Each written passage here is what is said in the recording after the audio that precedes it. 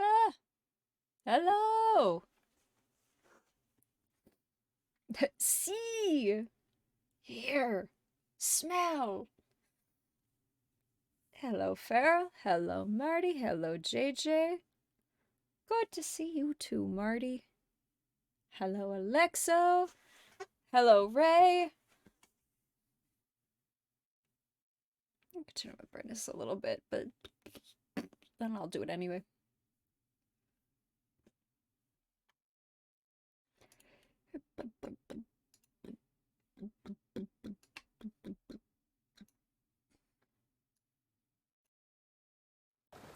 Has anyone ever told you you have stunning cheekbones?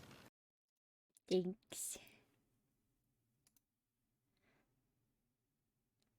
Cool ass skateboard skeletons. Thank you! These are my rude little dudes. And some of them got like cool fucking these cool fucking baseball caps. And some are just skeletons. And you get like, this guy. He fucks. He's got shades on. He's lovely. Are those skeletons skateboarding? Yeah, they fucking are. They're doing kickflips and shit. Oh no, he's hot! Rude dudes. The rudest of dudes. They're pretty fucking rad. Another good all-over print Old Navy shirt that I got out of the kids section.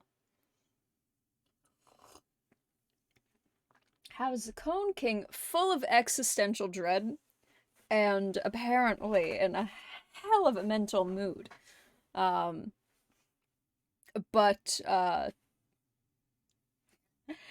we won't get into that too terribly much because I don't think people have enough spoons for that. How's chat doing? How is everyone?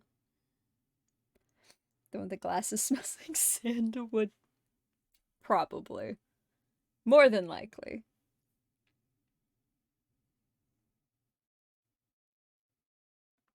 Percy's doing good. Lovely.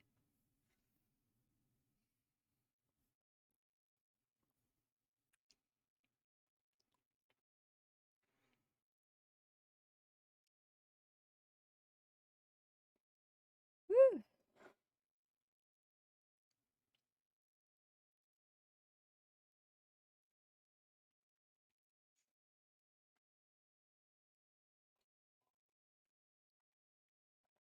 Some of my spoons. Thank you, Marty. My drawer is damn empty lately, and I've been having a whole heck of a load of thoughts I should not be having, so more spoons the merrier.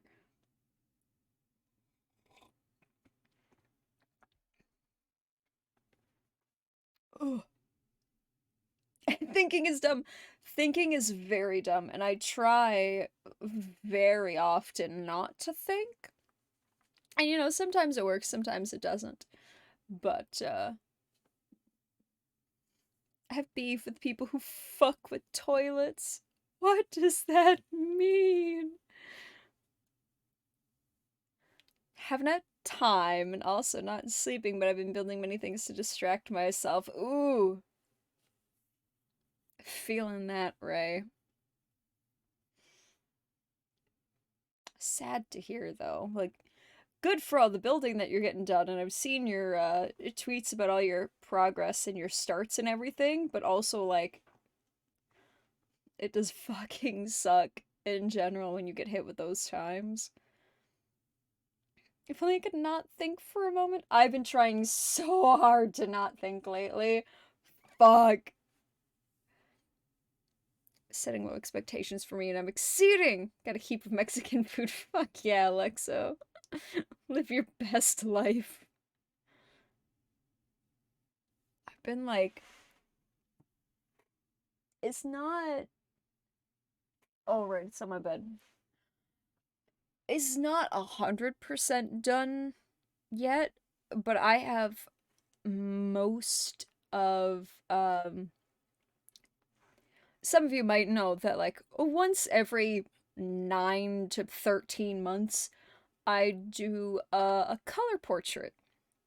And the last few days, I've been doing a new one just for me because it felt like, just emotionally felt like the time to give it a go again. Oh my god. I need to shave so bad.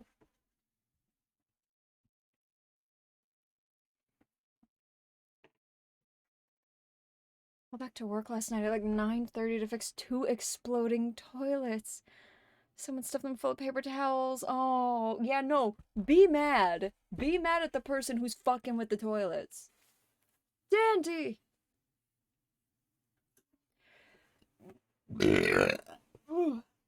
Mostly absorbed with Infinite Fusion. I've seen some of your posts on it, JJ, and I am very happy that you're having such a good time with it. Short while before time of food. Ooh! You get that fucking food, Dandy. Let's see. Yeah, it's fine enough. Fine enough for a little peeper.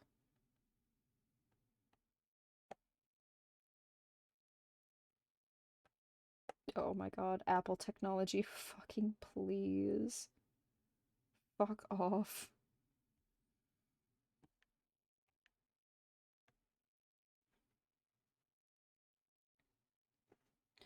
Get ready for Gotham. Oh, I am very prepared for Gotham thoughts, Dandy. I cannot wait to see the rest of the thoughts from your headspace.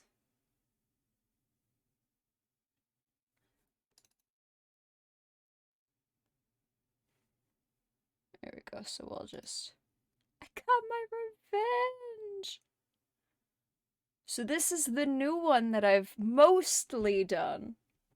She's not fully done yet, but it's basically just going to look like this.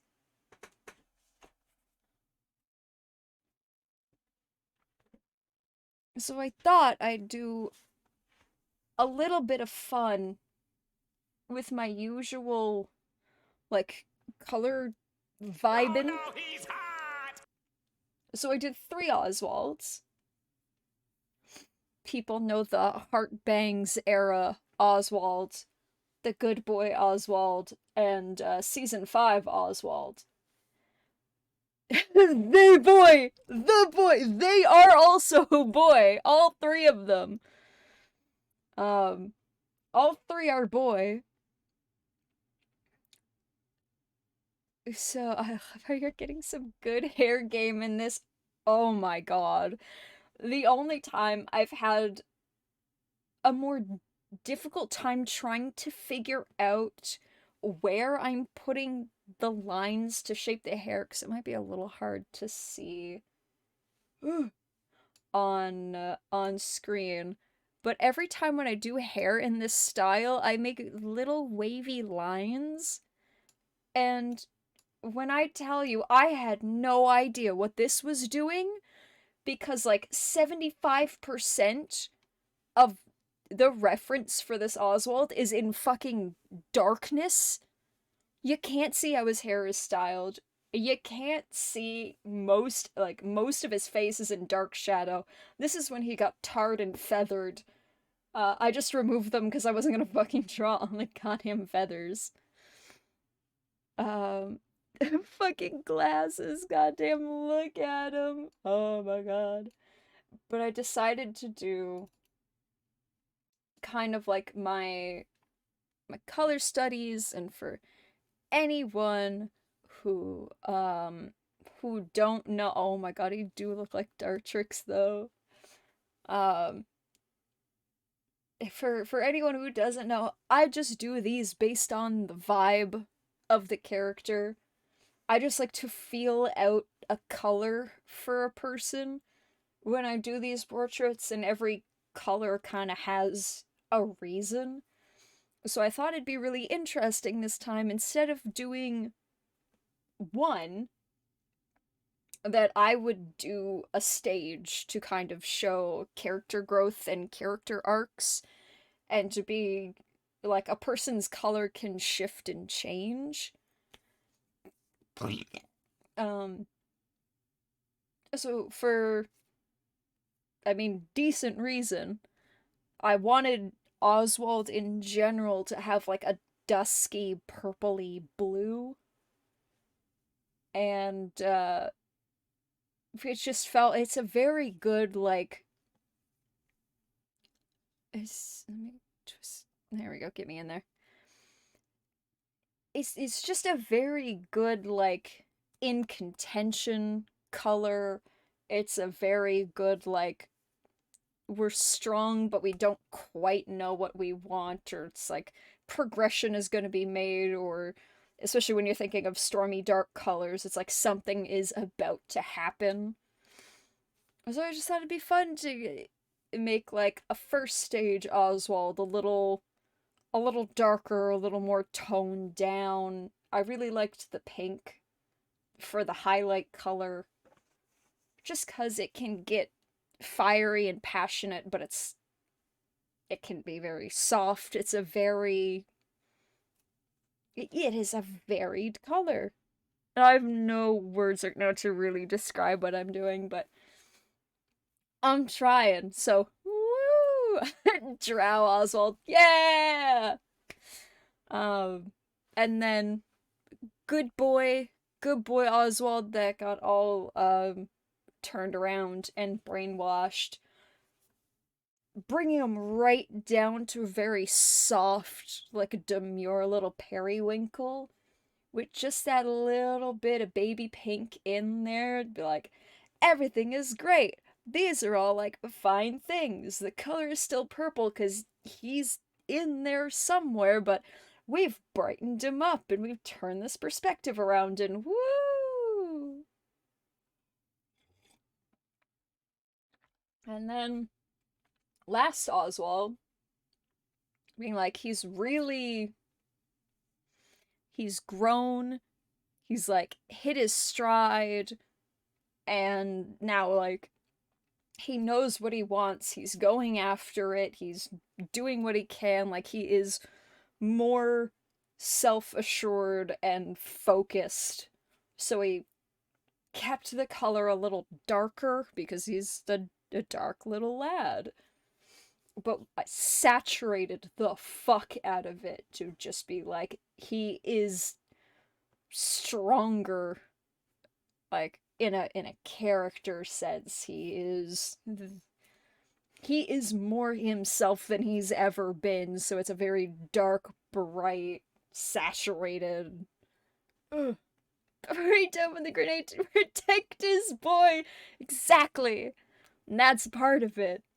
And that's why we got that passionate pink in there. He's even more fiery. He knows. He's ready. He'll do whatever. Anyway, my fun little project to me lately. I have to pick a good background color for it, but I I was just really, really happy with how it came out, and the initial grid I put down on top of my reference, because I do a lot of grid drawing. Happy to see you hydrating. There's lemonade in the fridge, Marty. I am so hydrated. Um, Normally I have some adjustments to do and some things to fix, and a lot of like looking back and forth between reference and what I'm doing and trying to figure out where everything goes. And just like, well, this doesn't look quite right, and this doesn't look quite right, and this isn't really where I want to put it, and god damn it, like, this is just the wrong shape. And this one just worked out a whole lot better, so my grid game got better. Yay. Um, we love that, and everything is... She worked out. She worked out, and I'm real happy with her so far. I wanna... fuck with the line art a little bit on that one to make it easier to see, but like I said, we're not quite done yet. We just working on it. Look. You cannot see anything that's going on in this section. The feathers are obscuring most of fucking everything. Ugh. Pain in my ass. You've drawn individual teeth that don't look creepy at all. That's rare, I feel. Ooh. Teeth.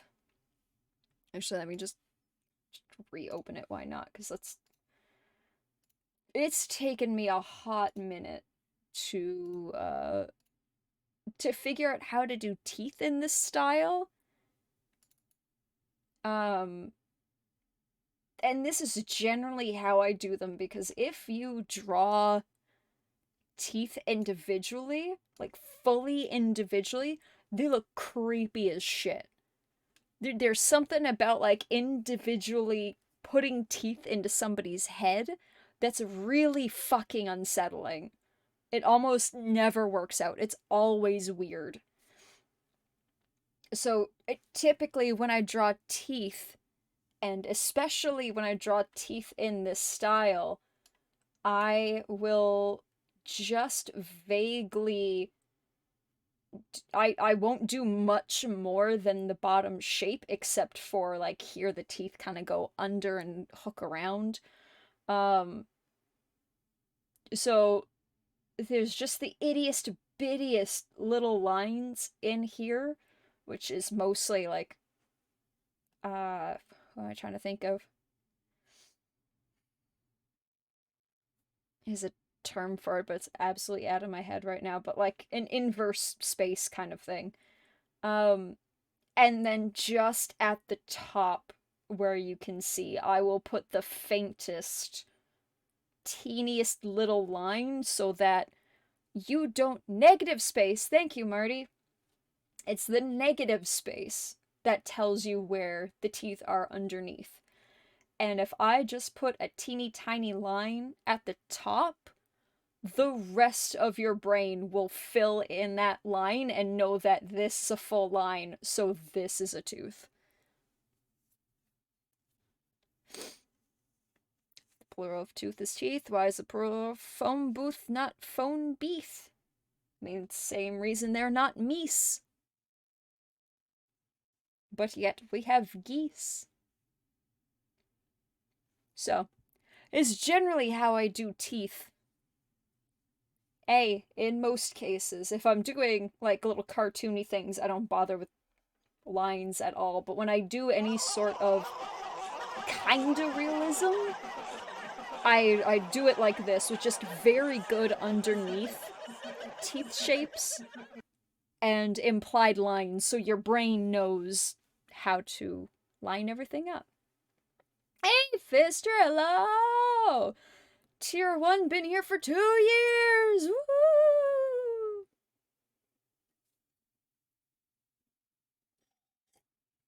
Thank you, thank you, thank you. Can't get rid of me? Good. We don't want to get rid of you.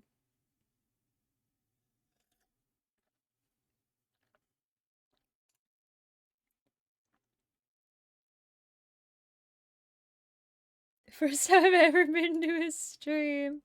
Welcome. Welcome to the party. Welcome to the fun. Hell yeah. See what crazy shit we're up to. And, then decide, oh, geez, I shouldn't be here after all, and then just run. Leave your follow, just mute us, but we'll understand. Baklava took it to work on an excellent ego boost. Ah, hell yeah! Hell yeah, Fister! Get that baklava.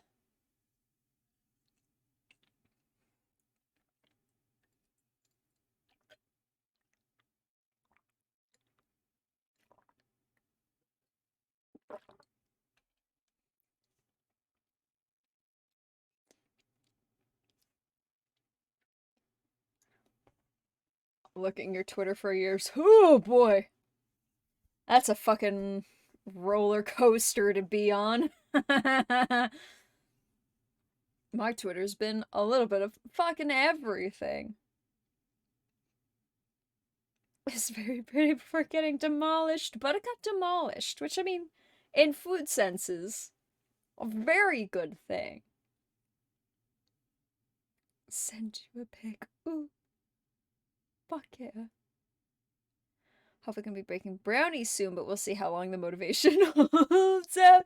I've been having, I don't like, a little bit, a little while ago, I got this big craving to bake, molasses cookies. So I had done that. And recently, because I know do you want to pick two? I'll fucking take a pic. Why not, Fister? I love looking at food. Worked in the industry long enough. Um, yeah, so, oh, there it is. Where's the Fister? Fister picture. Oh, that is lovely. Look at her. Look at that golden brown.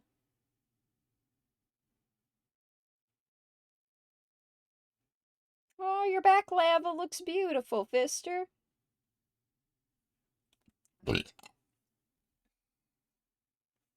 Second time ever. Fuck yeah. Now I'm getting all sorts of bloops. I'm in Twitch chat. Hello. Hello, chair. Hello to you too. Ah, we'll see you soon, Dandy.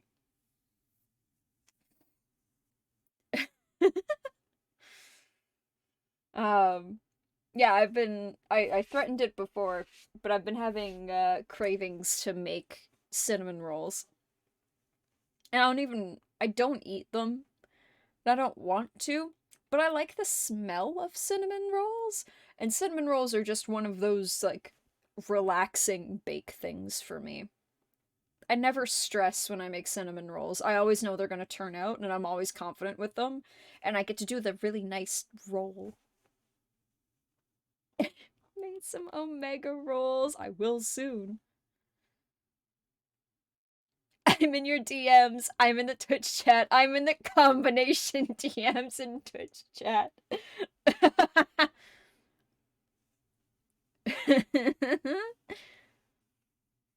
Like cinnamon smell. Oh my god! Oh my god, am I the alpha?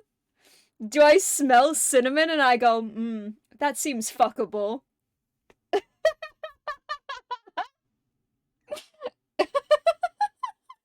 Oh no, did I just out myself?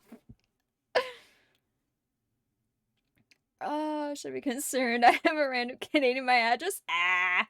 What are we gonna do with the Percy? Nothing. It's fine.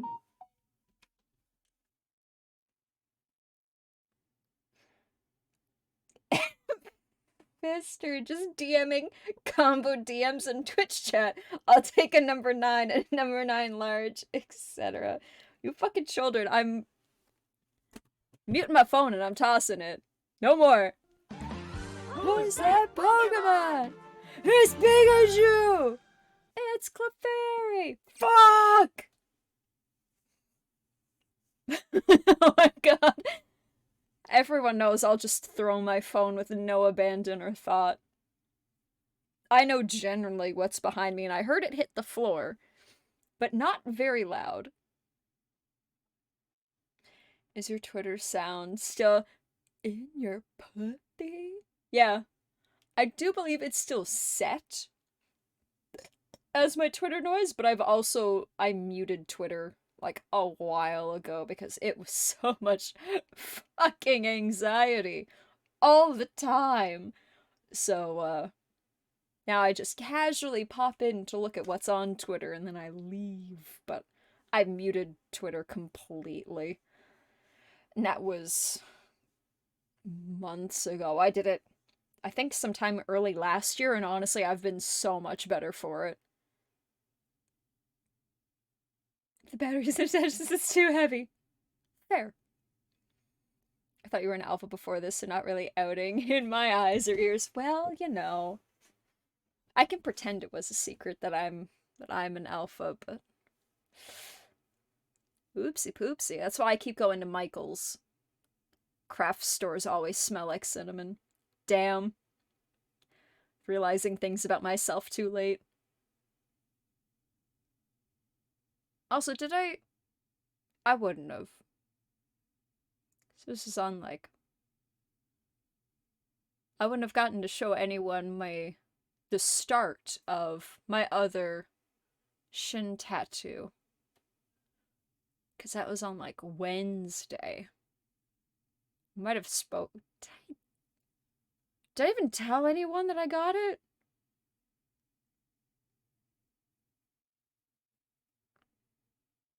I know I've, like, spoken that I was getting it soon.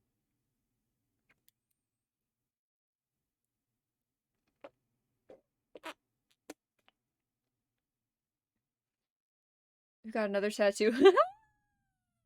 Working on it. I got to show off the first one that was... I'll do them both anyway, because I'm gonna stand on my chair like an absolute fucking gremlin. So, I'm gonna put some stuff on it right now, so they're a little bit more... Well, so one's a little bit more readable, because she is shedding like a motherfucker.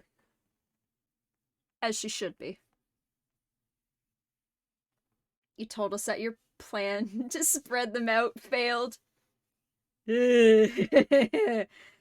Yeah. Oh, that neurodivergence mix of cowardice and bravery. My brain going, yep, now's great, sure, now. We'll just do it now, it's fine.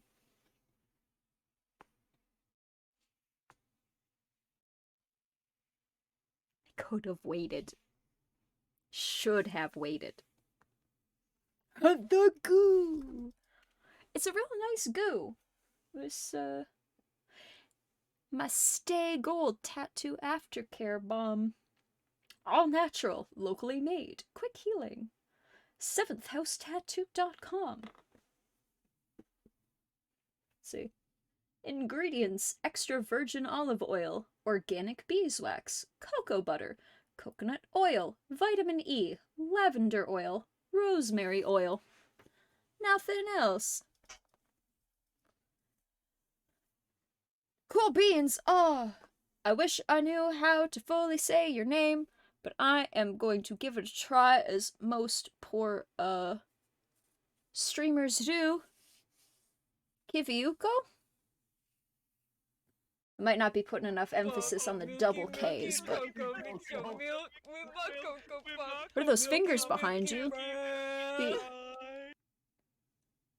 These fingers? Which fingers? I have several fingers around me. Awesome. Thank you for the follow. Greatly appreciate it.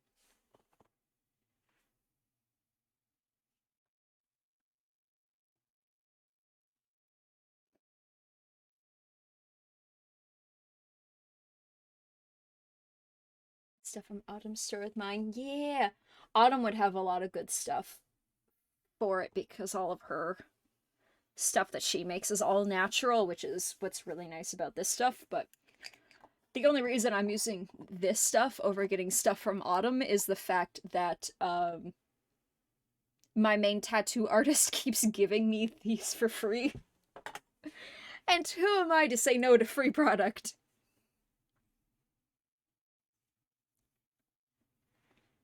It burned my hands! You have a tattoo! I have several, actually. I have all of these ones all in here. I've got, if I spun around, you can kind of see. I've got some on the back of the neck. We got them on the shoulder. got more on the shoulders. We got Solaris. Almost. It's actually Amaterasu from the Okami game. But she got a son. There's the oh, Mr. Twitch, don't get mad. There are the extra ones down by the ribs and the belly. We've got leggy ones. Other than leggies. The legs go up more into, oh god, figure out what angle everything goes at. Bees and flowers. Okay, here we go. Watch me die. Also, because I have to turn around, don't look at my butt. We have got, oh, I kind of see it in there. Why not? We got Pokemon 1 there. Let me check where all my cables are so I don't trip and die entirely. We got Pokemon 2 over there. Spin around again. Watch me die. We have got... Whoop. There we go. A nice lathered little boy right here. All freshly colored and peeling because she's at that stage. And then we have got the new one started over here. So this one is going to be all dark, a lot of blacks and reds. We're going to have some smoke up here. And yeah, we are have to twist real oddly to figure out where everything is. But yeah, this is the new baby. And I like with the way that my leg is posed in here, she looks real short. But yeah, that's the new one.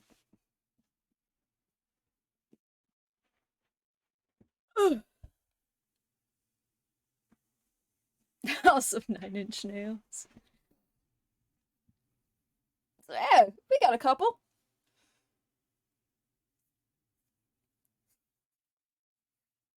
Cubone skull on my arm. Oh, fuck yeah, Fister. Are very pretty. Oh, thank you. 40 pounds still makes you look 4'6". I know. I didn't see it do it again for me. Chair didn't see me. I gotta do it again. Alright, which one? The newest one? The both of them? I'm gonna put my wiener on fucking stream and Mr. Twitch is gonna be mad. Look, alright, chair. You get one more chance. This is the colored one. The one that we finished. Chair, look! My eyes are shut. Alright, well listen to me describe them then. And then here's the other one, chair. We've got more flowers. More things. All these like itty bitty little You way to flowers. find things well. We got all this going, so that was for you, eyes wide shut chair. Ironic when that chair kills you. Oh, it's gonna be unfortunate, and it'll be on stream, so it's content.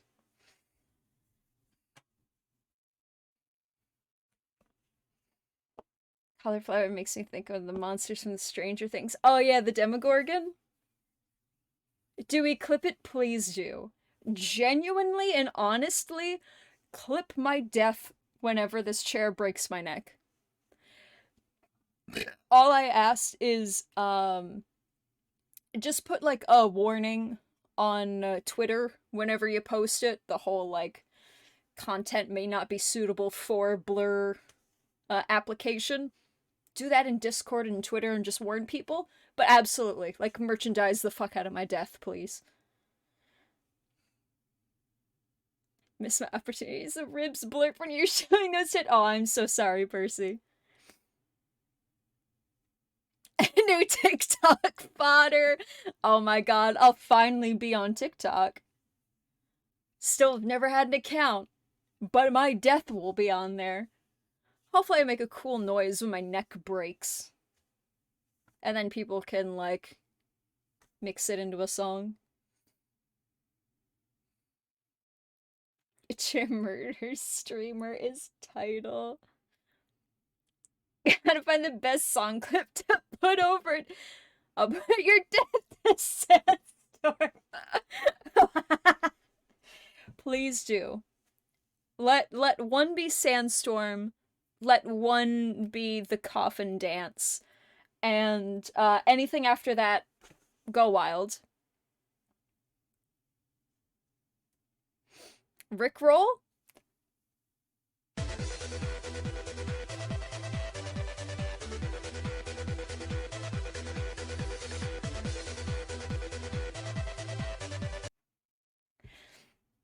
You can definitely try to do Rickroll with it.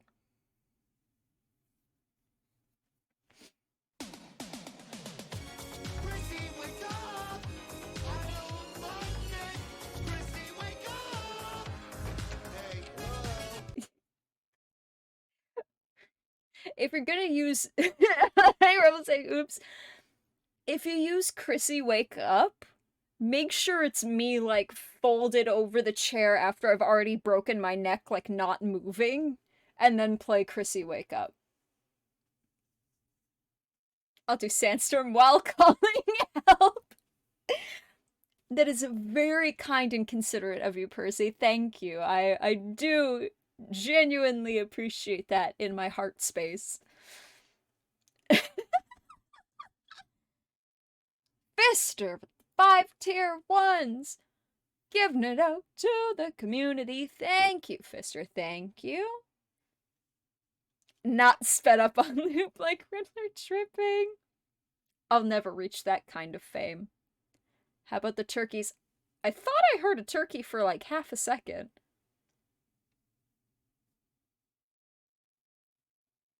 What even is Canadian 911? It's 911.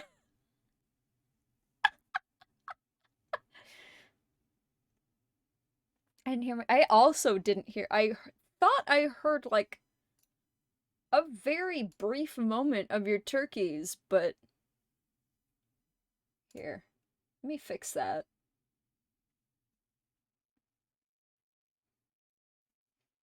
Mom is gonna get the camera.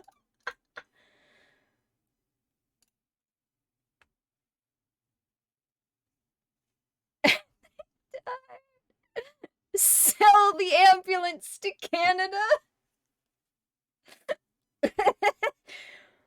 The greatest thing about so many Americans being in the chat is being like, I need 911, but how, like, I need the Canadian 911. Before botulism sets in. Better so, JJ. Alright, where is...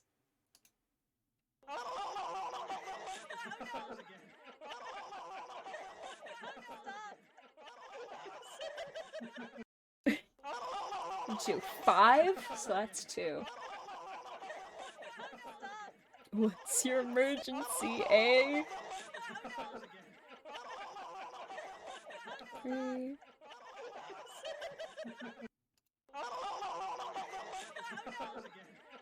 4.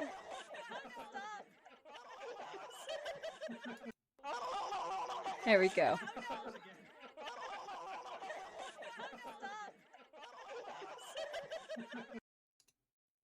There, is that better? Is that better, Fister? Send in the Canucks! I don't know how- you did get very close, Rebel, so that's good enough.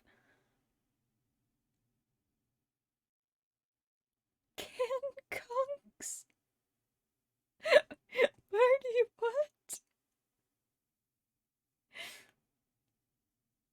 E forever, nice. You're just missing the C before the K, but It's readable. Getting our goats and poultry and it works soon. Ooh! That is exciting. Do we have to specify Canadian versus Canadian? I mean, Canadien is just Canadian but French, right? So, I mean, saying Canadian, they'll be like, oh, well, it's not Quebec. Don't call Montreal. Especially don't call Montreal and speak English. They will ignore you. They will be physically annoyed that you have spoke English at them. They will hate you for it. They will begrudgingly help you, if they have to. They'll be openly hostile. Piss off a liquor store owner with that once, yeah. Call Montreal, but speak Japanese. Chair, I would love to listen in on that, just to hear you try.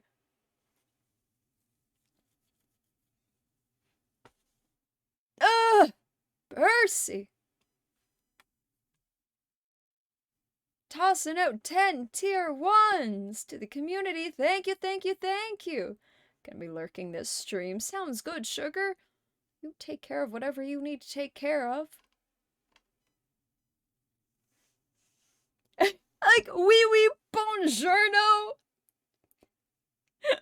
Buongiorno's Italian.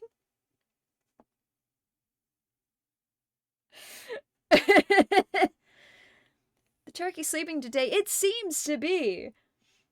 The turkeys are having a fucking time, I guess. Of course it is.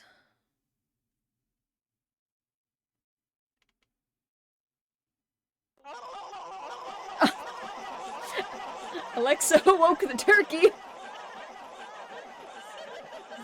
It's not delivery, it's buongiorno.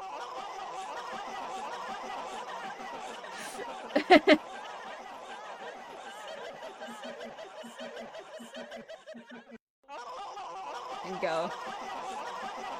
See, the turkeys were just stuck in the claw machine. You know, whenever it drops a toy and it just, like, suspends itself over the hatch. Alexo dropped the toy on top, and now everything's falling through. But thank you, Alexo, for the biddles. Thank you, Fister, for more biddles. Humidity of 80, no rain, it's sticky in hell. Oh, second sugar, I'm so sorry. Percy, when you said clam, I was just gonna let it go, but the claw. The claw. The claw. 15 turkeys. This, I can't tell if this is the worst or the best claw machine. There are 15 turkeys falling out of this. Oh, we hyping? Oh, Cole, we can hype. Everybody hype. Why not? I say, as it biasedly, I mean, does me well. So yes, everyone, hype. Throw them out. Have fun. Delay for non-turkey reason. Bye, chair. Good night. Have a good one. But thank you, Cole.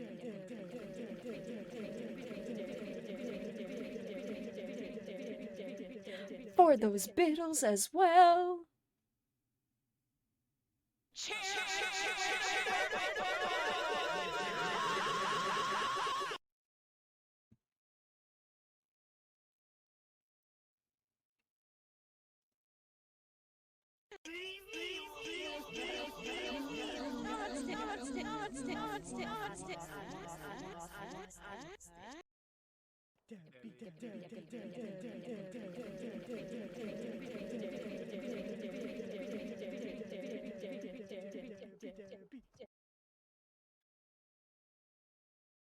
Greetings, Master. Master, the Overlord. He comes, the Master approaches.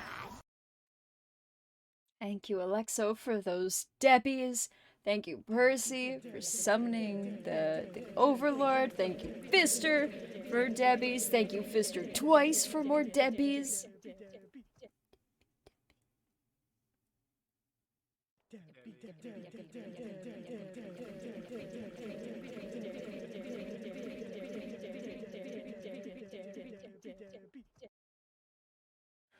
You go to the claw machine, you want to get the small dog in the corner, you pick it up, but when you drop it, only 15 demon turkeys come out and attack your family. It sounds like a fucking Goosebumps book plot.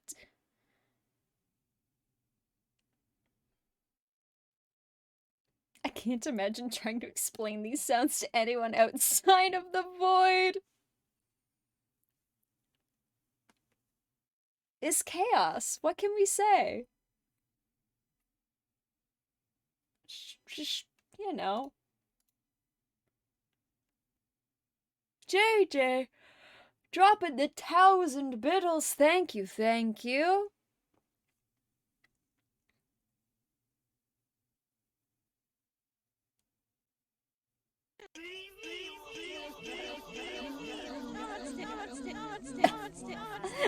So thank you. Fister with 3 more Debbies. Thank you, thank you.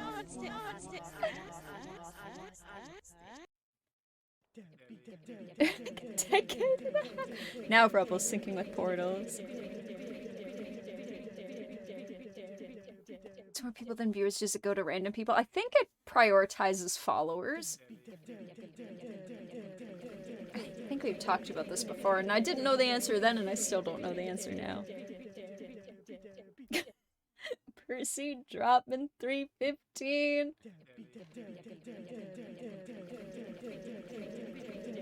Let's see.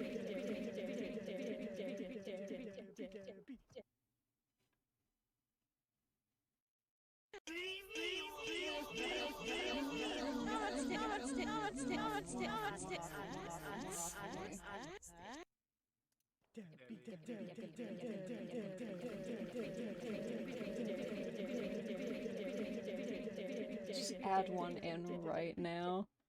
69. Thank you, Percy. Fister with all them dibs.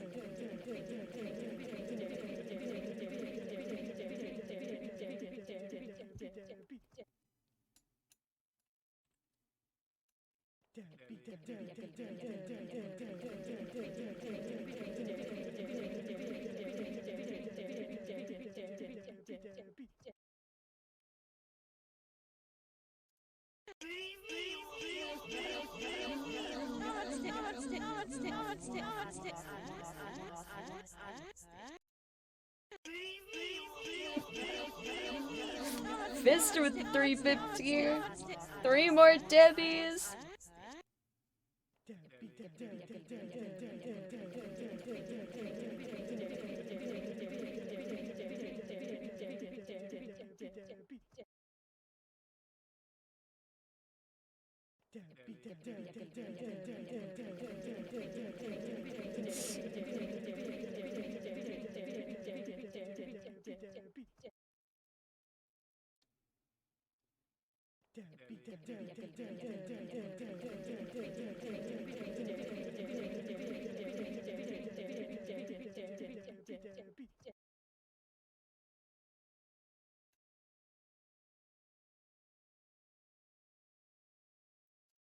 Have 1 second.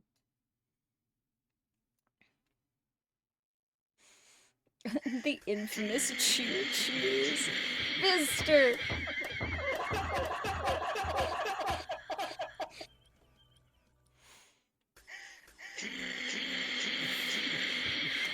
Throwing out some pun taxes, which I know we're still... We've still got a number of them.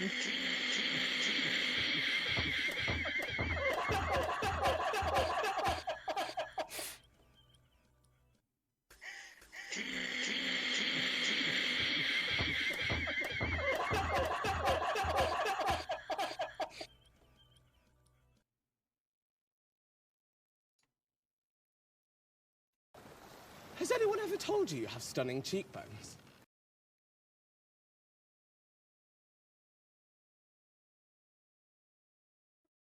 1 second.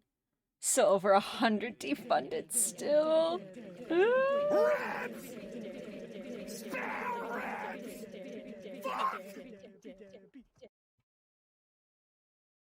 Just one second.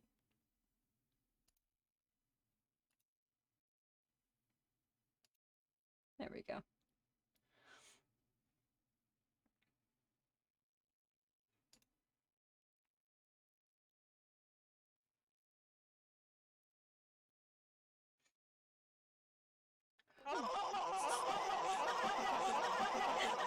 Oh, Fister with some Debbies. Another 5 subs gifted to people. Thank you, Fister. Thank you. You are going ham.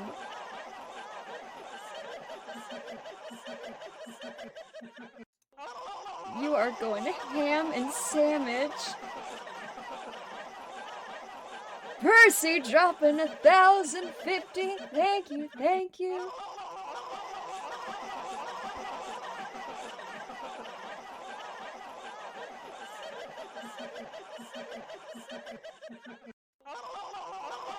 How's it going?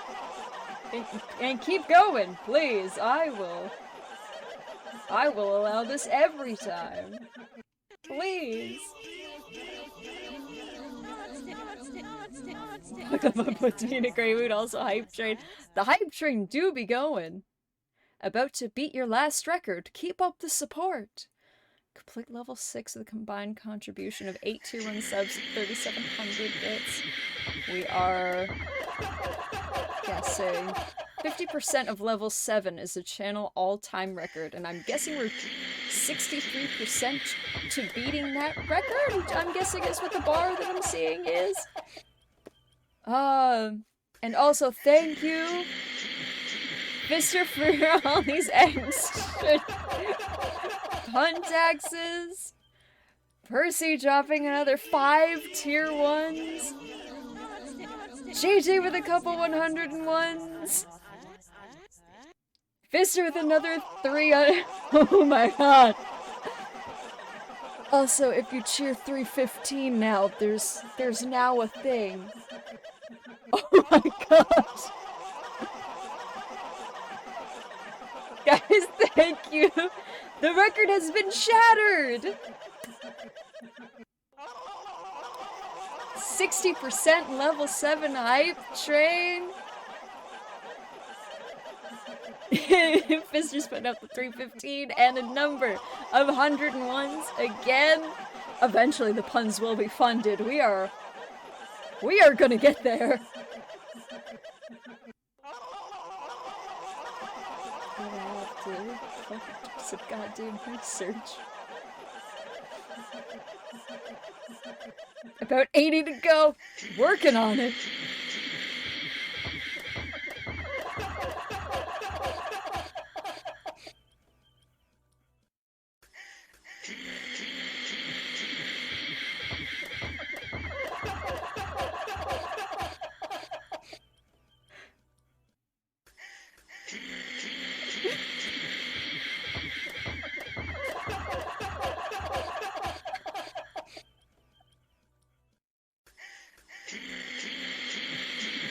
I don't even know where we are in the list.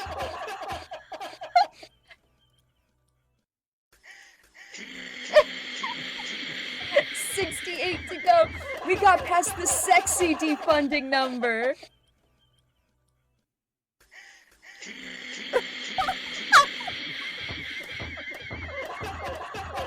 I missed the funny number. I'm so sorry, Fister. Something 2.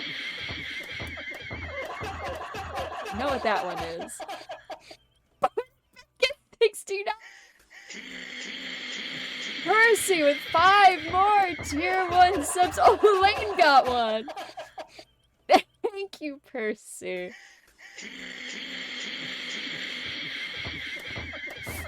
$69 to go. And Alexo donated $5. Thank you.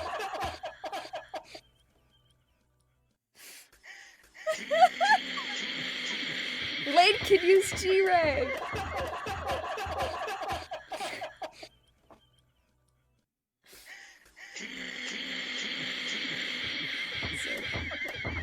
Somebody's up a little bit more again.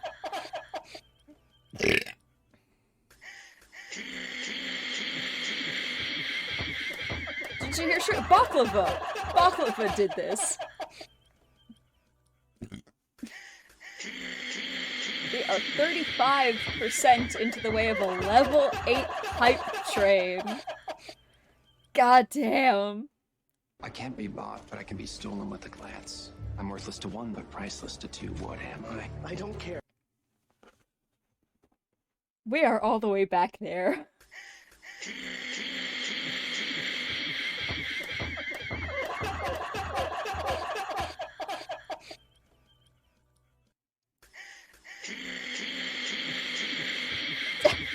Don't care.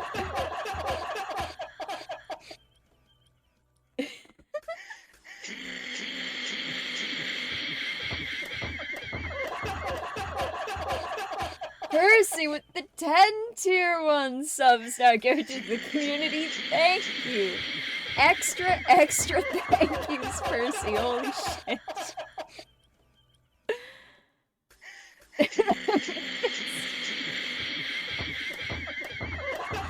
Some say Freckles still can't breathe to this day. She continues to laugh. Now that we've let 69 marinate! Oh my gosh! Leveling complete for the Overlord!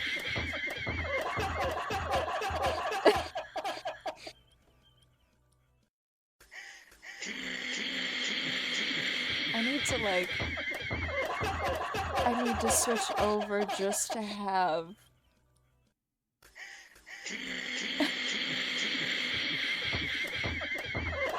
Oh my god.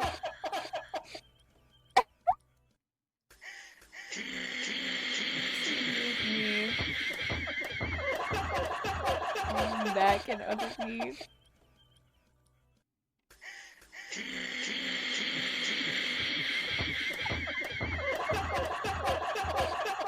Just my camera stuff. There we go. Sit over here while I wait.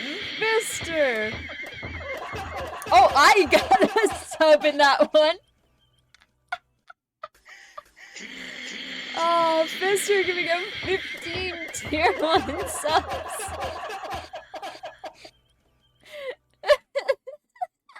Also, people, don't know if this will work, but we might be able to take your money. Yeah, like how it cuts off! There was Fister resetting it to 69! We are so far back! We are in level 10 of the hype train! And 45%! And halfway through funding the defunded puns! There are so many alerts!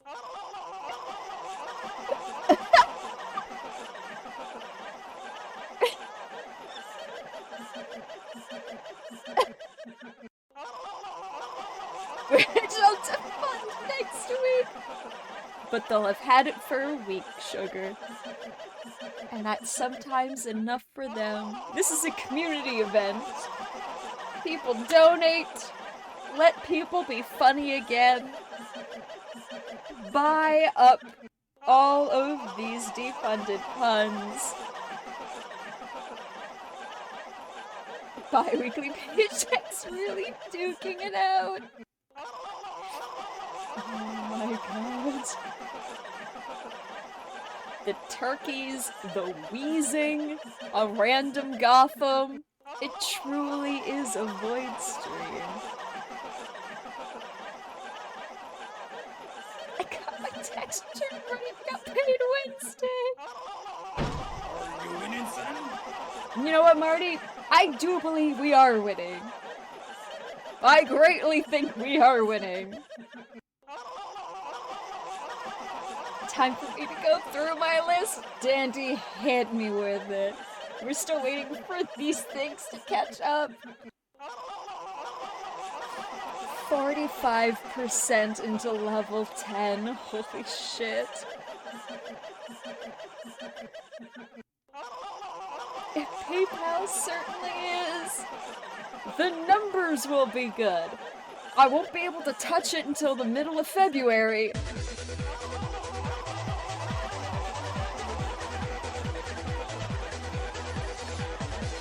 The hype train can go on forever now, Rebel. It will just keep counting up.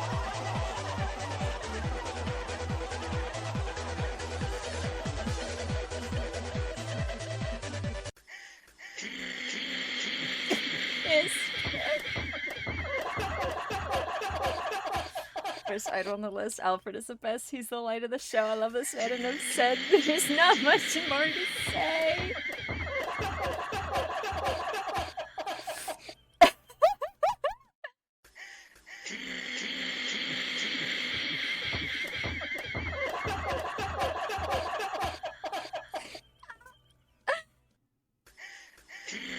Hype train cannot be stopped in the GTA train truth. There ain't no stopping that train. That's all from me.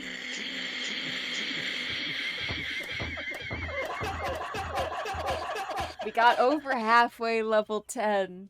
Does anyone else have anything to contribute? Is that it? I can't be bought, but I can be stolen with a glance. I'm worthless to one, but priceless to two. What am I? I don't care.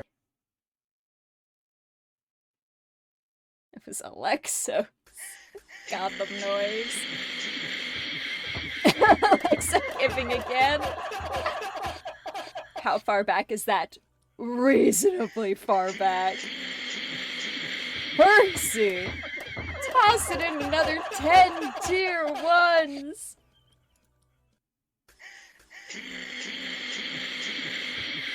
What was the answer to that riddle? Love. Level 10 complete. 11% of level 11. My alt got a sub. Weird dubstep night. Yeah, I don't understand it, Rebel. The club thought they'd play like this new weird indie beat, and I don't get it. It's making me smile so much, though. The fucking loop of it.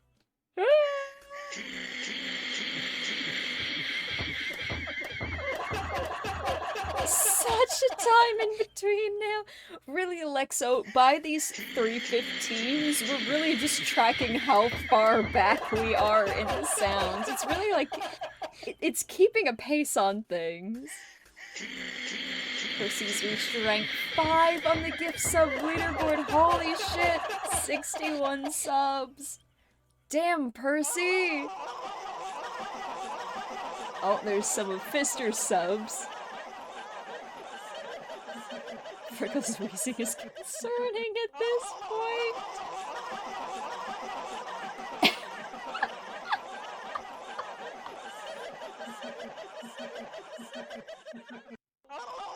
200 subs to beat Fister in rank 2. God damn. Oh. And it's very far back. Over 900 to beat me in rank 1. I will fight for it. Fister is sitting in spot number 2 with a knife and a sword. And sharpened teeth ready to go.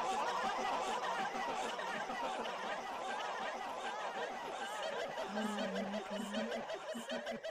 Me and Alexa are duking it out in the cheers. Oh my god.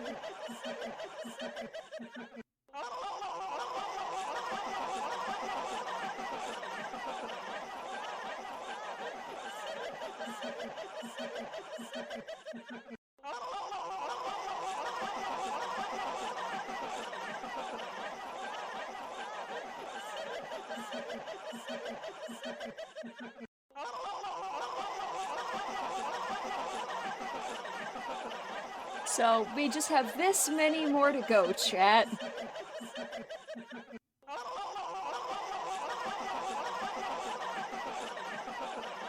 Punch me in the cheer, I just like the noise! Oh, Alexa. God damn. What a fucking night for a random, like, hype train-a-palooza. Makes me feel better, because I don't get very many, biddles on my nights. So this now funds Skullurdays for the next while.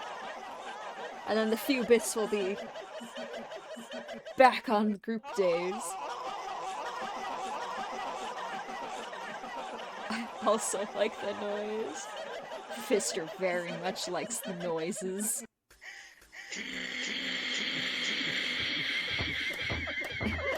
Buns' insane teeth shoes. You're playing Overlord. You're all the little minions bringing the treasures to me. And I appreciate that.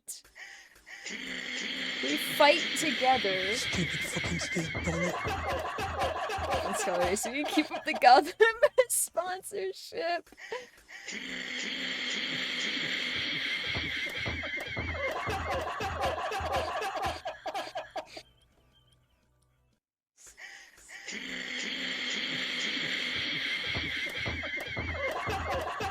What's the gifted subs? It doesn't even have the fucking cheers in here.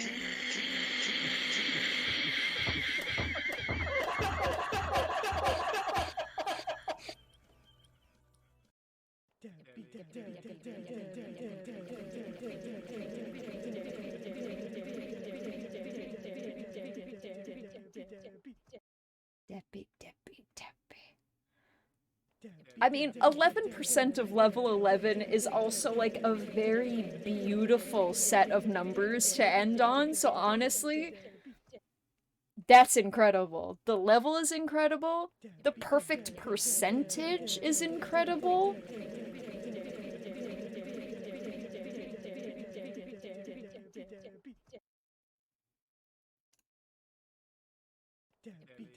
Oh, it's because I was...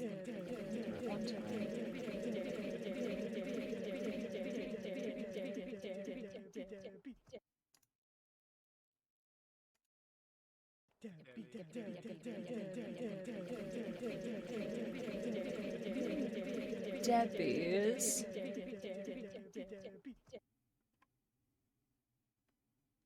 Yes. So it should be somewhere in here. And again, Alexo's riddle noise will mark where we're at.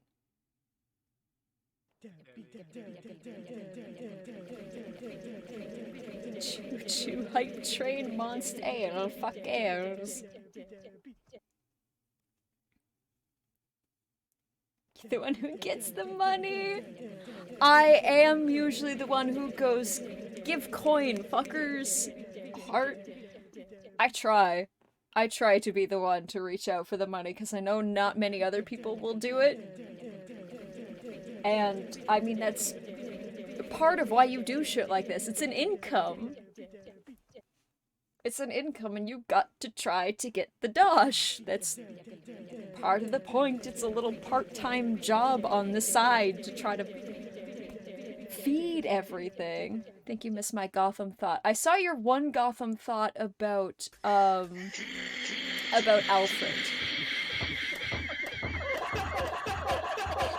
But if you posted one, like, in the last minute or two, I did miss that.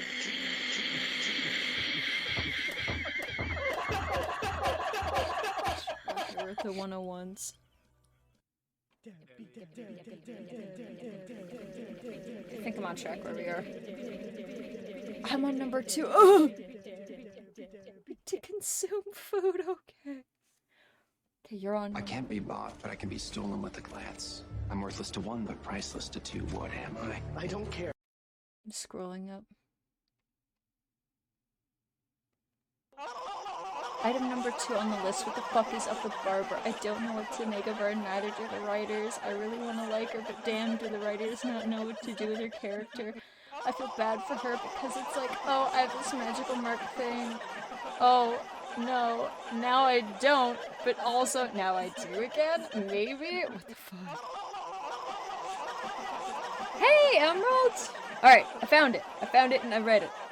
But I mean, you're not wrong. And the problem is, Barbara had such a cool, like, up and coming, like a dangerous business lass thing during season 3.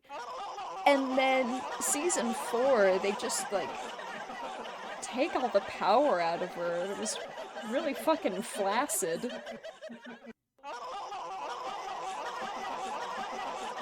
Yes, there we are. Also, Ven Draco, thank you for the follow. Thank you, thank you, thank you. Welcome to the Void. We're trying to get to the end of these noises. Thank you for the follow. Hello, hello! Hey, Barb, the Harley parody for a while, which gave me mixed feelings. Yeah, a little bit.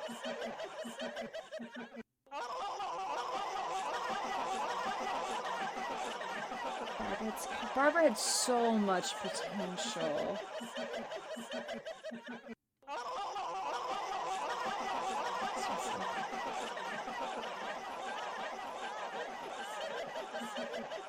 In some sort of order. Milky, milky cocoa, mix your milk with my cocoa puff. Milky, milky brown. Okay! We did it! We survived, chat! We survived.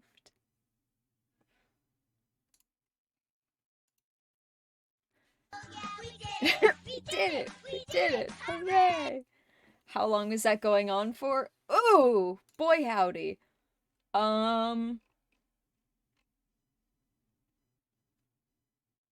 Like 35 minutes in total.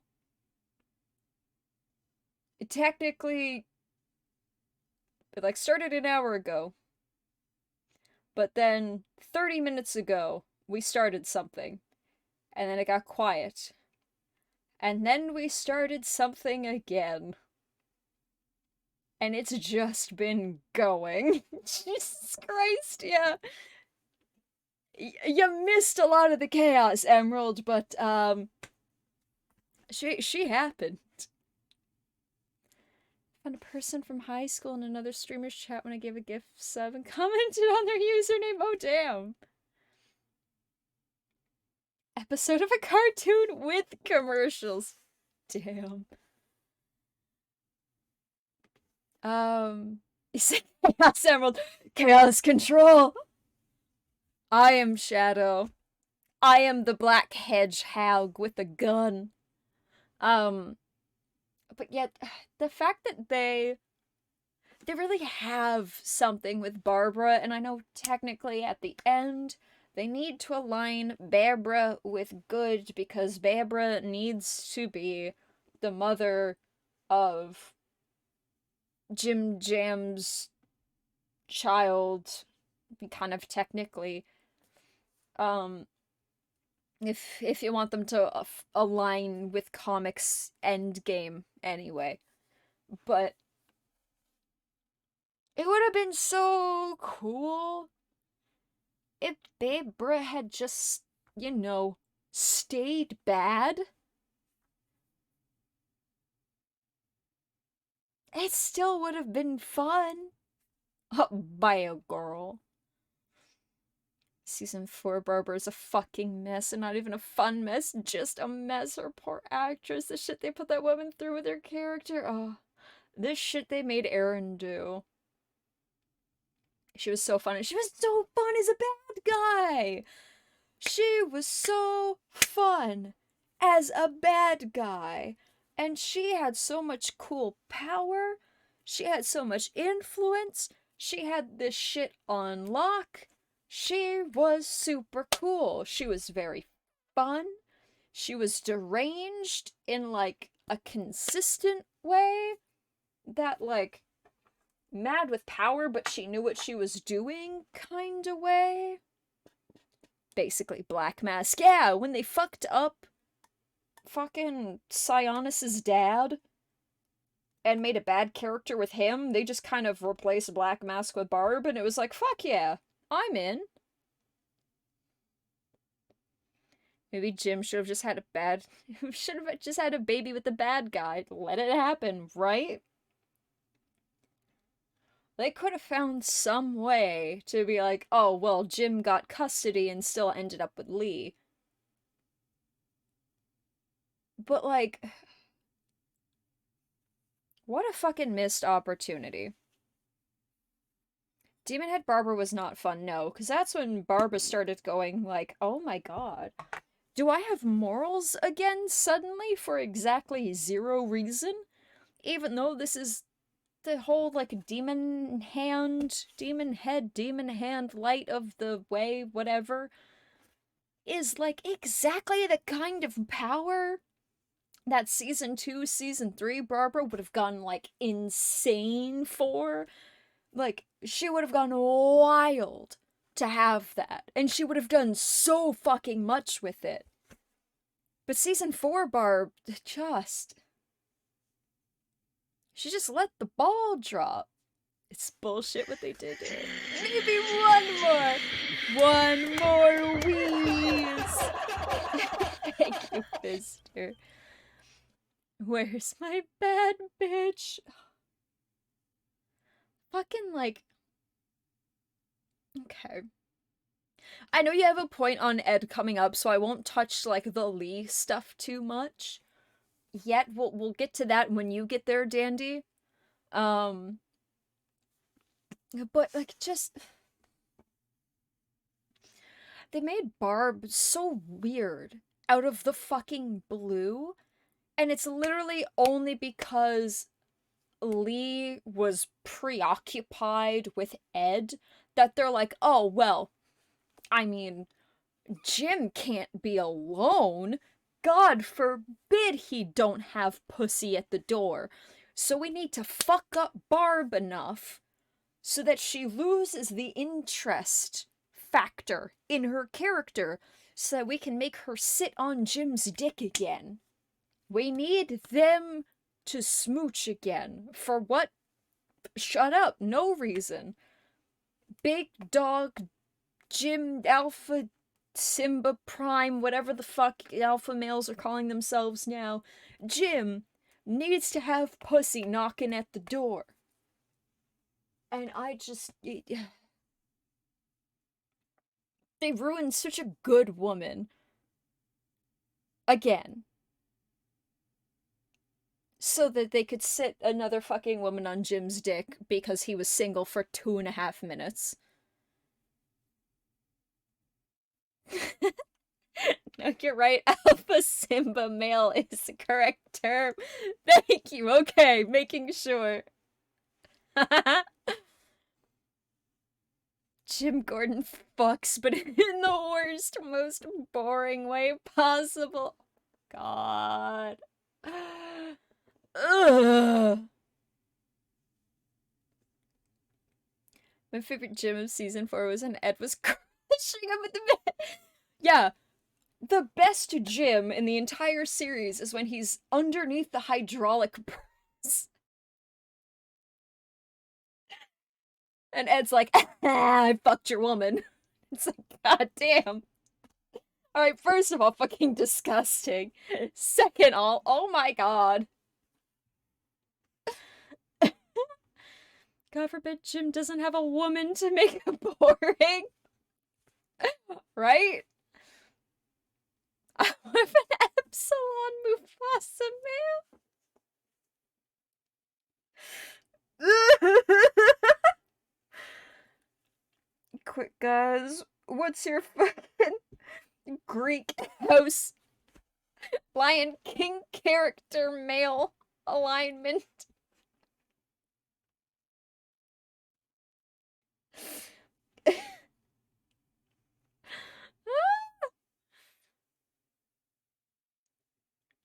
Jim, I'm definitely an alpha. Shut up. I smell like sandalwood. It's not a cologne. Gordon must have someone to fuck at all times. Oh my god. Jim is such a goddamn, like, omega who can't fake it. But he just fucks all these alpha women and, like, destroys them. Sasu!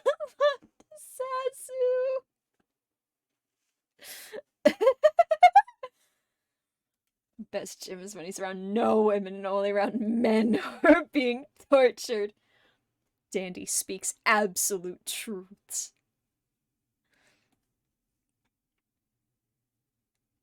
He's a beta, he's not fun enough to be an omega. No, you're right. No, you, Dandy once again. 100% right. Perfectly correct. Jim thinks he fucks enough alphas, he can absorb their alpha energy. It does not work. Jim's just like an incubus, but with alpha energy, but also he can't make it work. Cheat Timon male! And a Kovu male. Oh, Fister, can I join your frat? I fucking love Kovu. Let's fucking go. Out of everyone who gets a little bit of furry hotness out of the Lion King, Kovu was mine. He made Veronica leave the show. Yeah, he, like, absorbed Veronica Vale into, like, nothing. Kovu is Romeo, right? Yeah, pretty much. I fucking love Kovu. Kovu fucking slaps. Kovu fucks. Oh, Kovu fucks. 100%.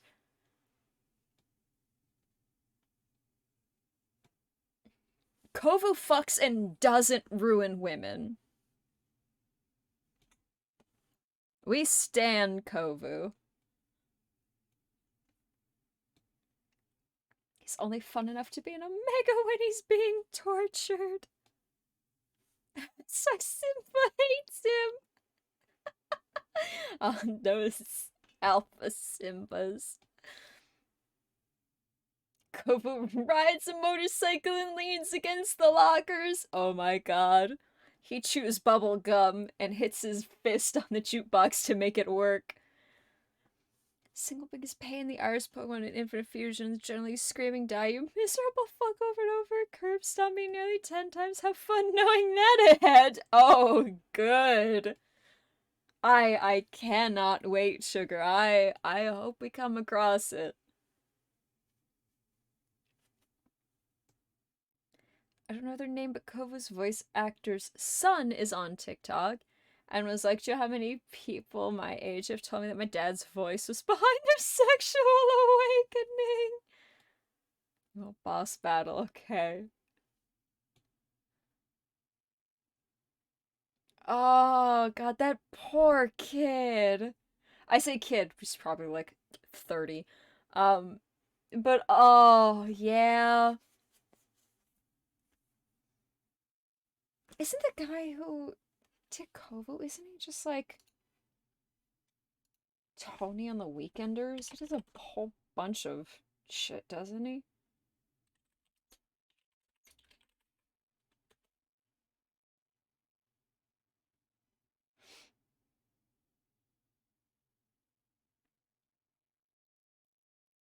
Oh yeah, because he was like Max as well.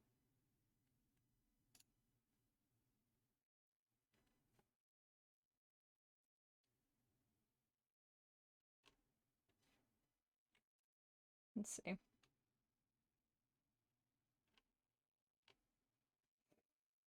It's a choice. Yep.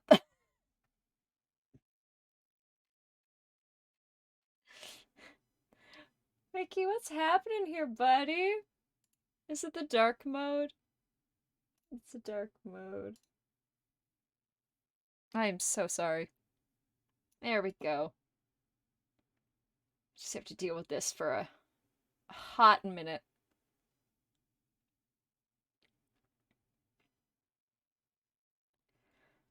Let's see.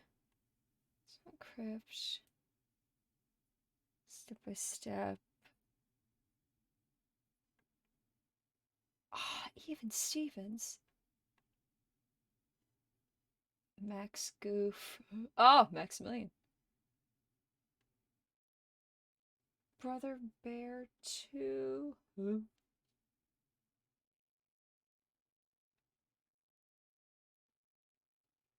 He is Binks. Fucking Chester McBadbad. Oh my god, I forgot that was him too.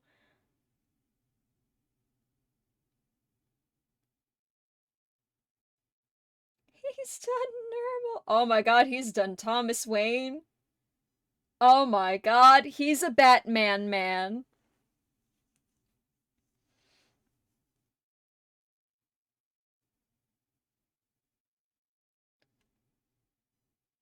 Apparently Normal's been on his... Oh my god, he's been Dick Grayson. And a young Bruce Wayne. Oh no. Still talking about Gotham. Dude's got a hot voice, what can I say? Oh yes, Sonic the Hedgehog, the well-known character. That's Sonic the Hedgehog! Okay, now I'm excited. I used to have, like, some of the episodes of this on VHS.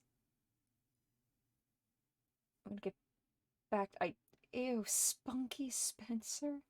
I'm gonna get back to your point in just a second.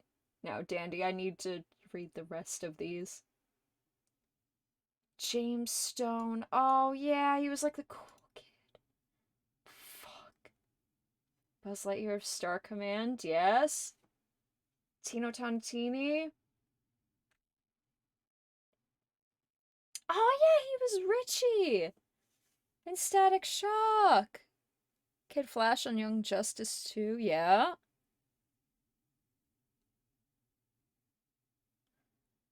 When he played Fairly Odd Parents' parody of Steve from Blue's Clues? Not entirely. Not off the top of my head, anyway. Oh, he was Torque smacking Invader Zim! Ah! Ricochet and Mucha Mucha.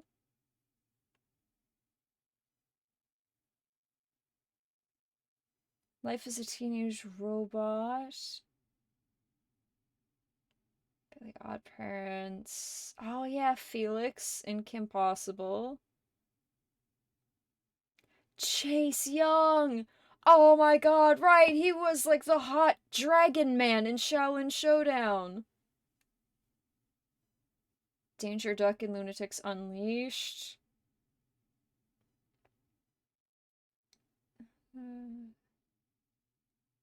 Oh yeah, there's Speedy. So much normal. Young Max Tennyson, Ben 10. Kick Butowski. I haven't seen that in four fucking ever. There it is. Bart Allen, Kid Flash. Good God.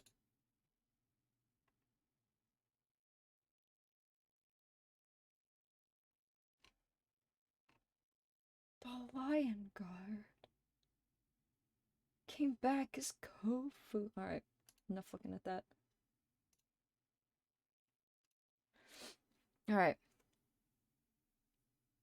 He was in Static Shock. Wow, he was! Yeah!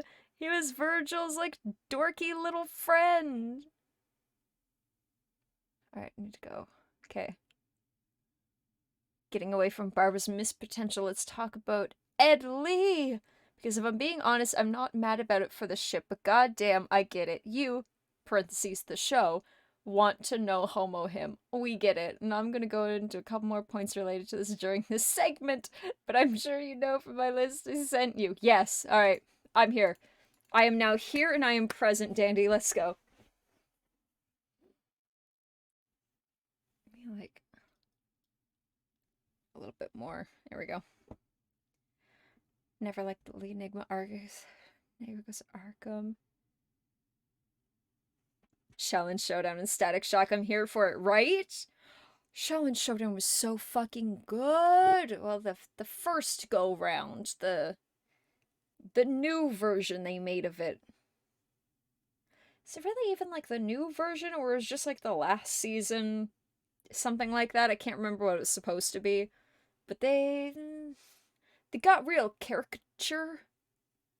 And it's just, I don't like it. It didn't have the same, like, depth and believability in it. Everyone was just, eh. How the fuck do they expect us to believe Ed is straight? What about that man is straight? Absolutely nothing. Much like they happen to, we don't talk about that. Fair. You know what? You right. You right, Percy.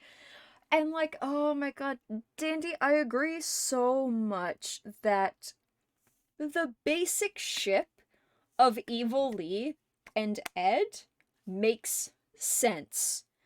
It, in itself, makes sense, and it works together. They work really well as a general pair. It's cute. I'm all about it. Like I've said, bisexual Ed means everything to me, and that includes his female relationships, because he is a bisexual man.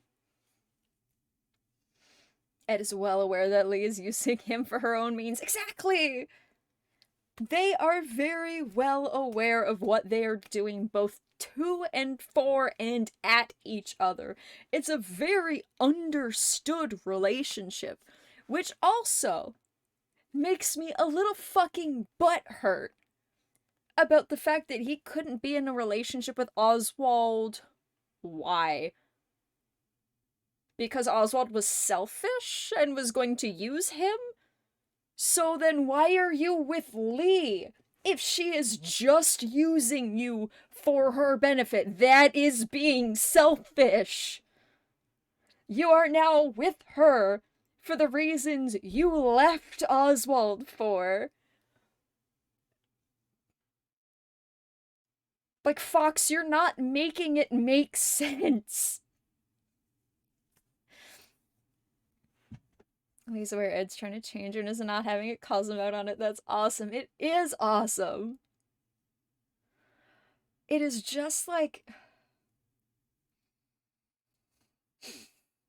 And bless, like, a female in the show finally getting to have a relationship with a guy that doesn't fucking ruin them.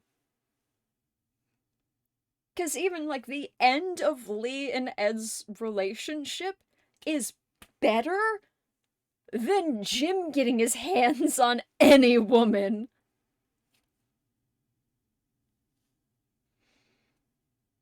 At its core is fun. It's a fun ship. I fucking love Lee. Lee is great. Especially, like, evil Lee when she comes into her power, when she gets, like, independent, and then she becomes the Queen of the Narrows, and whenever she is, like, in charge of things, she is there, she is strong, she's, like, taking charge of things, she's running her business, and I really enjoy the kind of flash of Ed trying to do what he did with Oswald being the mayor, which, again, it's just Fox applying everything in the old relationship to her, and being like, no, it works here, though. Or like, no, we're doing it again, but it's better because it's straight. And I like that he tries to step up to be like the, oh no, I'm like the mayor's aide. I'm the chief of staff. Lee, I will help you conduct business. And Lee's like, babe, go fucking wait in the car. Honestly. Like, you don't have to be here. Thank you for caring, but like, go away. And then pulls out a gun and she's like, so, I'm ready for business now, fellas. Bless. I love it. Strong lady putting Ed in his place. It's what he needs. Because otherwise he's unfucking manageable. And the ship at its core could be so good. But Fox tried to backpedal so fucking hard. And it's so fucking pathetic. They shoved it down our throats was boring, and Jim's pissing contest over her was boring and dumb. These pathetic men don't deserve Lee. They don't! They honestly don't deserve Lee. People, like, cheering for a Barb Lee, like, bi power couple of these women together?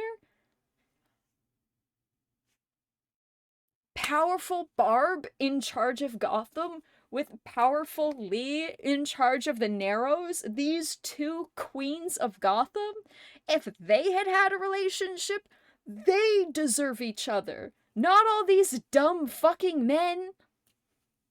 All these dumbass men deserve each other. All the men fucking ruin the women. And Jim snarking at each other being little bitches was a little funny, but dumb and pathetic. What do these men give Lee? Nothing! They give Lee nothing! Nothing! They contribute nothing to her because she is so independent and such a strong character on her own. And she's, especially in season 4, she's finally come into a character that you can respect. Because before that, Lee was just kind of present and concerned and just kind of like floated around, and every once in a while got a few good lines to like riff off to put Jim in his place.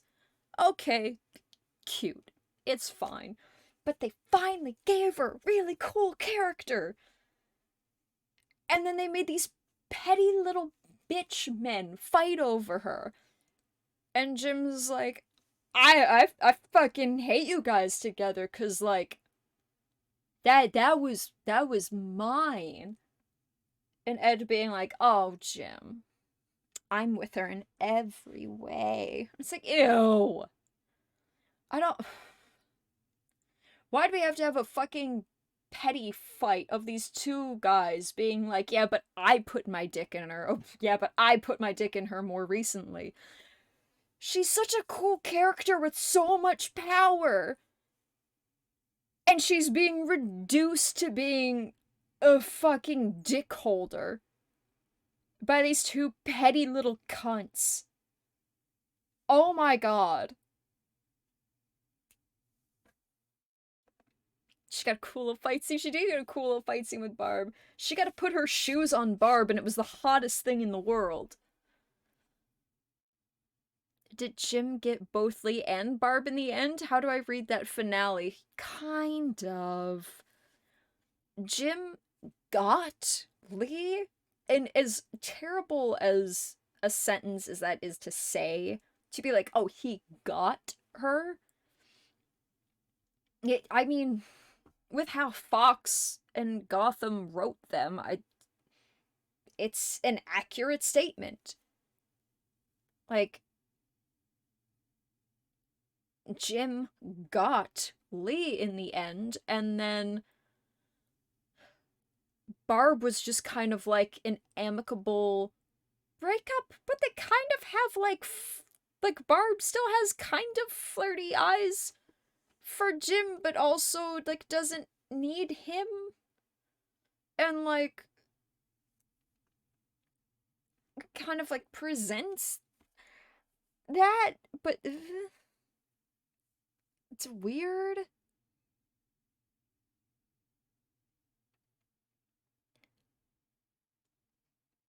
Jim got Batman in the end, his real boyfriend. Fucking let Jim and Harvey kiss, goddamn. Lee, when she was first introduced, was an okay character, and then she hopped on Jim's dick and fucking ruined her, then all the shit Jim put her through. Then she went bad and became a fucking queen! She does not need either that pathetic loser Ed, parentheses, affectionate, and that pathetic loser Jim, parentheses, derogatory. Haven't started season 5 yet, so I'll likely have more to say next Skullurday about that, but I do feel But I do still have more to say after this point. But Lee, my girl, what the fuck do you need these men for? Literally nothing. Fox went, oh, these women need a man in their life. Fox is like, these women are nothing without their man. So they went and made both women have Jim in the end. And it's so fucking weird. It's so goddamn pointless. Has an abusive cycle harem of Barb, Lee, and Harvey. Ain't wrong. And then Veronica that one time, I guess, and then she evaporated into the stratosphere for whatever goddamn reason. Oh my god.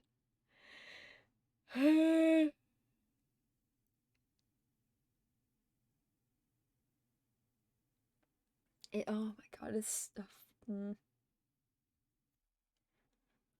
Like, I would have been... Jim ate her after her course like a bug!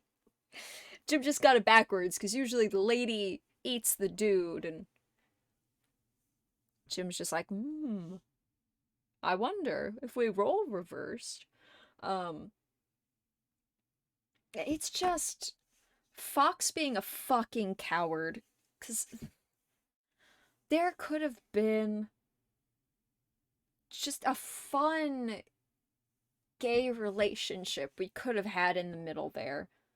Even if you need to pull Ed and Oswald apart so that they're not endgame, so that we don't ruin the Gotham continuity, even though we already fucking have, so that Jim can have 2 girlfriends, but oh yay. Like,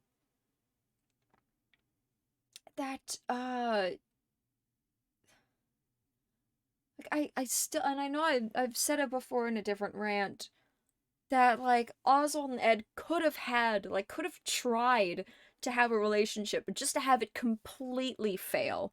Because they are just 2 completely different people at that point that had found a nice, domesticated rhythm. But if they tried to actually be in a relationship, they realize that they're fucking horrible at it. And, like, they could have had a little something for a little while until it didn't work because the personalities suddenly don't mesh in a romantic setting, because that can happen. You could have a great domestic relationship with someone, but as soon as it becomes romantic, as soon as you try to put like love into it, it can kind of fuck some shit up. No matter how good the friendship, some things can get off kilter when you try to put smooches, loving, not just platonic smooches, into a relationship. And they could have, like, had at it. And they could have had a breakup. And then Ed falling back to Lee, especially evil Lee, because she's having her goth moment. And like I've said before, evil Lee is just gender bent Oswald. You cannot tell me otherwise. Fox went, oh, we can't have you kiss a dude, but we'll just make this woman basically be the dude that fell in love with you, and then you can pork that, and that's fine. Fucking cowards. And the whole, like, Fox really did his dirty at the end of season 3 and then completely backpedaling in season 4, yeah. And then they basically put them back together again in season 5. Like, then what the fuck was the point of season 4? Evil Lee is gender bent Oz.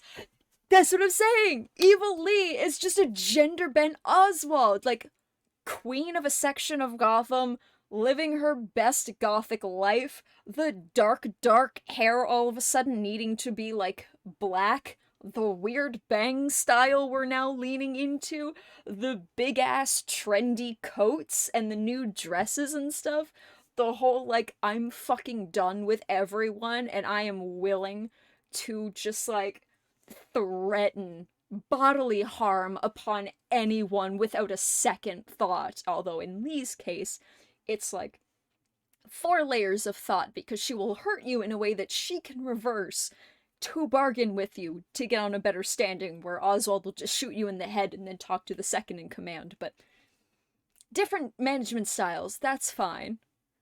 Ed has a type. Evil Lee doesn't have a dog named Edward yet.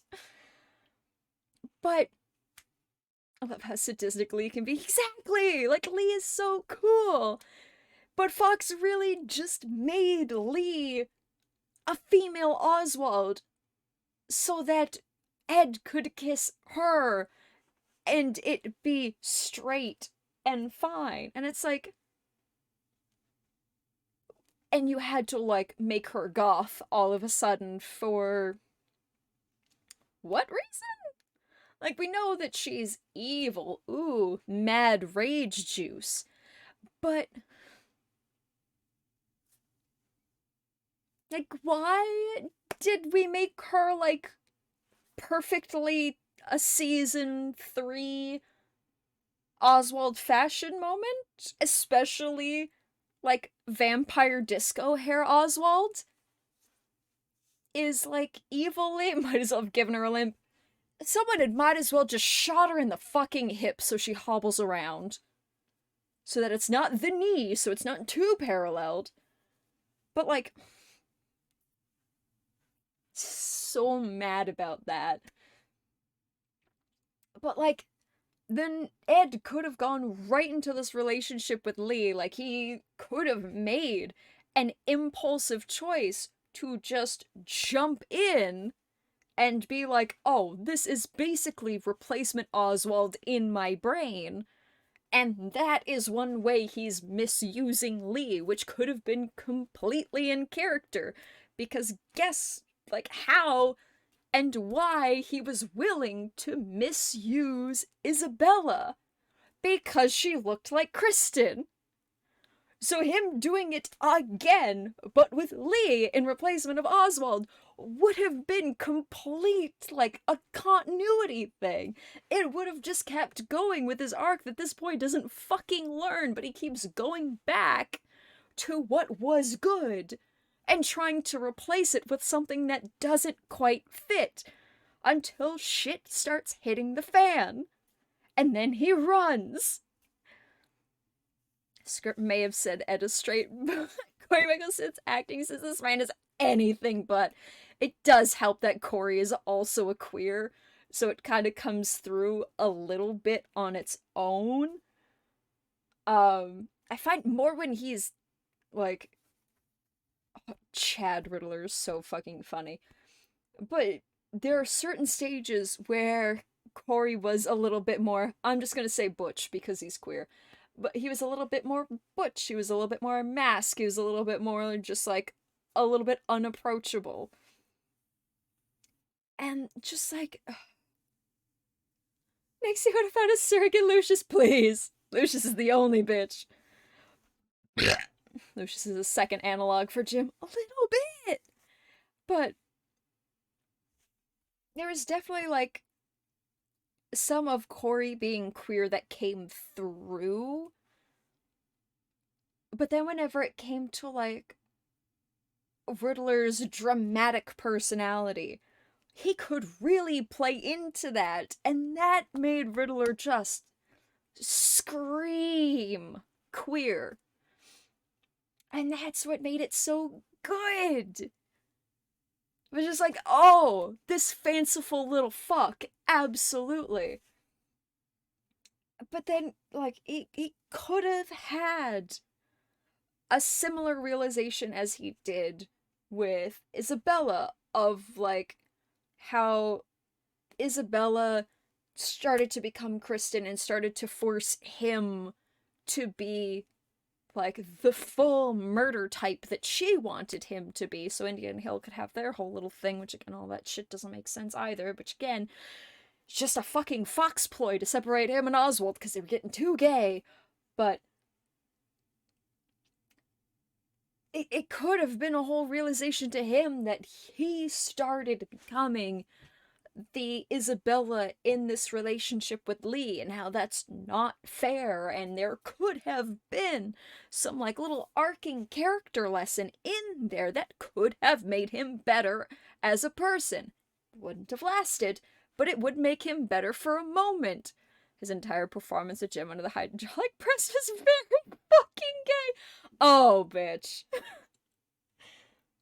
It was so fucking queer. It was unbelievable. But, like, there could have been a whole thing in that.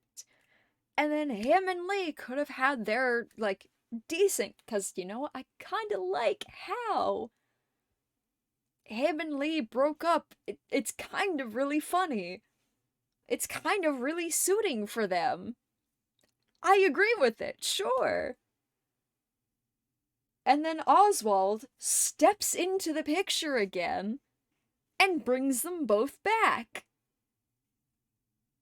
And then Ed gets to have a whole, like, oh shit. Like, why the fuck? Oswald's like, well, who the fuck else am I gonna bring back? Fucking Barb? No. And there could be a whole, like, we need to work together now, but obviously it didn't work well last time, so how the fuck is it gonna work this time? And there could have been a whole fucking thing where they realize how to work together now, and oh my god, we both have had, like, slight character growths in this, and we could have had just character growth that would have built up to the whole rooftop. Ed! No!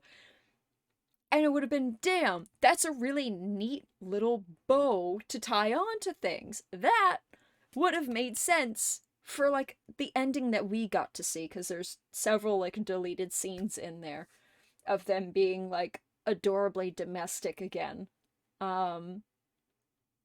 And so, like, again, Ed could have had a really important female relationship in there again. It could have been, like, him being with Kristen, like, set him off into his Ridley path. And then he gets to be like, ugh, with Oswald. And then he gets to have another important female relationship in there before he grows again. Like, there could have been such a good thing there. And Jim telling also to drive the blimp was fucking hilarious. Drive a blimp? Are you insane? I don't even drive my own car. I fucking love that. It's so good. The blimp shit is, like, one of the few things that makes me like season 4. I was like, same bitch. Not mad at Edley, I'm mad at how they brought the ship about and the reasons behind it. Yeah. Ed and Lee could have been so good, and it could have had so much potential, and it could have given a lot of character growth that would have been like, oh damn, like something's happening here that I need to pay attention to, but it's just to backpedal the fact that Ed and Oz were too homosexual in season 3, so sure. Oh yeah. Still hang up on Riddler. I fucking with Oswald was very gay. Him tying Oswald's ties very succinctly, informing and encouraging Oswald as mayor. Rather gay. Him stalling to kill Oswald a dozen times. Kinda gay. You gave up your revenge for me? Gay. Release the gay cunt.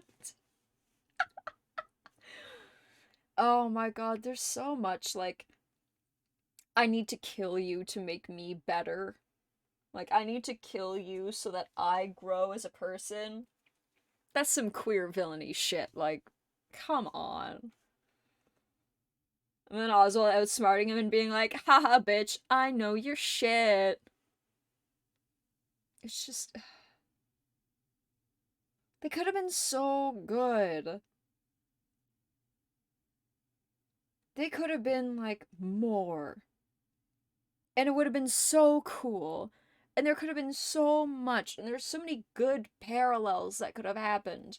There's so many, like, lessons and shit that would have made them both, like, better slash tolerable as people and would have made the relationship work. Your tie pin? That have made a personal touch. Oh! Really fucked up a great gay story. They fucked up a great gay story.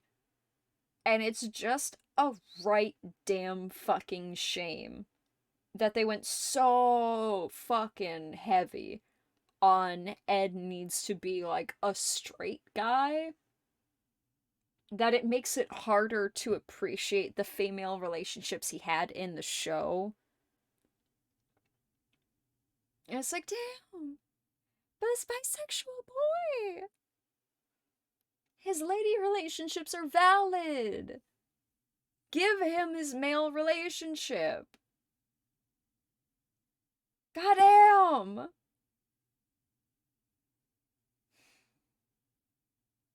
Bullshit. We should have had both, damn it. Let Corey kiss boys and girls. Fuck.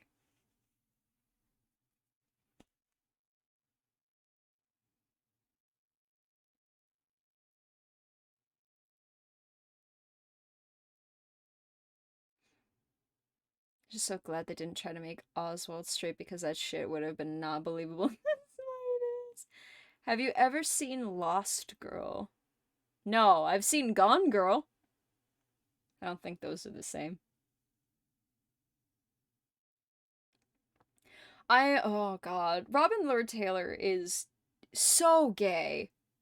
And honestly, I find it so odd when Robin Lord Taylor plays, like, an aggressively male, like, straight role. Because it's like, girl, no one's believing this. When he just gets to be a dude, it's fine. But when someone tries to make him, like, an aggressive male, when he's like, oh, women, it's like, no. Not the slightest, my dude. Ain't no one buying this. I think it's really funny. But there's, like, just enough queer swagger in Oswald just in, like, every day, and the fact that there's so much Robin Lord Taylor in it, that it's so good. And the fact that the show, like, didn't make a deal out of it. Like, he wasn't belittled for it in any, like, he didn't lose power because of it. People didn't challenge him because of it. People are just like, oh my god, Ed? You wanna fuck Ed? And he's like, well, maybe. I don't know. I'ma kiss him. That's all I got so far. Everyone goes, bruh, you could do better than that. And he's like, no! I want the annoying nerd no one else wanted. Mine! Fuck! And they're like, God, fuck, fine, okay. I guess. You're literally surrounded by all these, like, hotter muscle men, but okay. You want, like, the total Dorcas. Like, Ed, really? That's who you're going to be like? They judged him for his taste, not the fact that he's gay. And honestly, so much better. Last Girl is about a succubus living in a town with a bunch of other fae, but she's only just learned about fae, and it's really good in its complicated morality. And the main character is a hot bisexual, and both of her love interests are also hot. Damn! Alright, you have my eyeballs.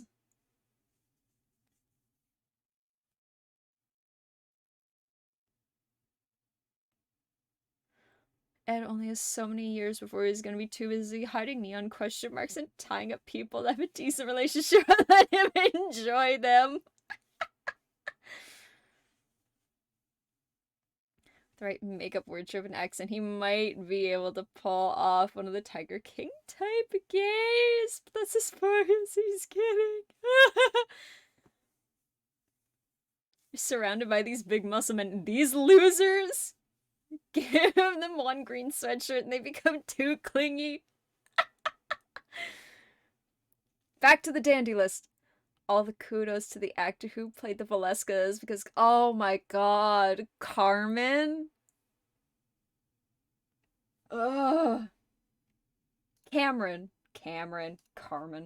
I'm thinking of fucking Selena. Cameron, what the fuck is his last name? Monahan.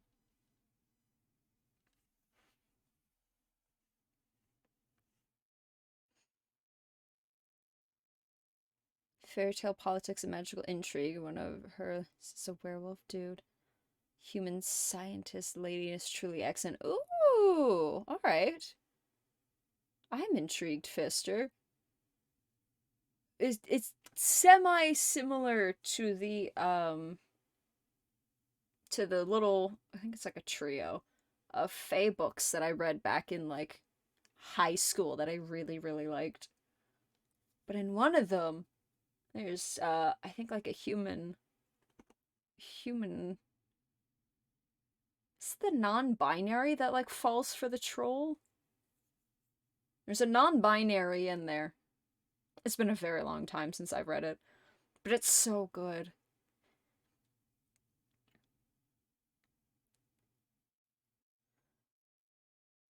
He is the main Jedi man in the favorite Star Wars game. Yeah, in the newer one. Cameron's been all over the place. He, what was it?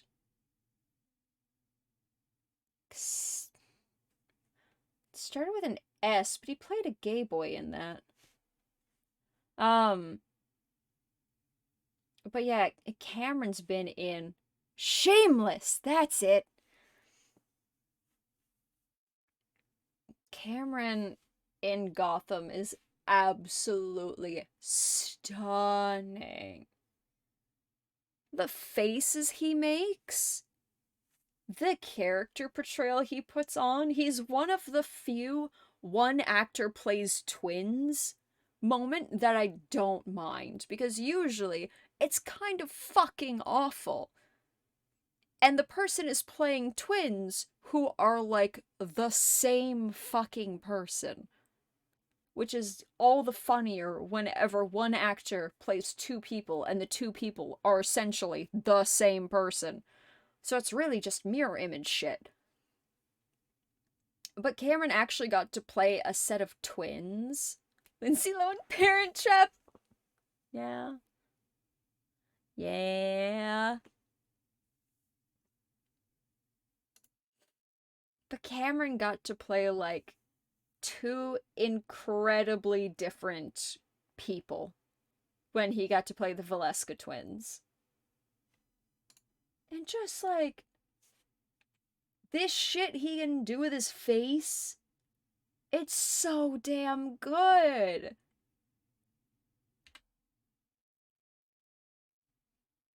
And the fact that they could slip several different variations of Joker in there.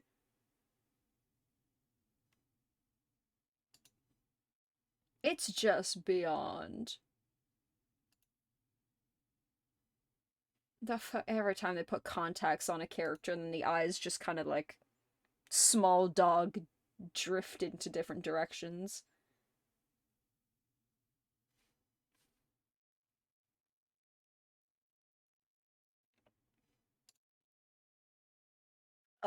Jeremiah.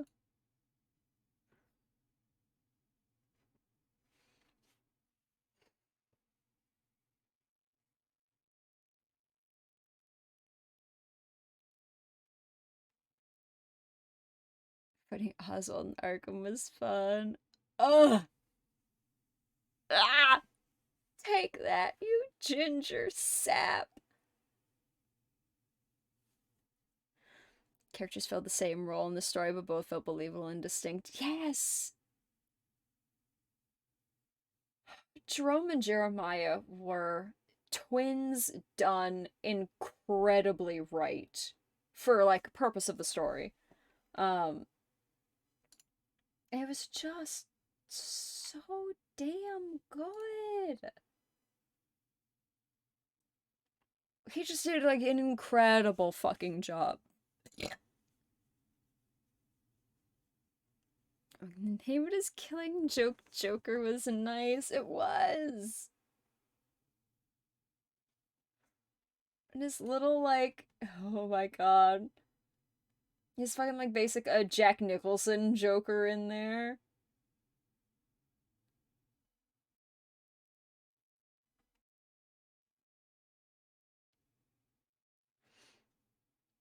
For all the faults of Gotham, the Valescas were not one of them. They were not.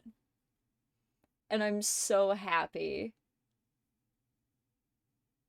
about him and what they did with him.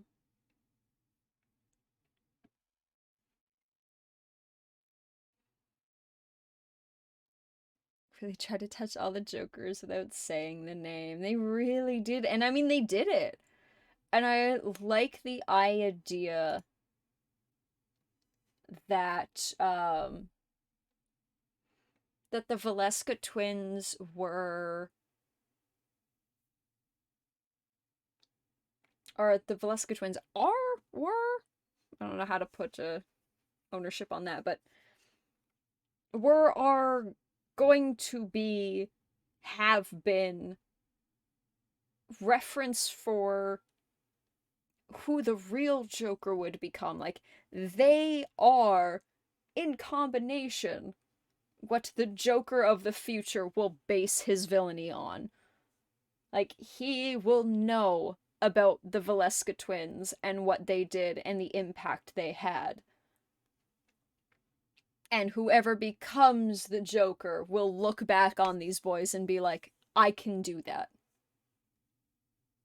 And I just think it's really fucking cool to be like, oh no, he's not the Joker. He is the Joker, but also he's not the Joker at all. He is just a crazy little clown man. And you're like, damn, okay. But watching Cameron's performance on both of the twins, even though obviously it's the Joker, just because he did such a good job with what they gave him, I wasn't even thinking of the Joker most of the time.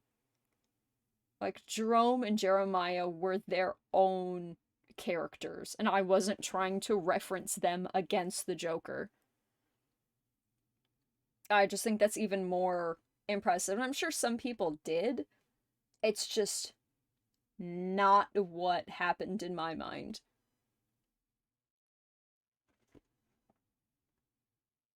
I just saw a messed up little freak of a puppy and I went, this is awesome.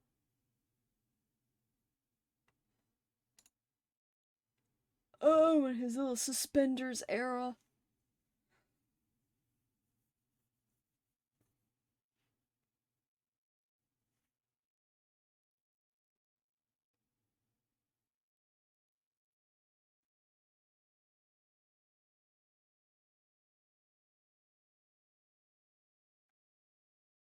So, I mean, yeah, agree. Cameron did fantastic. Loved it.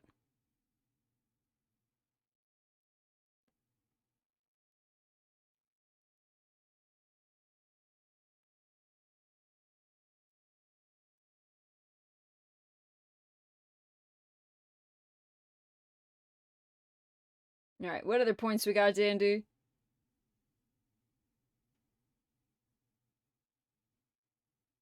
Because I threw my phone earlier, I don't have reference for where we are in the list. Alfred's the best. I have him on the list twice, but also Harvey Bullock, love that man. Harvey Bullock is a fucking treasure to society. Like, I mean, also agreed. Alfred's incredible. But Harvey Bullock, that bitch grows on you.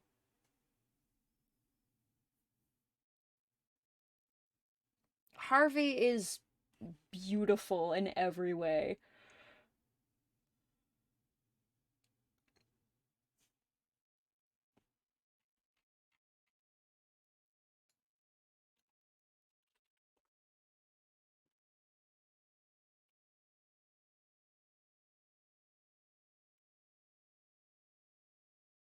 Harvey Hank Bullock.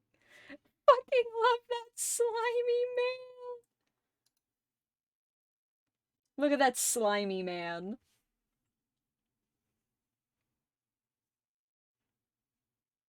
Instead of Barry Cogan. I don't know how to say Cogan's name. But fuck you, Barry. We want more Cameron.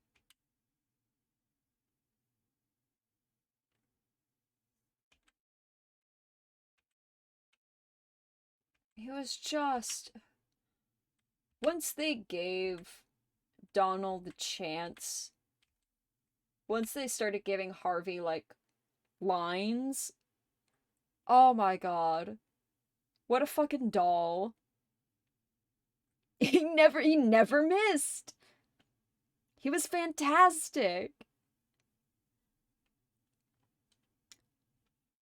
There's a reason I had the Jim and Harvey friendship tag in my fake Cobblepot fic. Fuck yeah. Replace a Jim with Connor and GBH. Oh my god, yeah. Honestly, though.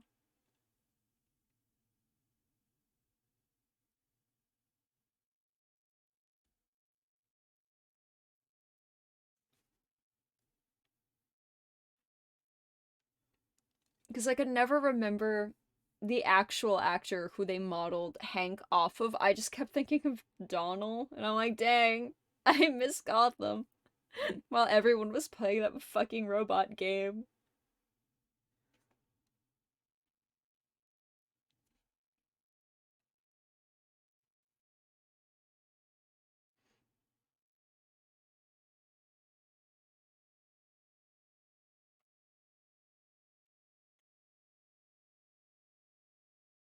What the fuck was the point of killing Ra's al Ghul only to bring him back to life to kill him again?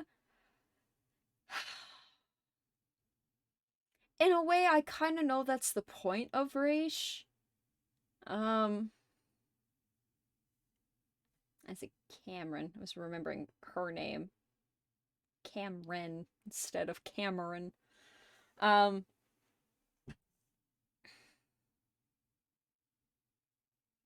Like Oswald says, this Harvey was also different from every other iteration, probably the only likable one. Oh, redeemable. Redeemable Harvey Bullock. We loved him. Yeah, I understand that it's Raish's shtick to be killed and brought back, and but usually there's like an actual point to doing it. Usually there's a fucking reason, and a lot of those reasons are like Bruce has to become the head of the beast. He has to lead the Shadow Men, who are ladies, but there's like usually there's a fucking reason that's not stupid. Literally the only thing they did with it was like Bruce got to cry and think he was a bad person for like half a season. And it's so fucking dumb that that's all they used him for. For like the actor was a pretty cool, kind of creepy, like you genuinely feel like you shouldn't trust Raish with what the actor did with him. And still, they just made him as like a used car salesman that makes children cry, and it was like, oh, cool, so like shit don't matter, huh? Titan, whatever the fuck is up with Barbara? Oh my god. Baby Bruce and Barbara having a whole, like, almost a Freaky Friday swap of their morals for Barb being like, oh, maybe I'm actually, like, the good guy? Like, should I not be doing the thing that I'm doing? and Baby Bruce suddenly going, maybe I'm not the good guy. Maybe I should be doing the bad thing. Am I the bad man now? And them kind of leaking each other's morals into the other, and it's just tiring, I think, more than anything else.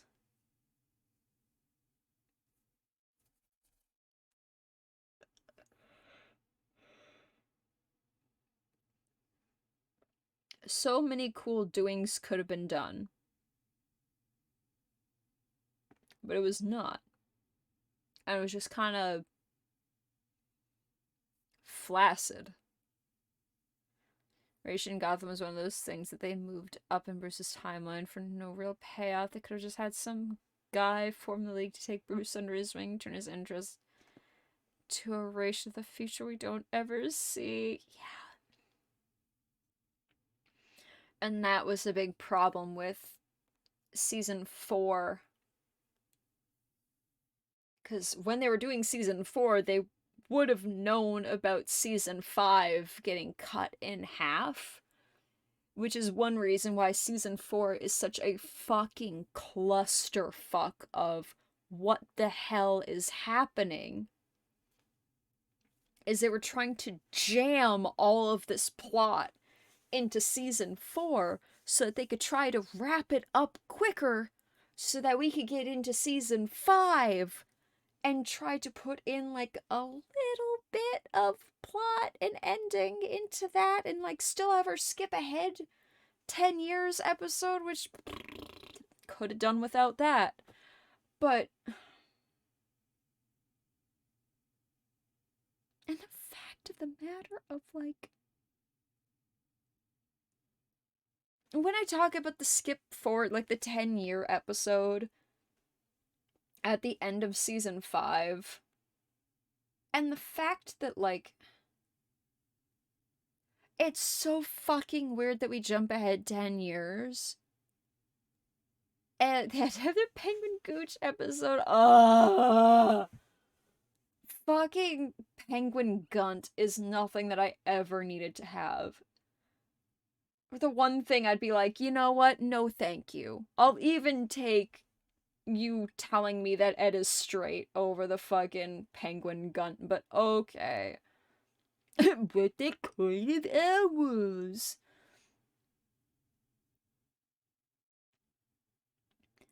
I like to reiterate the fact that despite my issue with Gotham, I do still really like the show, right? Despite all of the bullshit and all the stuff that you can argue, the show is fantastic. It's still a lot of fun. And it's still, like, in most senses. In most senses of the term, like, Gotham is a really good mix of semi-reality and making a comic book into a presentable, semi-reasonable, realistic thing. But also, there's so much unbelievable fucking camp in it that just makes it funny. Anytime Ed sneaks into a place in a disguise, but it's literally him wearing a fucking blanket walking in front of like 27 police officers who don't recognize him. That is so comic book. And it's so unbelievable and campy and stupid. But that's one of the things that Gotham knows how to sprinkle into their plot, and it's like, this is the dumbest fucking shit that could ever happen. But 100%, it's believable for Gotham, and it's fun. Absolutely see Gotham as a complete separate entity from the rest of the DC. Absolutely. If Ben had that mustache after season 1 when he's pathetic little beat cop of the future, would be a great time to have the mustache. Oh. The fact that we get Jim Gordon's mustache for all of, like, 45 seconds, maybe, is a damn shame. They should have left it on. It was way funnier. Because then they shaved it off because it was ridiculous. But then it just looked like fucking Ben McKenzie again. Comes the GCPD in a bomb suit and nobody cares until he has the riddle. Oh my god. Fully wearing a goddamn bomb suit, carrying a briefcase, and not a fucking soul stops him until he's already too far in. What a fucking moron. I love him.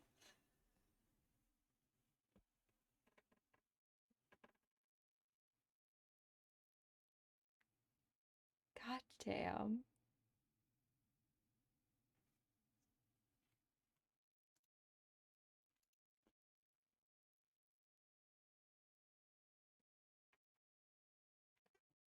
There's my phone. They were all concerned about Pretty Alvarez. All the men in the department looking at Alvarez at that one time.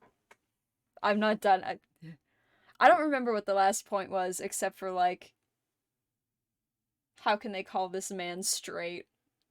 So I remember all the capital letters at the bottom of the screenshot, but...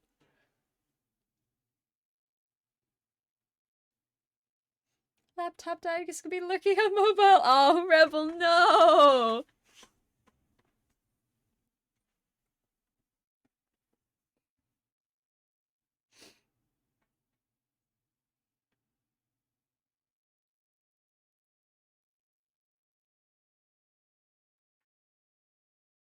Oh, Falcone and Liza. Oh. Oswald playing Liza like a fucking fiddle. I'm just gonna start this up a little bit. I shouldn't have hit that already. I need to get something else going. Scooby Gang of Oswald, Barbara, Tabitha, and Butch. Oh my god, I fucking zoink Scoob.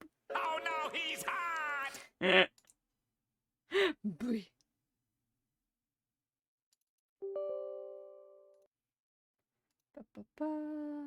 Turn this way down. It's gonna be loud.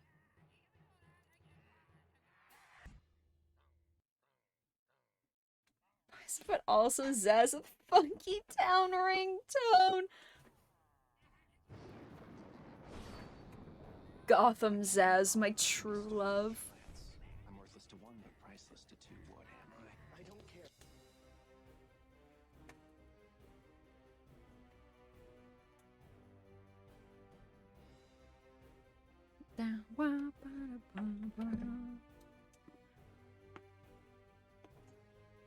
Going to my next couple points, Tabitha really grew on me. I loved Tabitha. She was so much fun. As, like, a character in general, I really liked her. It's a bit of a shame. They kind of did a similar, like, bisexual thing with Tabitha as they did with Ed. The only difference is because it was, like, poon on poon clickbait for all the fucking boner comic men. They gave her, like, full-on makeout scenes, like, no, no, no. They're definitely scissoring. And it's like, oh, cool. So glad we got that, which, genuinely, good, let's go. But if only it had actually meant something and wasn't just being used to keep all, like, the dumbass traditional, like, what people view the comic bros want to see.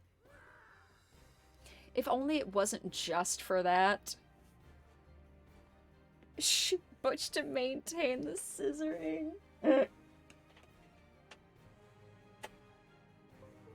Like, it just...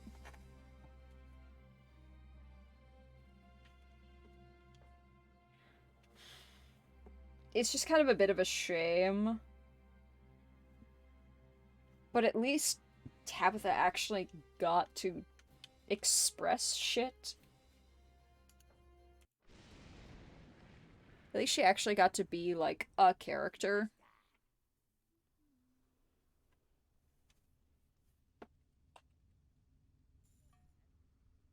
Okay. The Overlord. Try to kind of balance this as best we can, but we'll figure it out whenever we get there.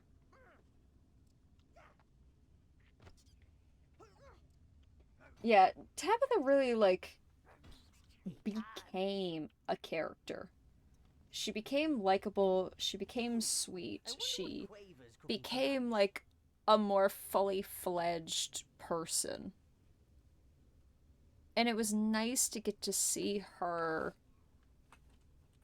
have a point, we'll say. I remember when I was a young minion out in the field. Oh, the things I put on my head. Goddamn, does Oswald play the long game? Holy shit. Oh, bitch. One reason why I love Oswald is he's playing, like, 8D chess while everyone else is playing tic-tac-toe in the sand on the side of the road. This dumb bitch not only plans everything out to, like, the nth degree in multiple dimensions, but also he dumb lucks his way into so much bullshit, and it's so good.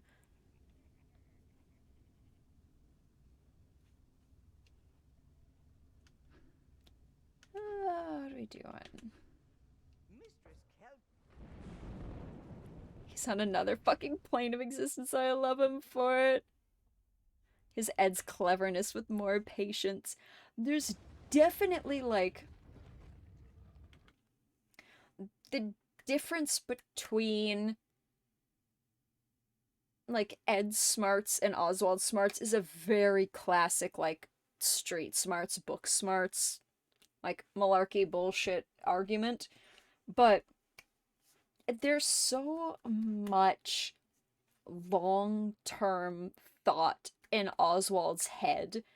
And the fact that he plans all these things out for, like Dandy's saying, like, a long game, when an opportunity pops up, that person is just automatically woven into the long-term game.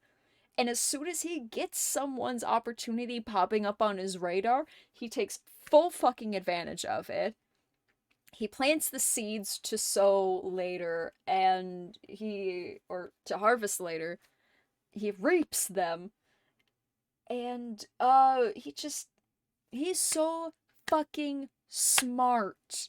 His contingency plans for his contingency plans. And if all of the contingency plans fails, he just cries until he gets out of the situation, and God bless. It's such a special thing for him to be so capable. These wretched spiders are everywhere.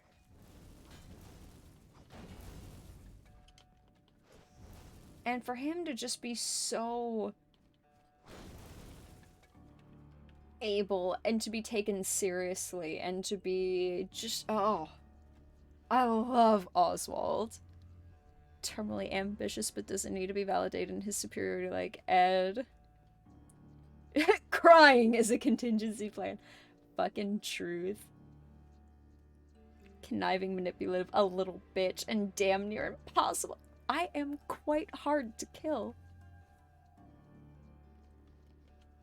Lol.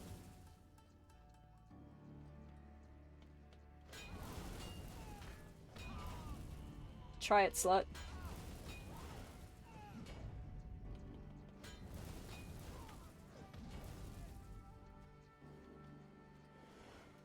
I don't think...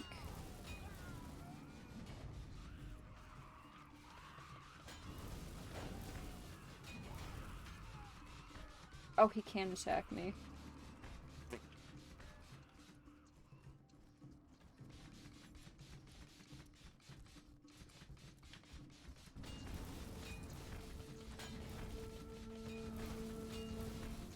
Yeah. Oh my god, I'm I physically cannot escape the geography of the corner. Cool. Don't have any means we don't. Mostly because I wanted to see These wretched spiders are everywhere. where... They're crawling about like they own the place. I can keep it as far as I'm Okay, concerned. there it is. Well, maybe not the beach. Yeah, obviously. Did I just not see the tent before? Was that not spawned in? Towel with a cocktail in my hand. That better. Anyway, yeah, I just wanted to see where the, where that man was, because he kicked my ass last time and ate all my minions. So I wanted to set shit off and see where he was on my own. So did he go? There he is. Okay. Cobblepot Brain still loves Jim and Oz. Aw, good for you, Danny! If Jim had shot him in episode 1 like he was supposed to do, nothing that happened over the course of the show would have happened. Literally nothing. Oswald is the linchpin to the entire fucking series. If no Oswald, there would literally be nothing. And it's so incredible.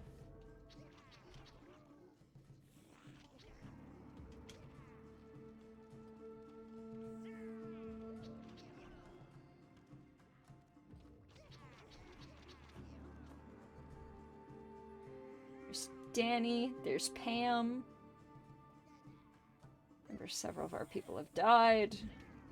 I'm actually gonna send... Shit. I'm back. Touch.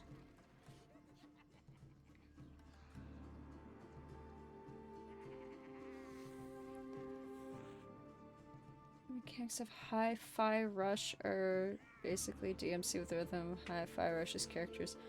I have no idea what you're talking about, Marcus. But okay. If you're excited, woo!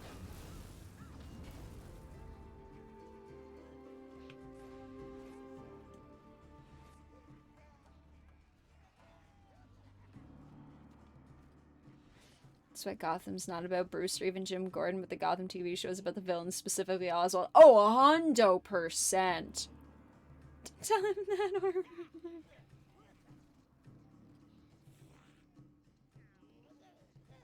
So, I need... Greens.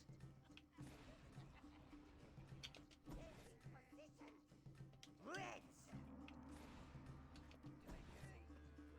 Browns.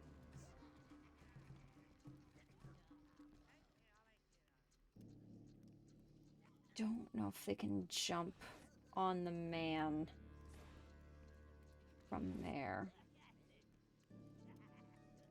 And this is like, this is one of the parts of the levels that I don't like the most. Because this is the one where I always, like, I always waste my minions.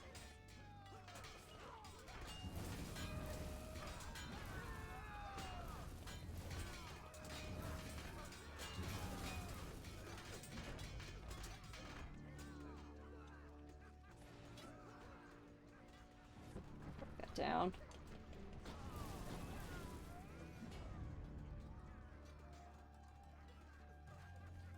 Okay, I guess he's just kind of despawned. Oh, there he is. Somebody died. Oh, it might have been Danny.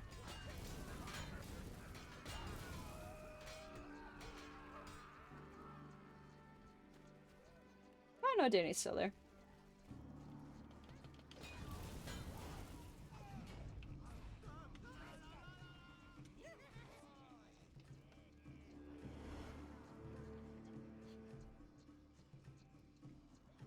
It's been fun to yell about. I'm all about people having their fun to yell about Gotham. Like, let's get it. Let's get it all day, every day.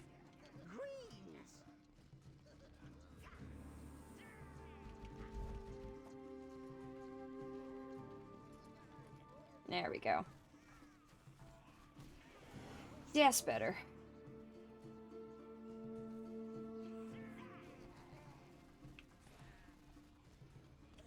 You choose all.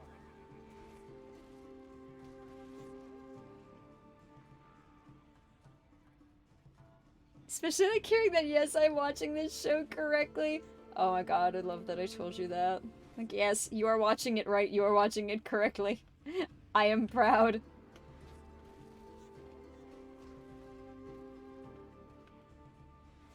He says I'm gonna do something, we can edit an episode with Jim only showing up at the end. He actually does something important. Ew.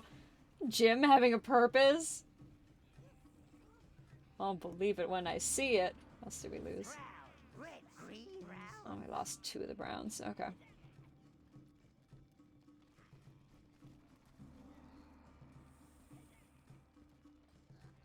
But not Danny or Pamda, so we can deal with that.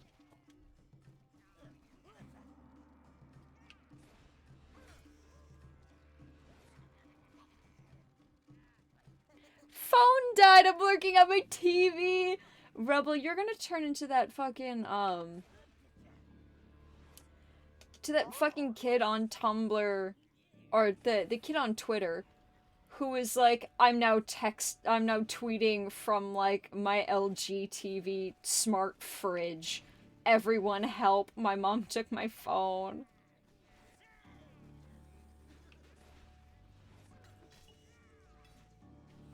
Red greens.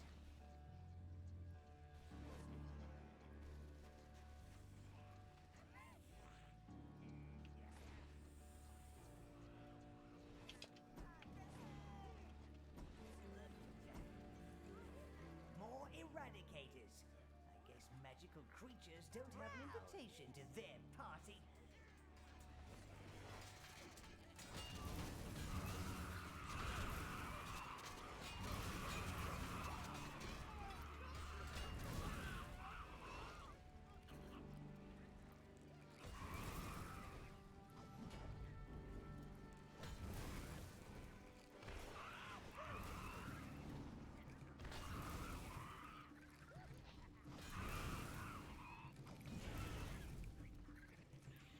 You choose all.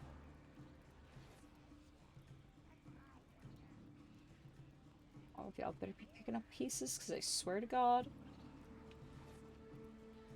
y'all are letting this shit go to waste.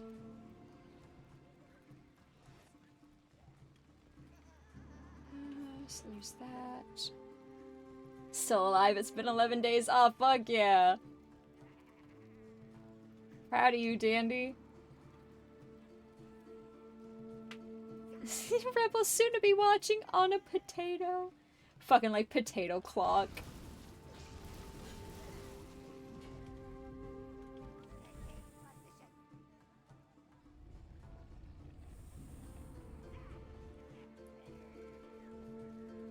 I haven't fed it cake.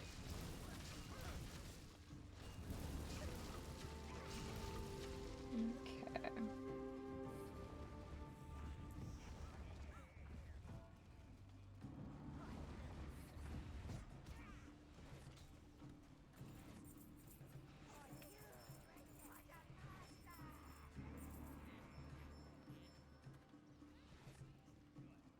I can't be bought, but I can be stolen with a glance. I'm worthless to one, but priceless to two. What am I? I don't care.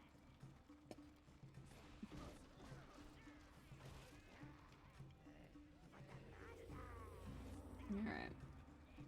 So need to go get the key in the other area. Fuck you. Fuck you. Fuck you in particular. Here. Fucking love Oswald's. I don't care. Between that Oswald, I don't care. And, the whole, like, give me a reason why I shouldn't murder you right now. And Ed being like, other than the fact that there are, like, 30 witnesses, and also going, I don't care! Like, freaking out. I also really like that one.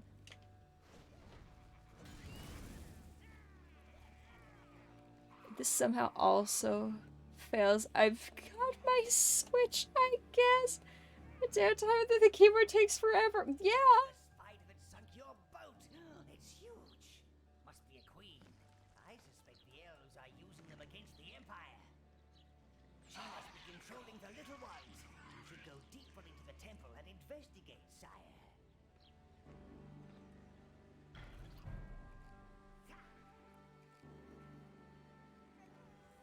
More keystones. Oh, I don't know why they can't use a piece of metal like everyone else. Trust elves to be unnecessarily complicated. Oh, I fucking hate this boss level.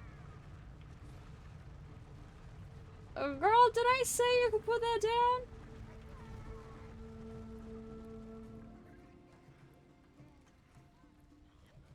Come on.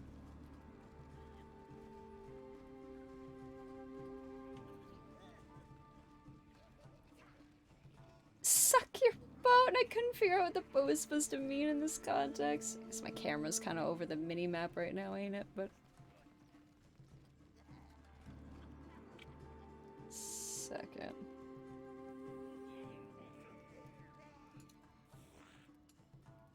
Looks really... I could go back down here in my usual corner and it won't be over too terribly much. It's one of too many lines for Oswald. I just love he later answers the riddle. Oswald, other than Jim,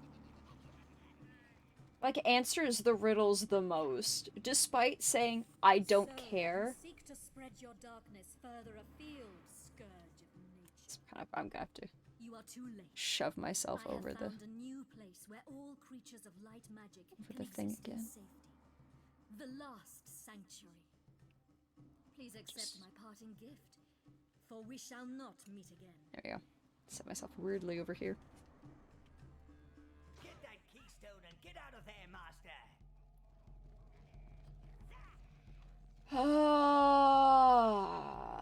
This one's not so bad. It's annoying, but it's not terrible. Don't forget the keystone. I'd clamp, but I have your gun in my hand. Here's like Jim, Lucius, and Oswald. He did also answer.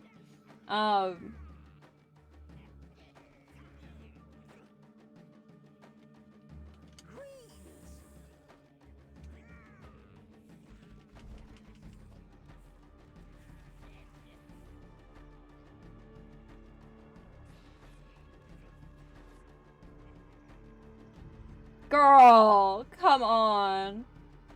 Stuck on geography.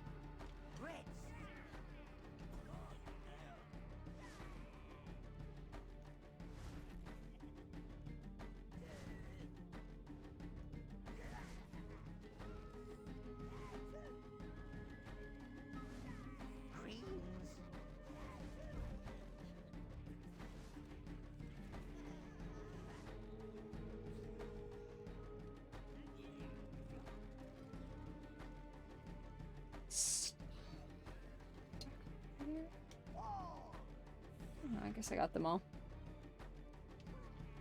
The one riddle Harvey got, his one! Based on, like, a fucking trivia question you learned from fucking school project back in the ages.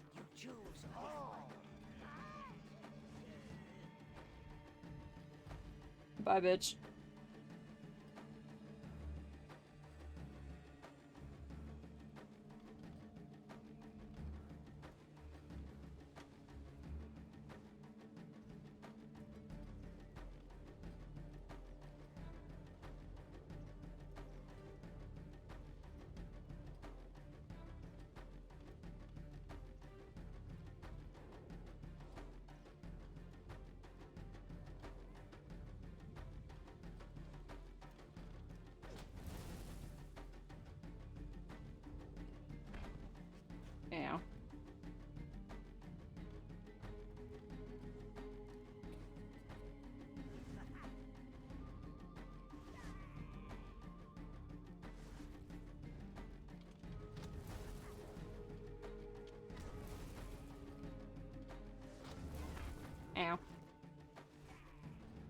This would be like the fucking panda thing, and I'm gonna get slapped a whole bunch of times.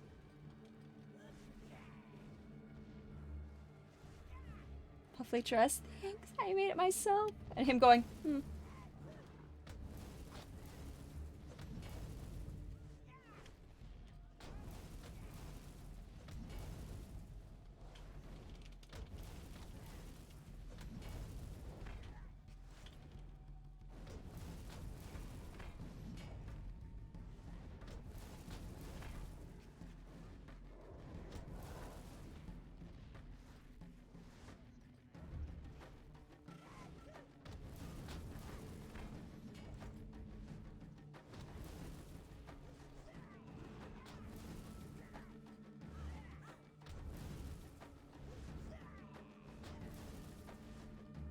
Cheese.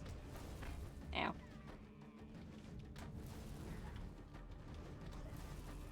So much cheese. Hey, Saiyan.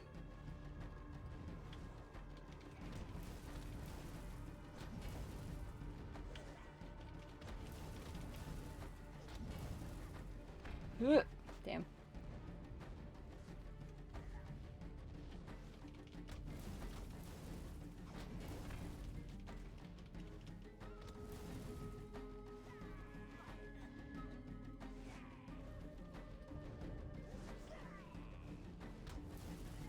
The real thing that gets me in Gotham is that, the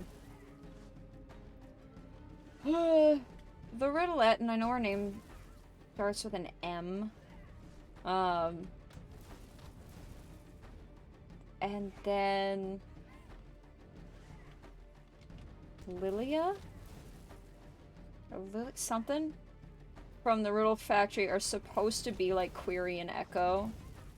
Riddler's like canon henchwomen.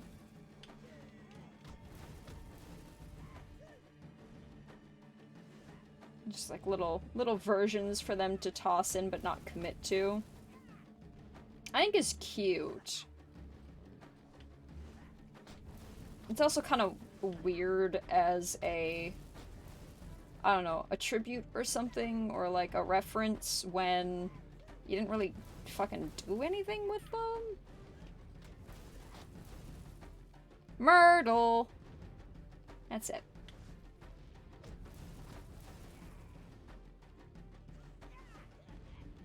I think he stops to smell his hand sometimes. Yeah, the thing his hand randomly stinks, I guess, sometimes. There's such a better way to do this, to have your greens, like, sneak up on them, but honestly, I get so annoyed with trying to balance some of these fights that I find it easier just to hide my men in a hole and to, basically just do it myself. Be like, no, I don't feel like losing minions right now, and yeah, it takes a lot more time, but guess what? All my boys are safe. I don't have to lose anything, so why does it matter? That's fine. He's almost dead.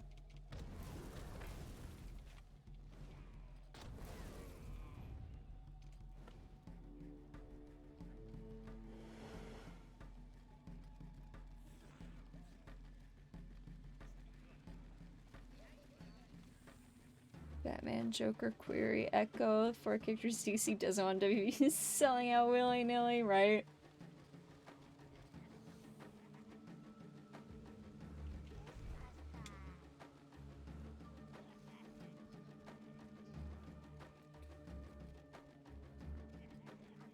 Mama didn't raise no lazy overlord.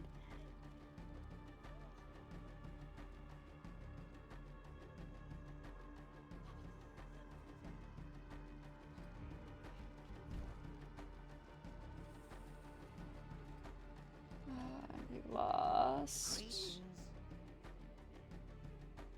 There, 6, 7.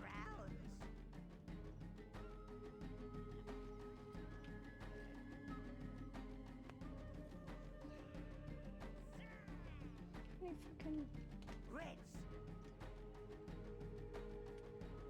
Greens.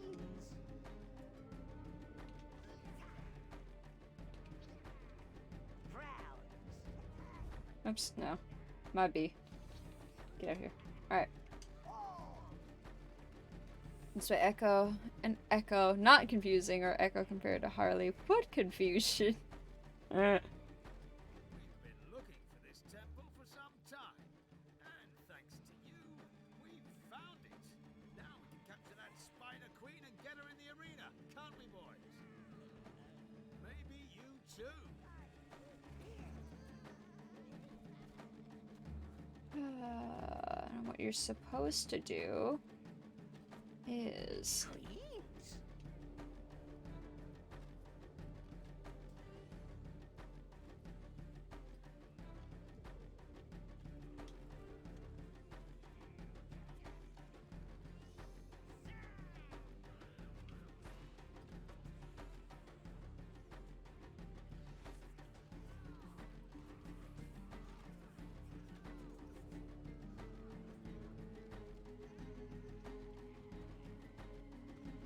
attack. The Browns need to go up and kill the archers.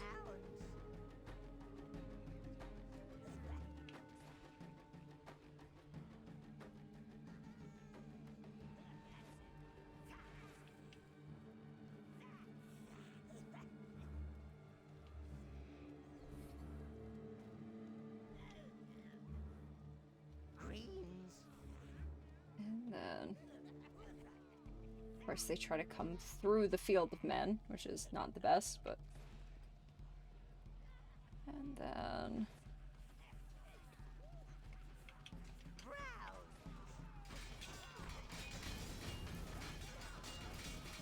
I mean, you're really supposed to attack the Mr. Main Man so that their rankings break, but...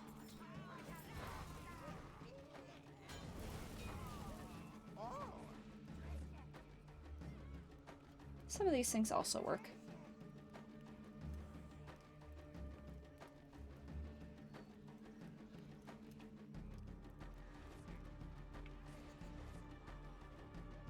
See, I knew some of you still fucking needed shit. I knew it. Through there, alright. Now.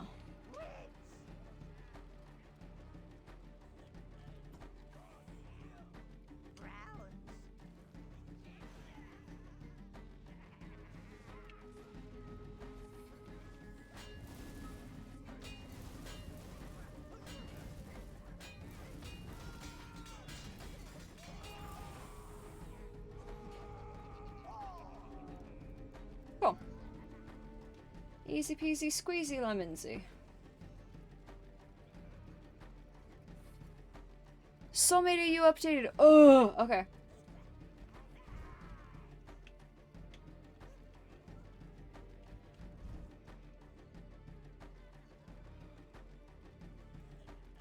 To find that again, it's called Poison Apple.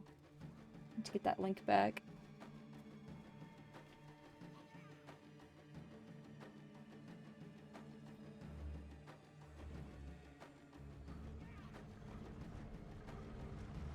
Alright.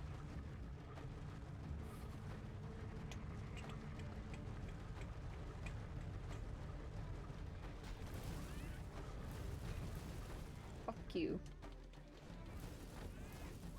Fuck you. Fuck you in particular. Alright. Use your browns to defend your position against the spider wave side. Yeah! Wasn't paying attention.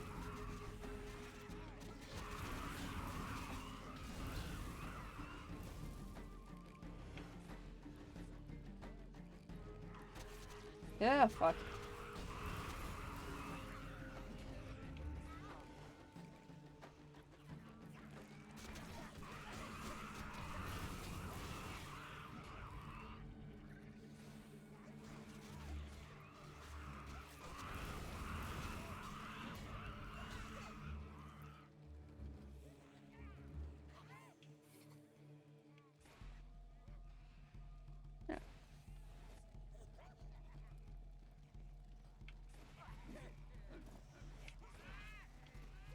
Ooh, camera's having a moment. Oh, God. This fucking place.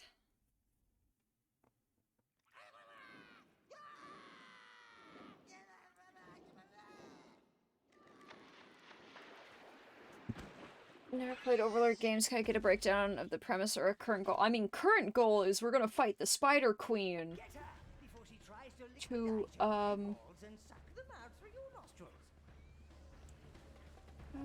send a minion to it. Oh, right. Okay.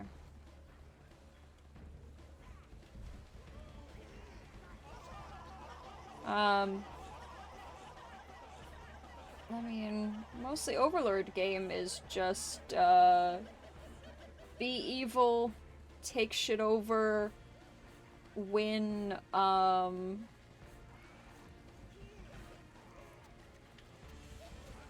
win mistresses, be cool. Literally is most of it.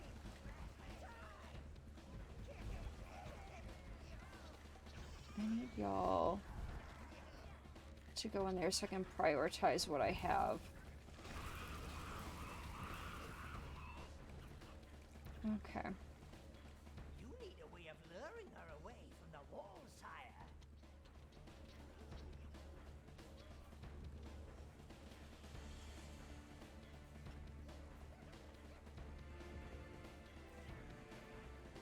Send a minion to it. Every time I have to remember how this fucking thing works.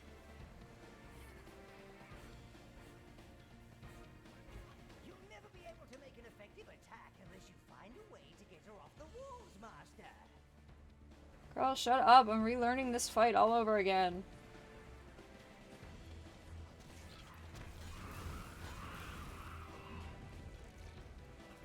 That water would give Queenie nasty butthole flashbacks.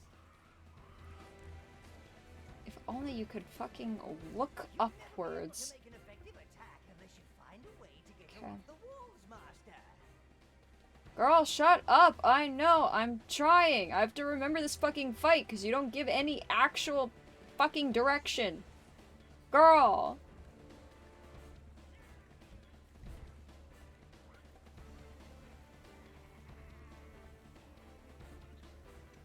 You need a way of luring her away from the wall, sire. Alright, she needs to be on the Stinky. We touch the water jet. You send your men to eat her tummy.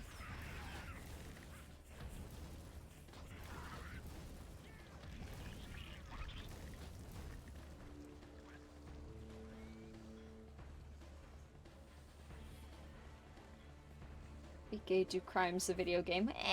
Not so much gay. Ah! I wasn't paying attention.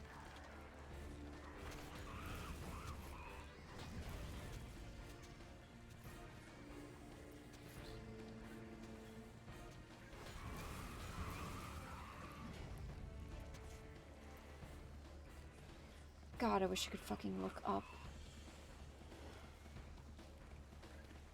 It's more like be straight, do crimes, because you are seemingly physically masculine. And you are fighting for bitches. Okay.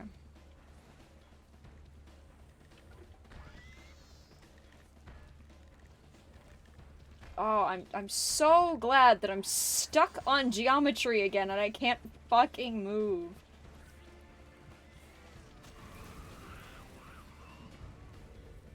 Thanks, buddy. She's on this side.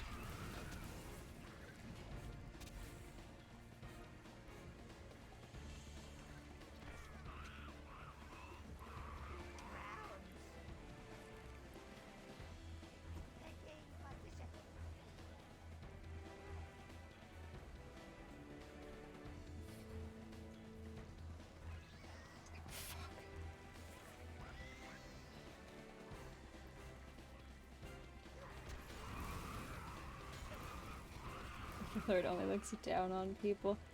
It is really just like the main point of the game is just be evil, do crime, get bitches, have fun. And it's real good, and there is like nothing to the game other than that.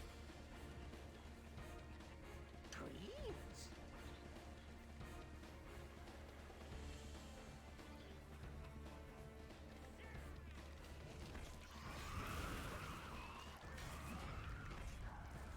Ow. She didn't even care about my flower. That's rude.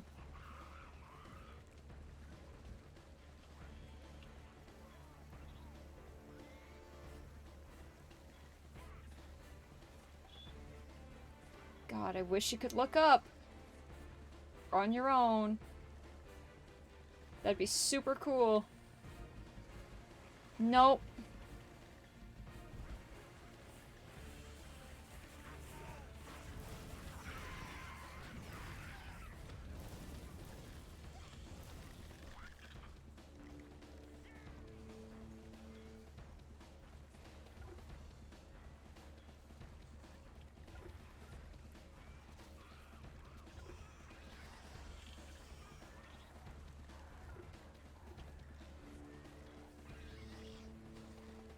One died. It's not the worst so far. Fuck off.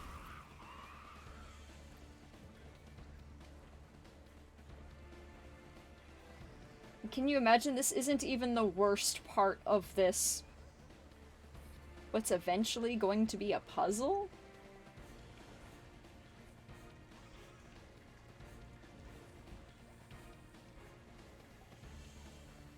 Oh, okay, great.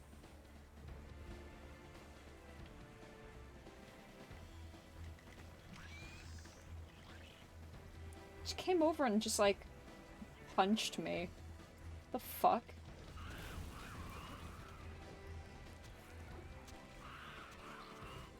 No, stop aiming for that. I'd greatly appreciate it.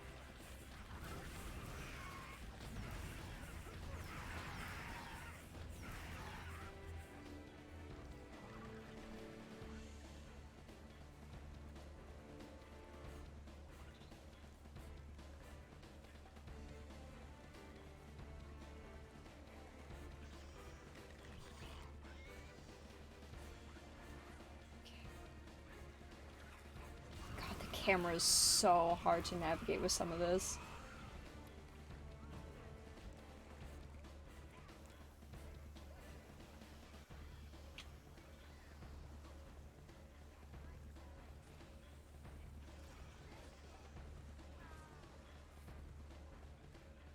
And I guess it's kind of why— oh, I didn't do the thing. It's alright. Distracts her while I do this. Run, boys, run!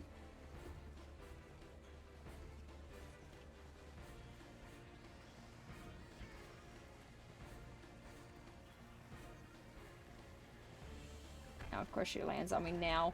Fuck off.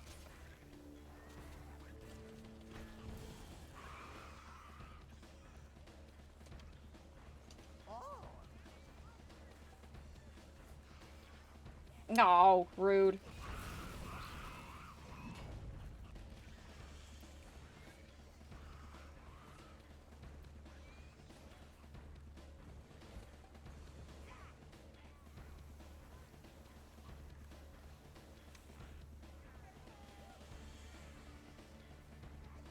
Come on.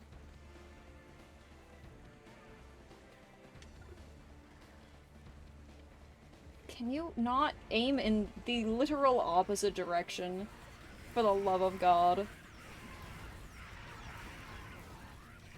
Why can't you romance giant spider? You know, it's a great question. I don't know why they must limit us like this. It's honestly rude.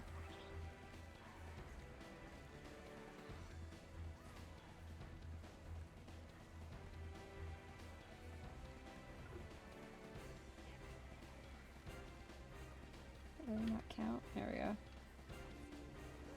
There's a whole bunch of deaths. She's being a wretched bitch.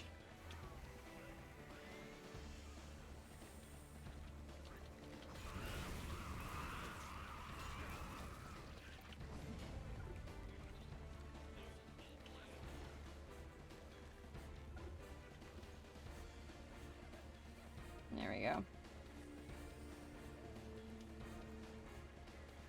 So I need more.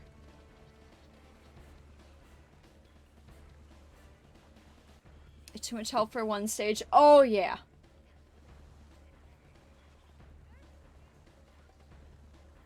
Face the other way and donkey kick.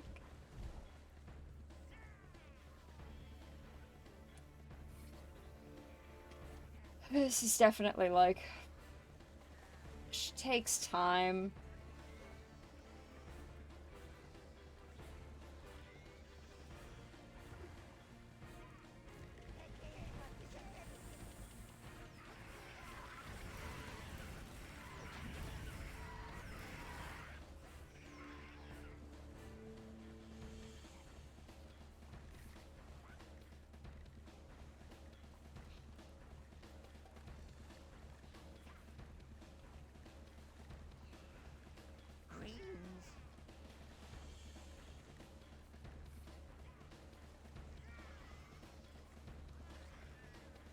Okay. So I'll go over there. Do that now. While we wait for that. Touch. Can we... Fucking camera, please. Touch. Okay.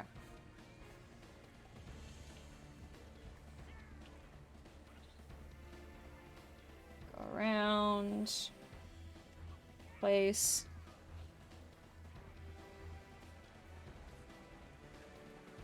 Touch.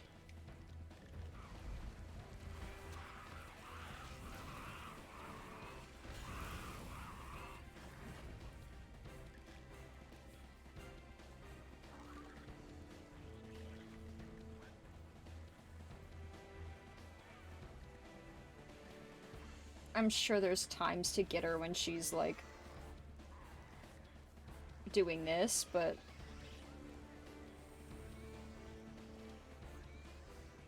There's just no convenient time for half the shit in this fight.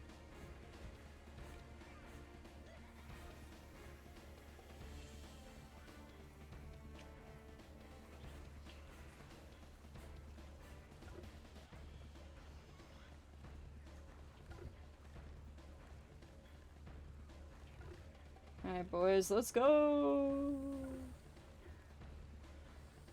This is one of the cleanest runs I've had for, like, running the corners, though.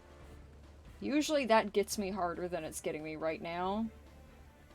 Once we caught on to the pattern again.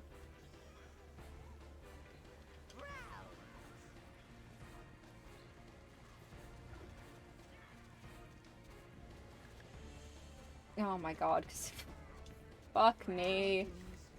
Absolutely fucking wasted that one! Yay! Oh, goody! Goody goody me! Yay!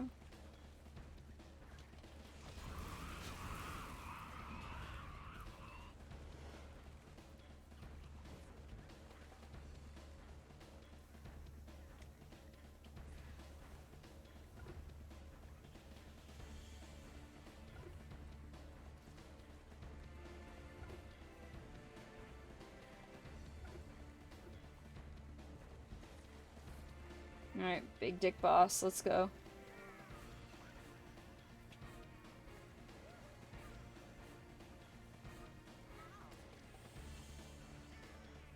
If not, you're so much effort made. And that's the thing, is like... She's basically a boss? Oh my god, please!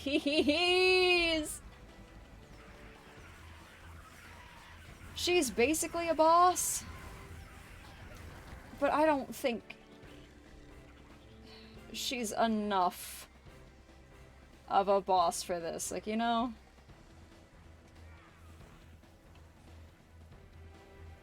And the camera. The camera is enough of a boss on its own for like a third of this game. I don't need to be dealing with the rest too.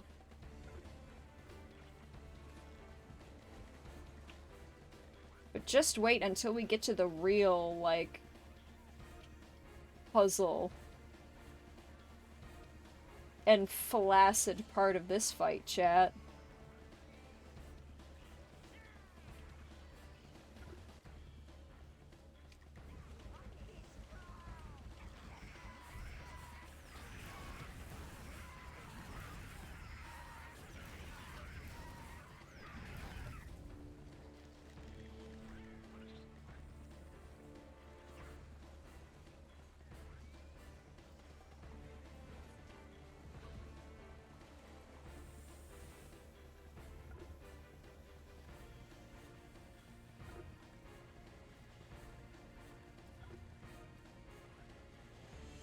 Just over and over and over and over and over again.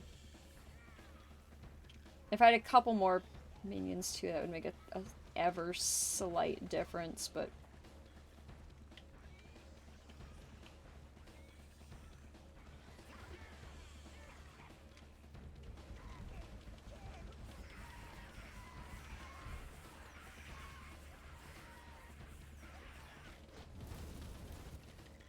there.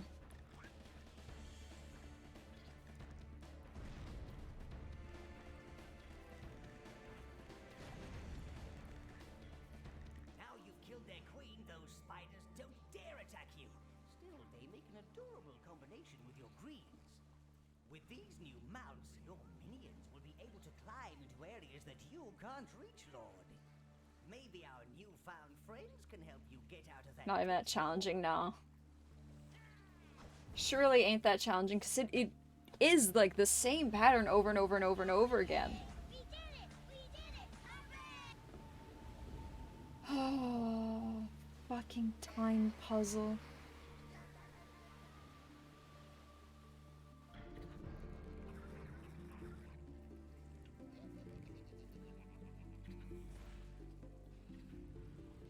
When it tells ya.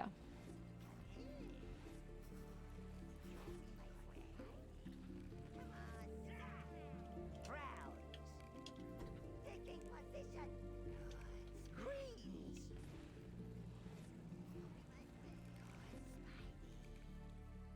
Oh, you choose all green mounts. And I also like this, that you can choose specifically, like, Greens. the ones that are mounted versus the ones that aren't. Green mount. Minions. Taking position. Green. They can wait here. Green mounts. Well, I do with the mounts. Okay. Less annoying than Zaz's phone calls, or I hope it was. Less annoying in the fact that it really is just like a tedious grind to kill her and like nothing else. Green's going, Spidey's. They go and then they're like, good Spidey. The way they go, good Wolfie. Alright. Okay. Strange hydraulics around this place, and they're still working. Must be some elven jiggery pokery.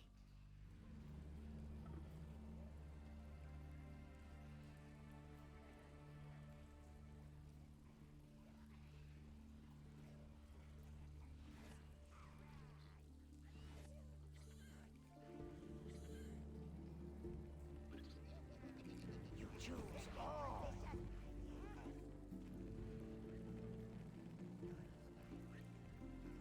Dude, don't use slurs. Oh. Oh no. Greens.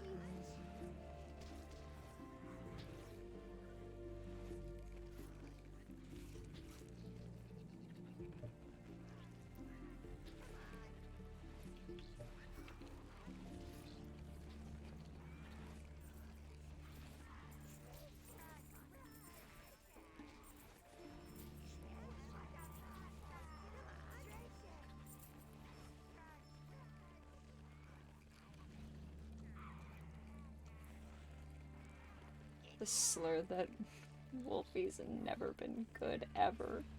Damn.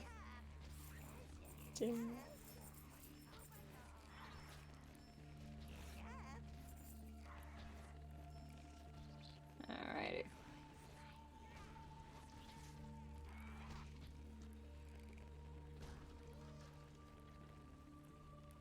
Must race it in 80 seconds just to hear a skippable lamenting Zaz, yada da.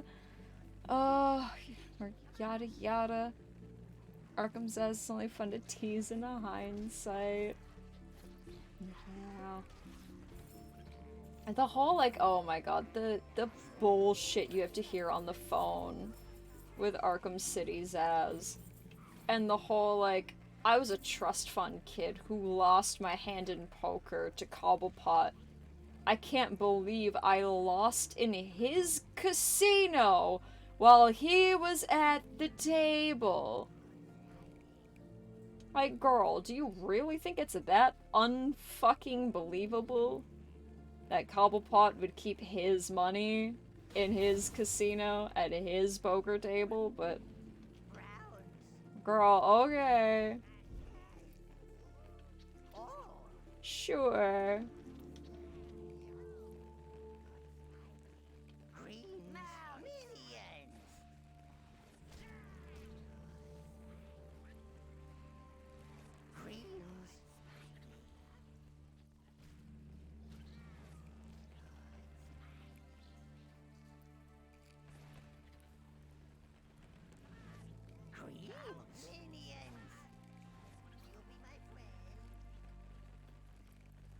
Miss the phone call, then you're upset and you have to wait. You're so far from your original objective. Oh my god. When you're 3 feet from your fucking objective that you want. And then fucking Arkham City Zaz calls and he's like, Teehee, I have like a puzzle for you. And girl, it's not a fucking puzzle. Who the fuck do you think you are? Alright.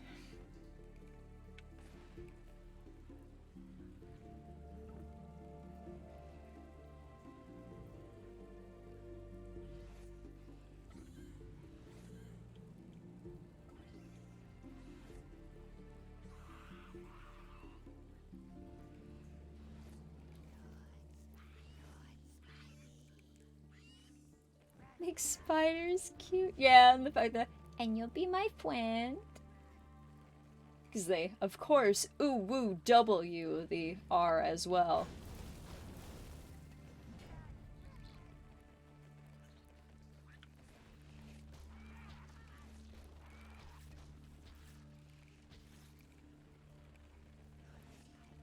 Gotham Zaz would never do that to you.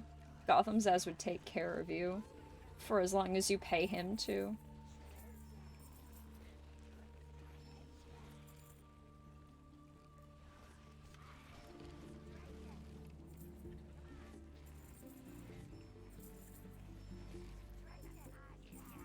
One instrument not meant to be smart. Well, I mean, all of the Batman villains are smart in their own way.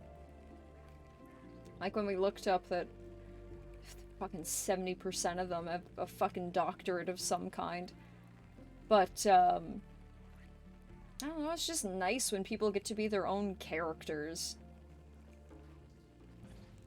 Like, just being a tool is fine, but all these people are also vile criminals in the rogues gallery for a reason, and I want to see that. Just being a henchman isn't good enough reason to be in the rogues gallery. You should be, like, a threat. Okay, too many of you are not together, and this is gonna fuck me up. Come on.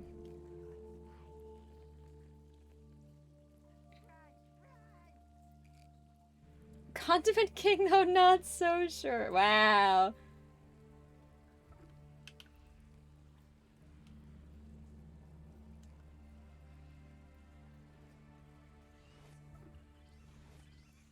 Oh, come on.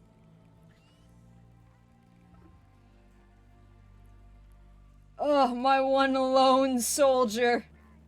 My boy. My son. I am so proud of you.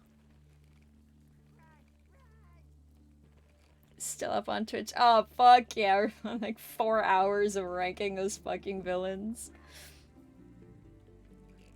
Yeah, with this puzzle chat of the spiders running around the outside of the building, as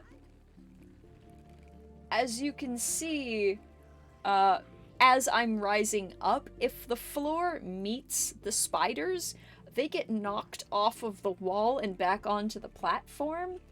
So if you, don't get your spiders to the buttons in time, you get to go all the way back down to the last, platform. And you have to keep doing it again, and again, and again.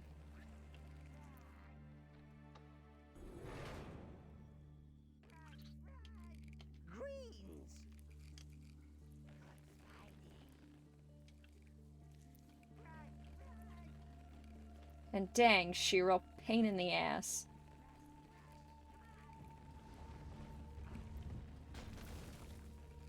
Fuck you. And you. First timed it though. We did it. I've played this enough that I've gotten okay that usually I can get it in one go. Usually. There'll normally be like that last little bit, that last go around where I'll fuck it up here and there every now and then. Oh my god, girl. Girl! Fine. Fuck me. Can you...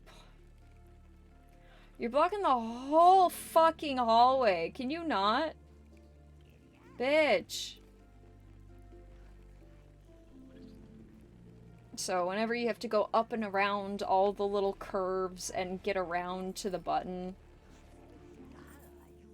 you can see that I had one little Spider-Man's out of all my Spider-Mens left to try and complete the puzzle with.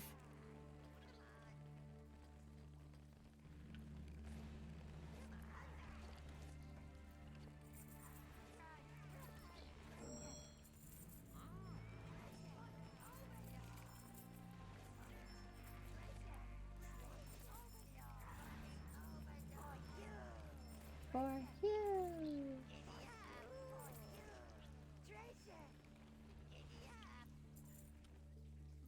Okay.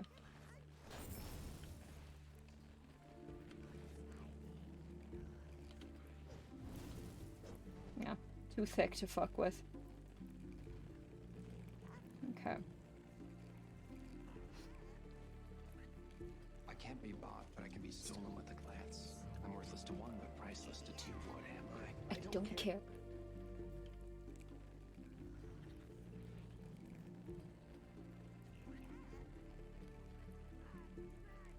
This for a randomizer.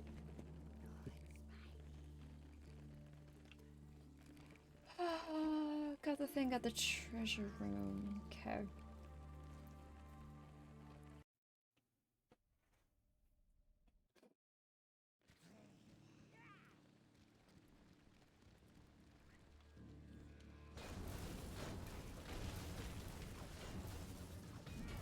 Fuck your bullshit. Fuck this place. Fucking spider puzzles. Fuck yourself.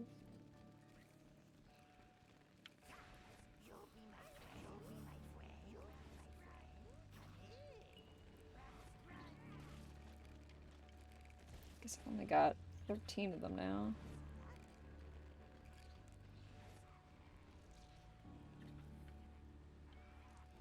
Girl, are you fighting the flowers? There. Done. I got them for you.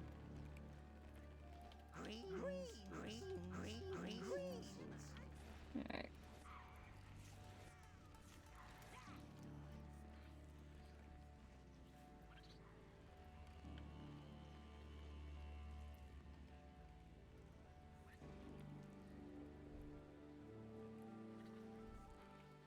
More spiders, man. Less spiders, man. Oh, we're too late. All of you too busy fucking fighting ladybugs. Alright.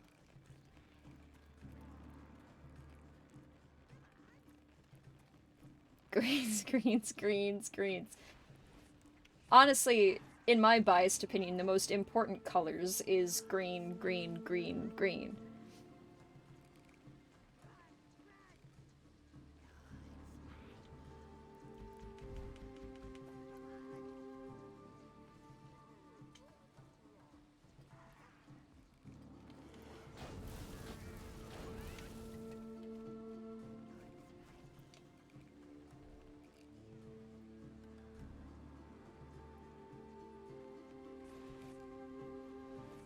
Get the fuck back here.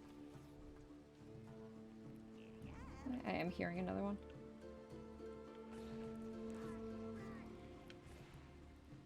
Get the weapons, babies. Come on.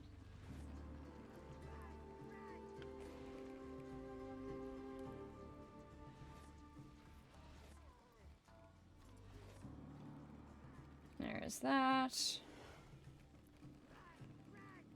More Spideys.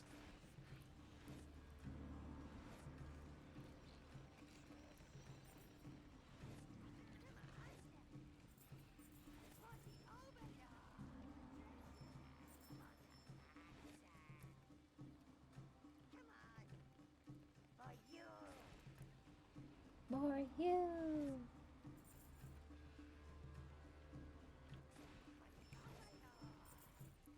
That is horrifying. You would hear my highest pitched scream yet?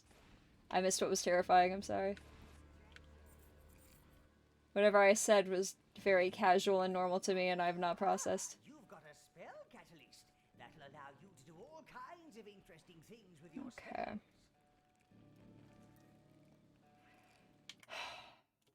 What are we doing? Entrance to Everlight, so we gotta go back. Okay. Why do I only have 9 now? Greens? I had 13.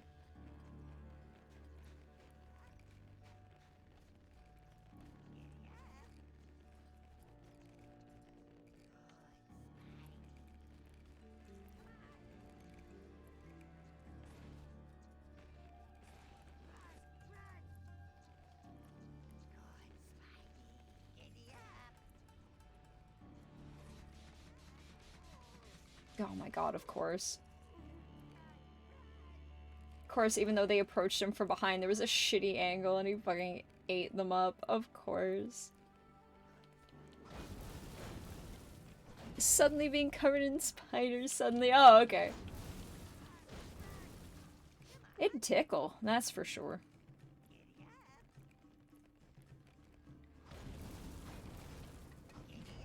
You must be the first person in history to go on a killing spree in order to find a life coach. Oh my god. Hallucination Oswald. So fucking sassy and hateful. I loved her. Stop attacking the fucking Flora. Bruh.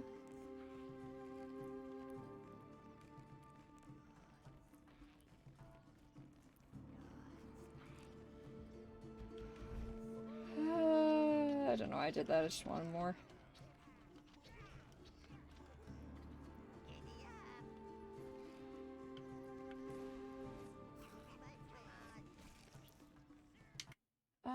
Map. I turn around, I can go get more. Don't remember where the other ones are. And I can open this gate too. Now that I got the Spideys. Fuck off. Get out of my fucking way.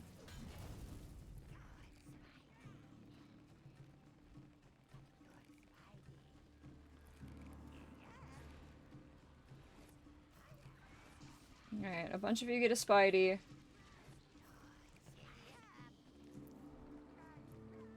Okay.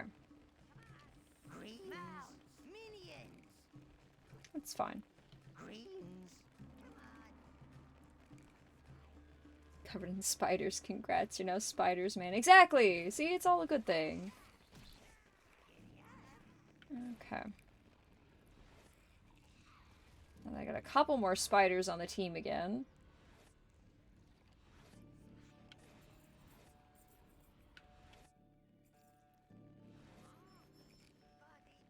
I got some money.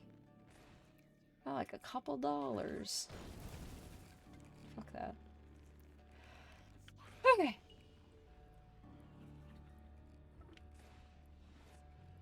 On to Everlight Town, sire.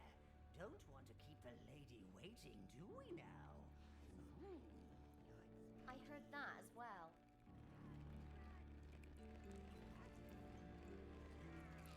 Spider-Man is one of the coolest yet creepiest Spider-Man out there. Oh, we talking about Spiders-Man?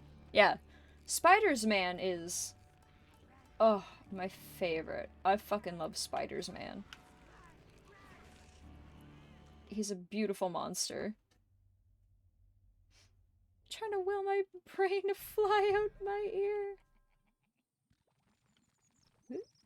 I'd be okay with it.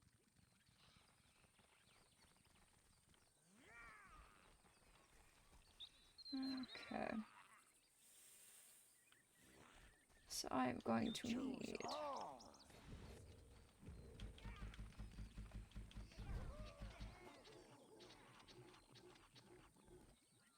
God, we need to get some reds. I threw so many of them in the pit to melt my sword, and now...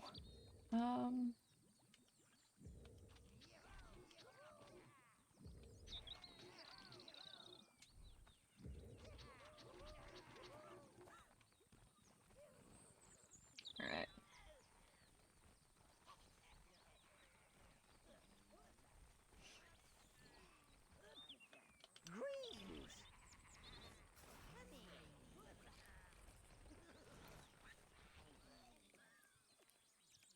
They really do want me to front more. Alright. Let's get rid of our reds.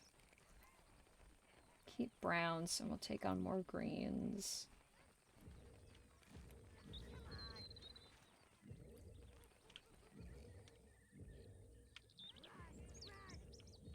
Yeah, oh my god. Alright. Boo. Spiders, man, and Uncle's Ben. So, in Spiders Man universe, is Uncle's Ben just a pile of sentient rice who believe they are Uncle Ben? Do all of the rice collectively believe and agree that they are Uncle Ben?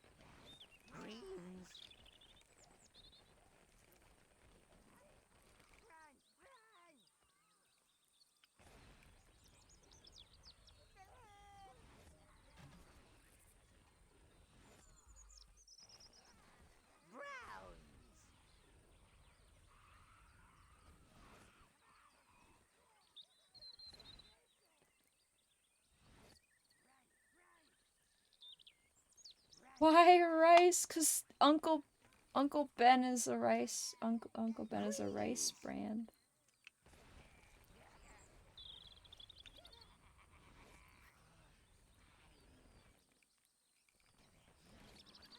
Ah.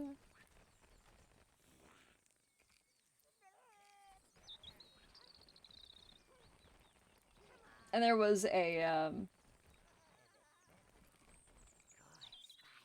there was I can't remember if it was like YouTube big or Vine big or what, but there was like a Spider-Man Uncle Ben murder meme that went around for a little bit, and it had to do with the rice.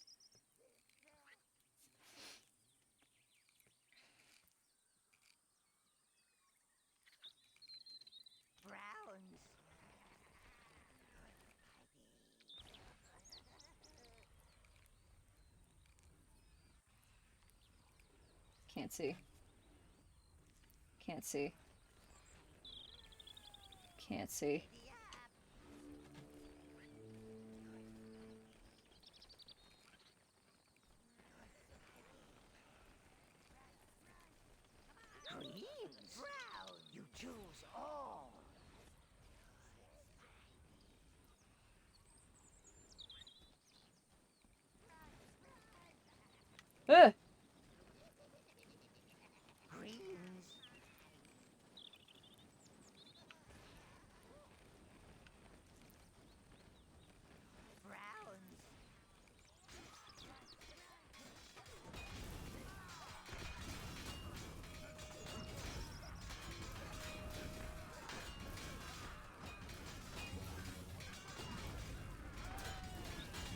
course.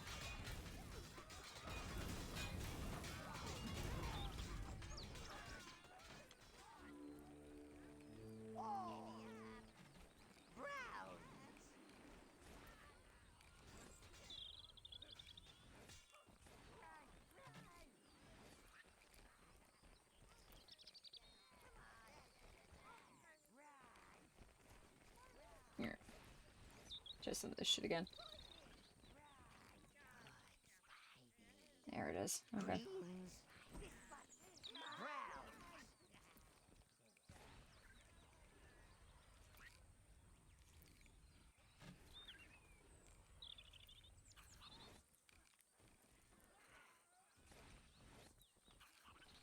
There we go.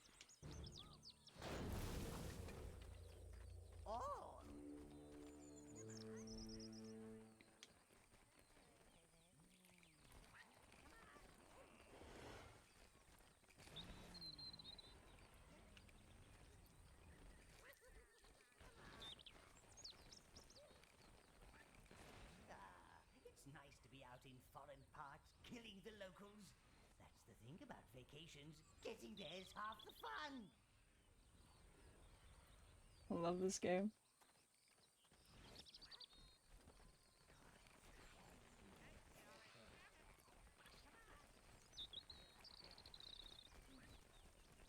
Giddy up.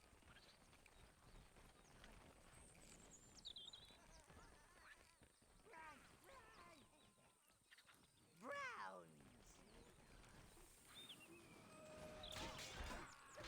Queens. Just need y'all to be there for a minute.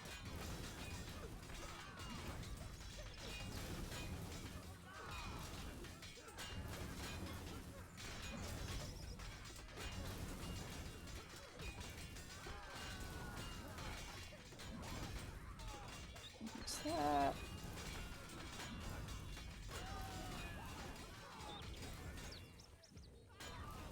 There we go. You choose all.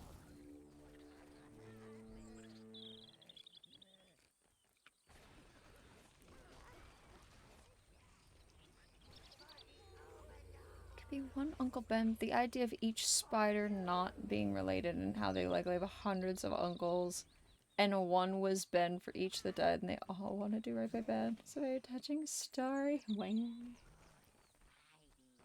People just haven't considered the complexity and the potential of spiders, man. And it's lost. It's gonna be a lost art. And honestly, it's sad that they wouldn't even try. Greens.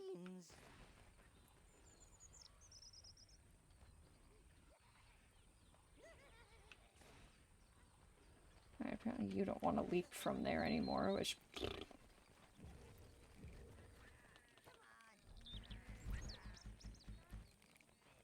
God damn it. Every time with me. Reds.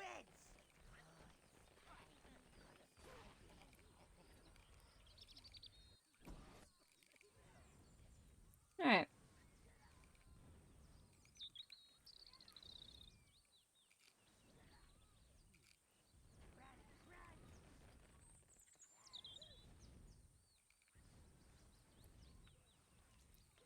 Greens.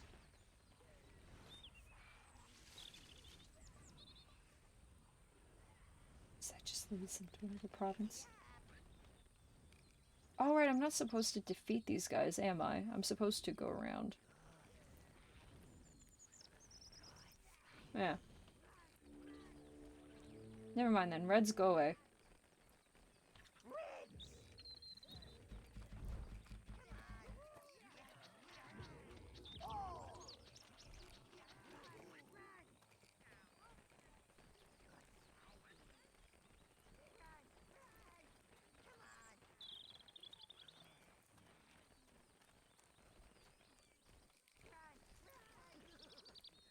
Never mind, I am supposed to kick their ass from there.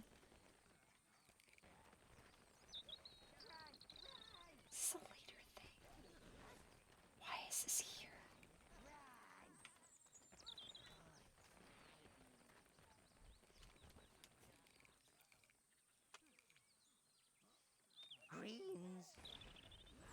No, don't do that. Go up in there. The fact that none of y'all don't pounce. Yeah, now you do it. Bullshit. Fine.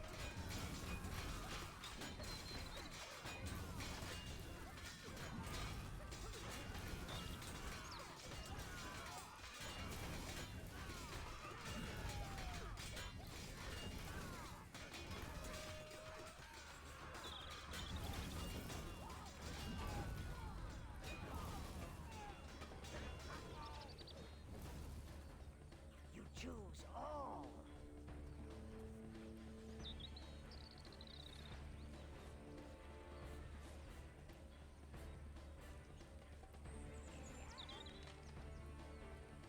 Hidden coconut. Okay.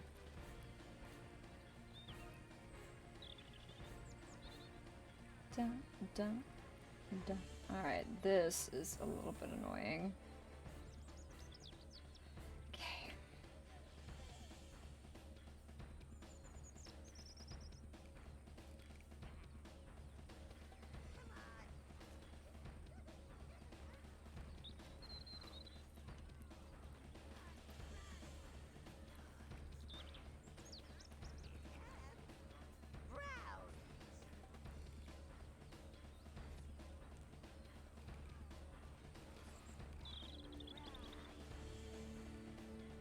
And back. Camera, please.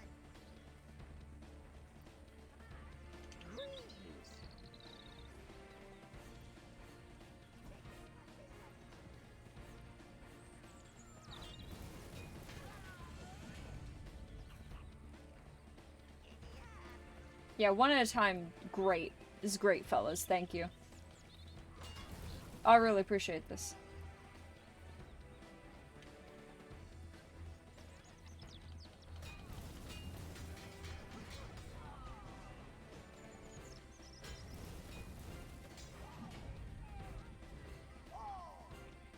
Formation forward!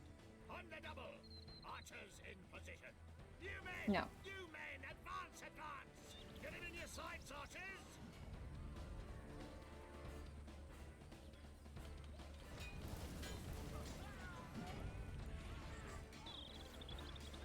So we destroy that. Call them back.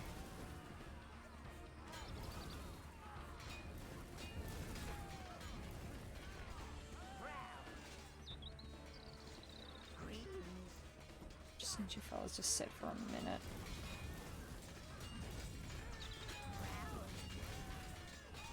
I need to watch this because there's an archer or two up top.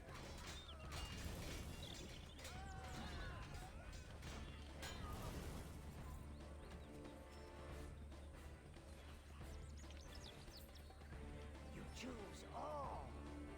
You formation! Be quick about it!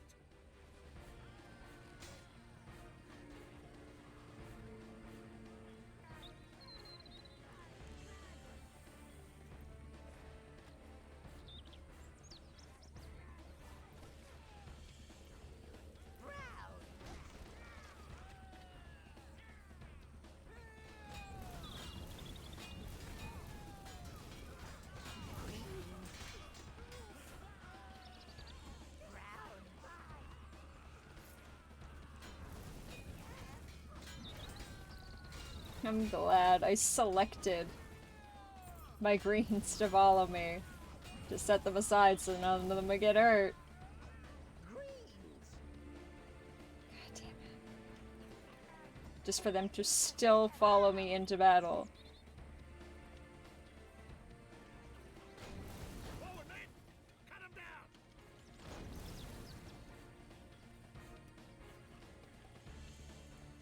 God damn it.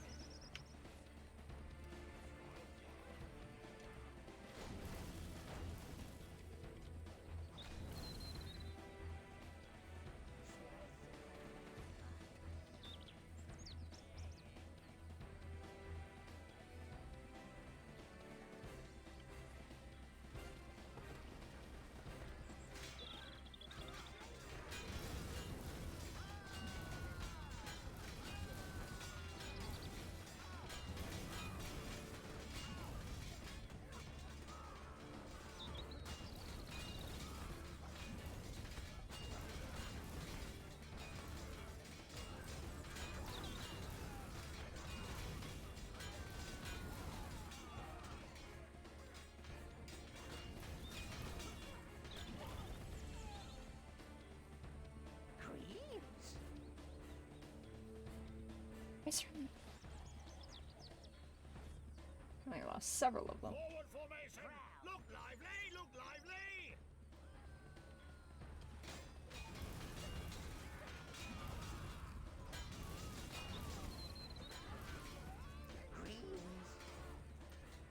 Y'all need to go up here. For too long. And eat him! Thank you.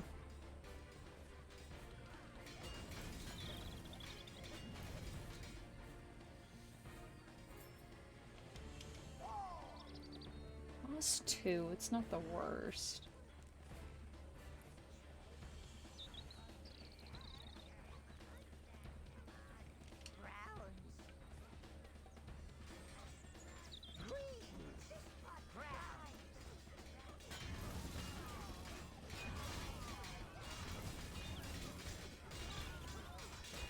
I think they just want part of the action. Not supposed to be the action, they're so tendy. Hilariously not as tendy as the blues. Literally, if an enemy sneezes on a blue, they'll die.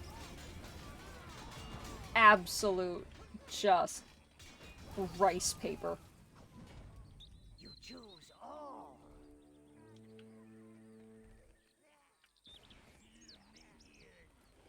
Alright, y'all pick up this shit, please. Nothing breaks the formation like a giant man with a fire sword. It definitely puts a damper on some things, I think. Blues dabba-dee dabba-die. Oh, they're gonna die. Fucking blues.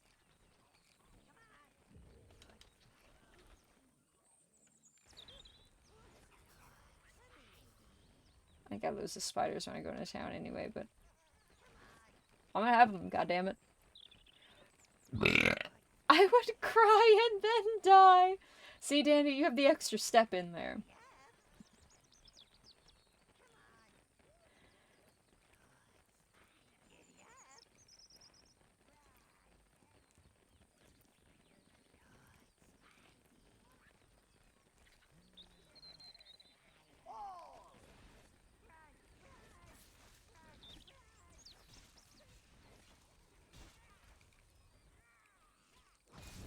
Bucky fruit.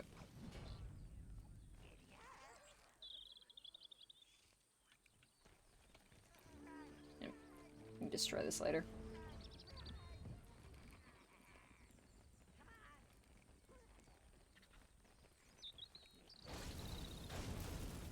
God, I remember when I had all those upgrades piled up in the last area and then I just like left them.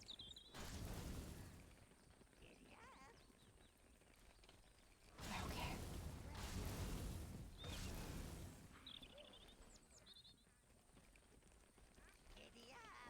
Fuck out of my way. Fuck off.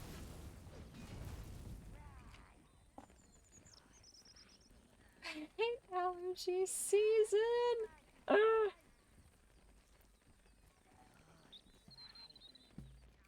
Clearly, this is the You're right. place Empire citizens like to go when they tire of city life. Seems the local elves are being reduced to catering to the every whim of these obnoxious bloaters, debasing their once proud race with the ignominy of servitude. So it's not all Those bad. titty physics. FedEx. Those titty FedEx. I haven't been able to speak like all day. I'm fucking gone, bruh. That girl might have been lost. But I'm fucking gone, bruh.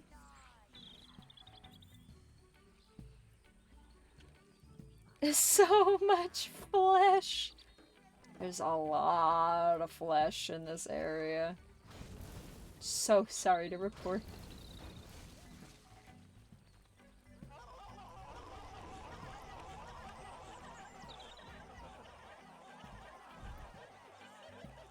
We're gonna be Danny.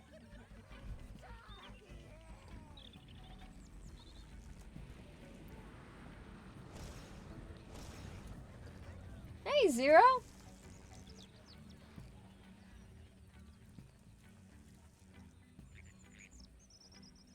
We are now Danny. We are the Dan.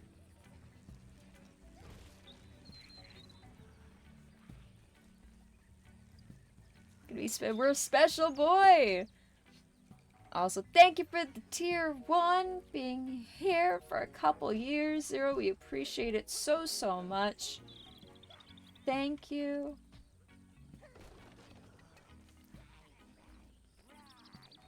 Does anybody need that? No. Fenton? Can't be Sure. bought, but I can be stolen with the glance. I'm worthless to 1, but priceless to 2. What am I? I don't care. Care. Excuse me. Pardon me. Search uppies.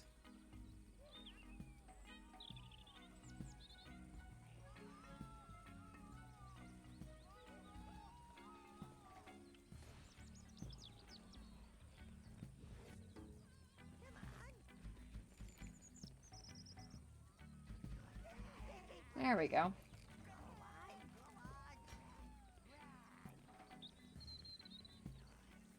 I know the next blurb. Okay, what blurb do I need?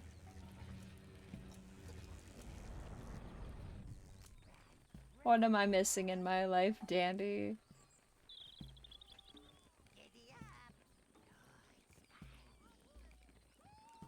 Oh, that. I No, heard some of the elves Jacob. got into Nordberg and started causing a fuss. Quentin, the natives are restless and heading this way. Greens taking ground.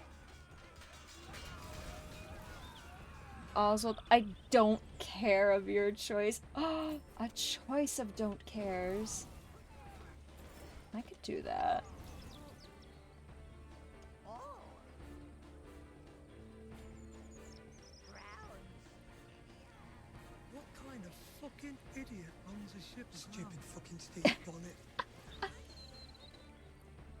I think a don't care blurb would be very good. We can make use of it. Can't aim. Can't aim. Red greens. Brown.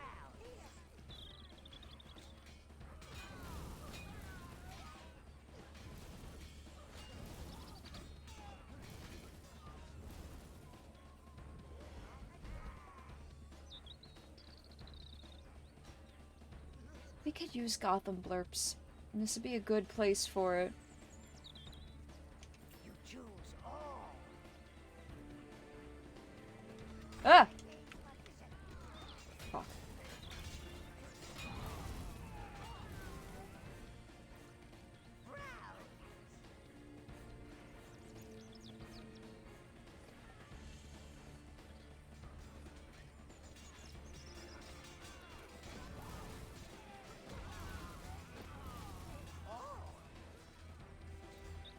Get in there, get in, get in there, get in there. Ruin the tent.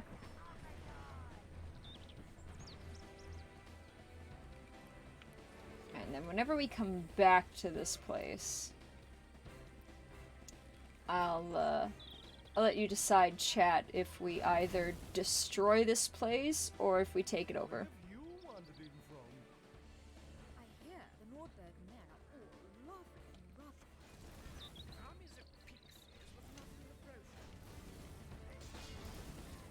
Catch me going to Nordberg. Although they do cook slaves. I haven't heard from Governor Boreas lately. Do you think he's okay? Does it generate value? Oh yeah. If you brainwash a city, it generates value. Fuck! No matter where it is. So next time I teleport to this city, there will be, men.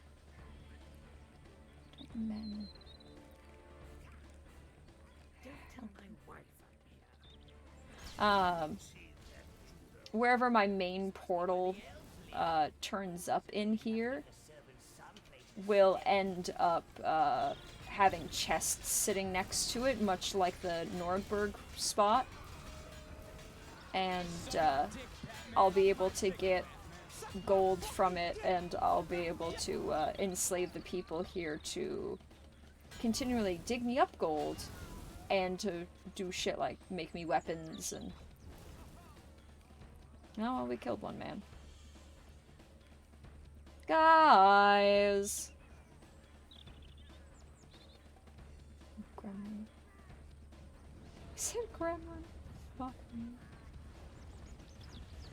Minion. New way to find things well. Yeah, we won't be able to 100% this place because we killed a man, but... Give you tribute. They do give me tribute.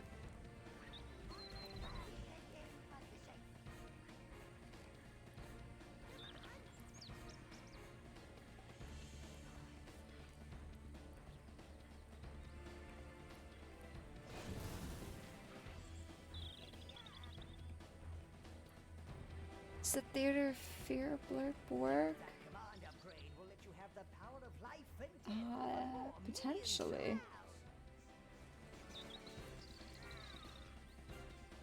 Don't know if it's on right now, but I do believe we still have it.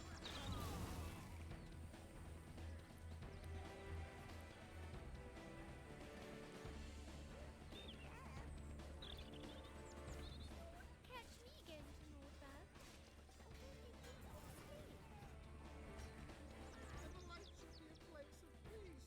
So you guys just got left behind, I guess? Yeah.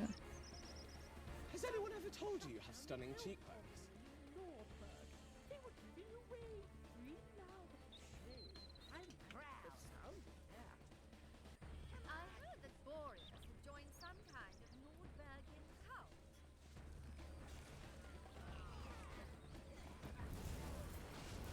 Alright. Gets rid of that problem. Artifact. Oh, yeah.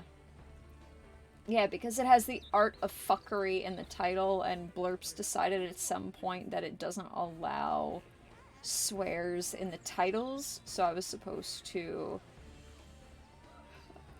basically make that one from new.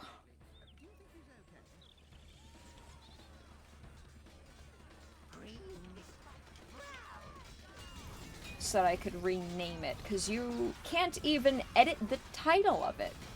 Because why would you be able to do that? That's just silly. No, you have to delete the blurb and make it all over again with a new name they can accept. Even if you had already made the blurb on there beforehand. No.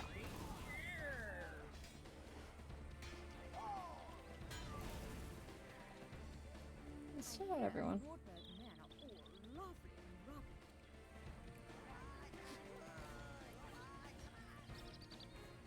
How far in the video are you? I'm still at the 4 hours. I didn't get to finish the last hour yet. I'll have tomorrow off. This place makes my soul hurt. We're busy and tired the last few days, but... Yeah.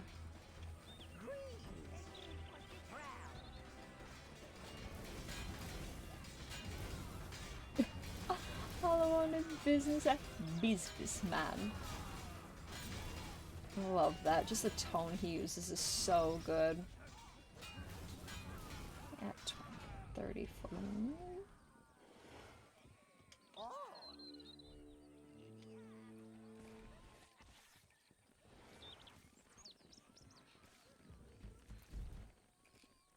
Alrighty. Have you gone through the alone mission? No. It doesn't sound familiar. So I'm gonna say no. And I know I need to backtrack a little bit in the video because I know I slept through part of it because I'm insatiably tired lately. But no, alone mission doesn't sound familiar. Good girl. Alright. I'm gonna try to get this last bit finished before I pack up Overlord for tonight. Because this is the boss fight where we get our next girlfriend. And I always need to check up on the strategy for it. Because it gets me every goddamn time. Would you be willing to palpitate my wife? That was fast. New girlfriend, new girlfriend! Where Soap is going through the city trying to reach the church where Ghost is. No, but that sounds horrendously gay. Where is my... Oh, that doesn't help me. I need to open an internet, but it won't let me. Of course, because why would it? There's a part where it describes what's happening as fuckery, and then I heard it and immediately thought of the art of fuckery. Oh! Oh, God. Ah, pick up my floor phone.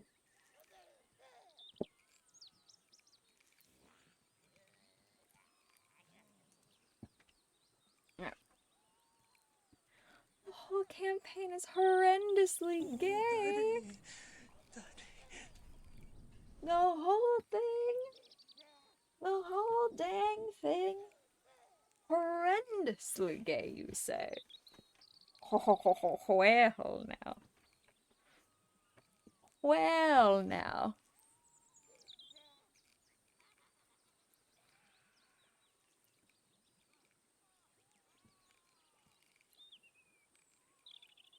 You'll hear it. Oh, I can't wait. Okay. Hair, yes. She is. Yeah, she's fluffy, because I washed her yesterday. And I've been flipping around, because now she's getting long for me. What do I want? Internet. They flirt the whole time. Oh, I believe you. I believed you then, and I believe you now. And then I heard it for myself, and I went, dang, these fuckers gay. Overlord II. Juno.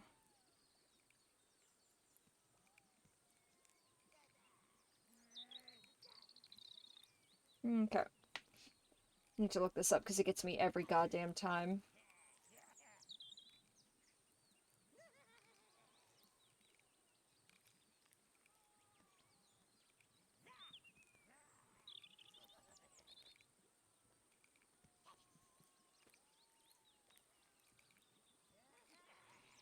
Enter the area through the gate. Go right. Those minion hits will come up once you miss.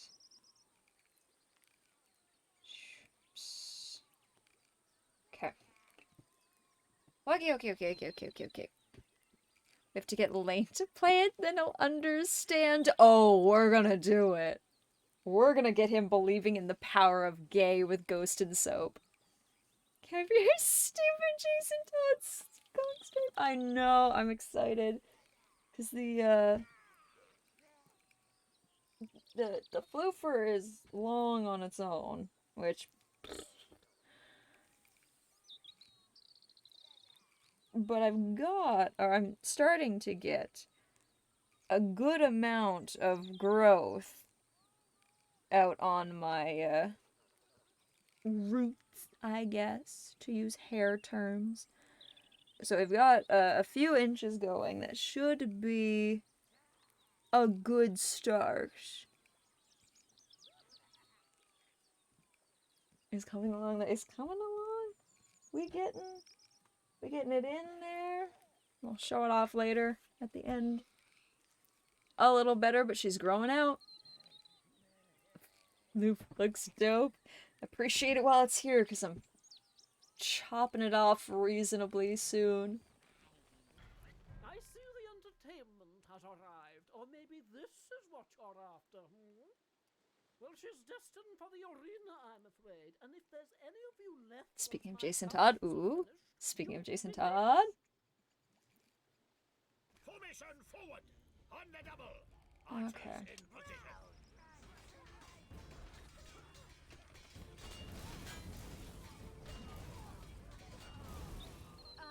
You are here to rescue me, right? You men, advance, Oh, advance. Jesus.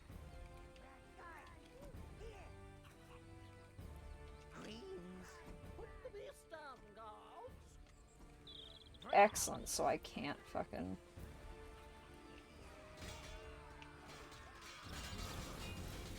Could basically just let them I'm far too pretty for this place anyway. fight and die. It's really my other option.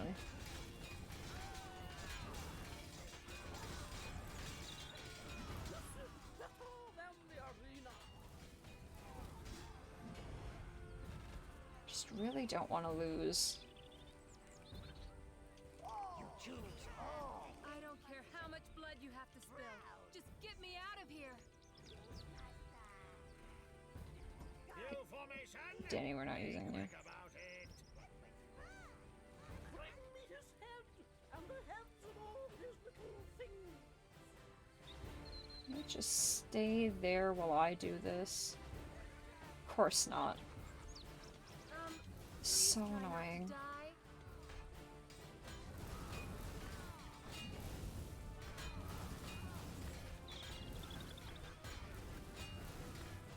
Finish him. I will not have that creature spoiling our resort. Come on! Fuck me! Fight, you little cunts. You are here to rescue me, right?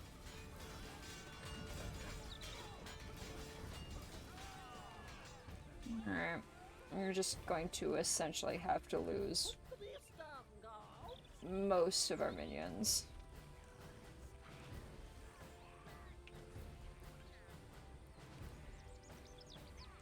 Forward, men. Cut them down.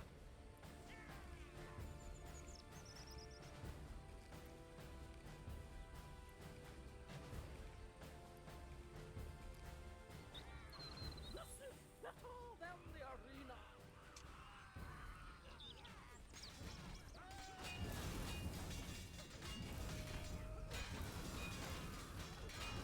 I don't care how much blood you have to spill. Just get me out of here.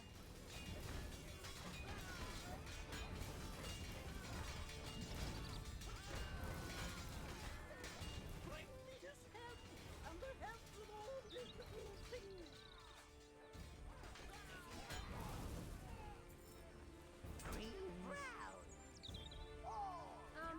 Please try not to die.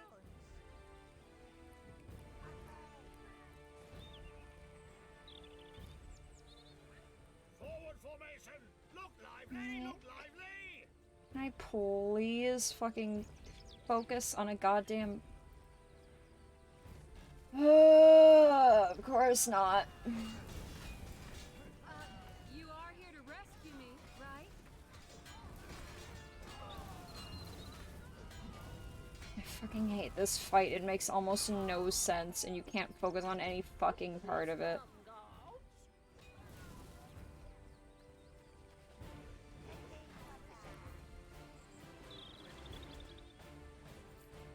Girl, not the time. Too pretty for this place anyway.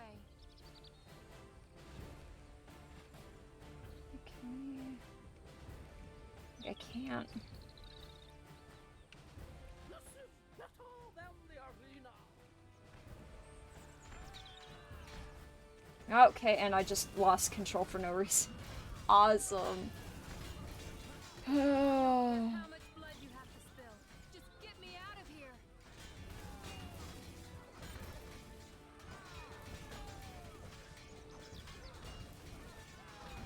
Bring me his head and the heads of all his little things.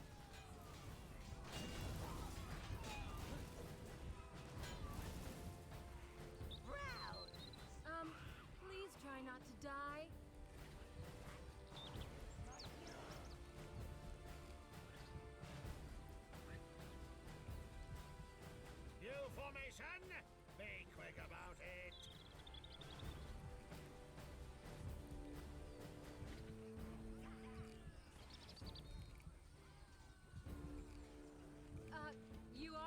fuck yourself. Right?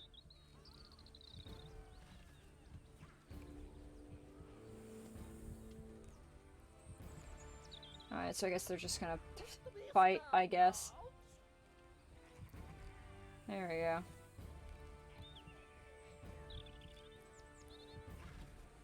I'm almost dead. Great. I'm far too pretty for this place anyway. You choose all.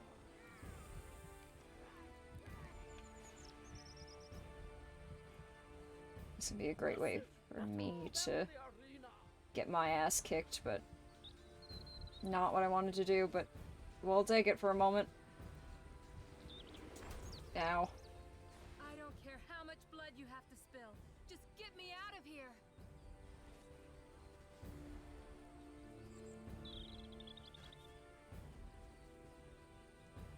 Bring me his head and the heads of all his. That one brown did for all those soldiers. Yeah, that one brown. I didn't think he'd do as much as he did, but he started fucking pulling weight.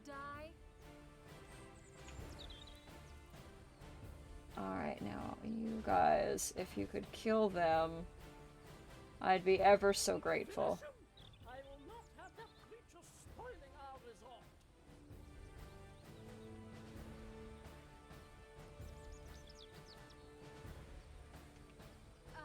You are here to rescue me, right? They're slowly getting their asses kicked over there, but...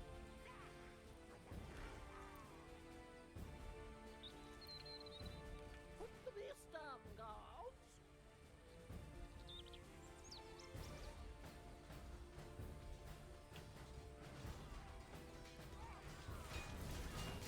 I'm far too pretty for this place anyway.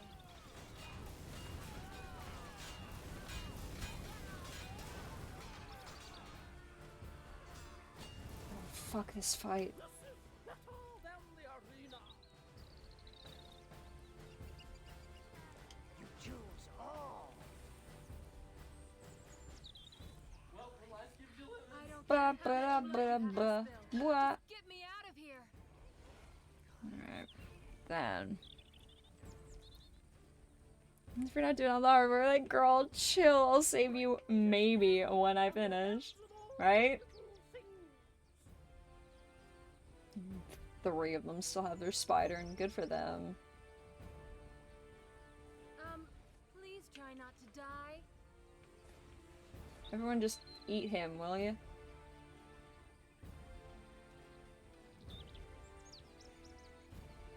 Finish him. I will not have that creature spoiling our resort.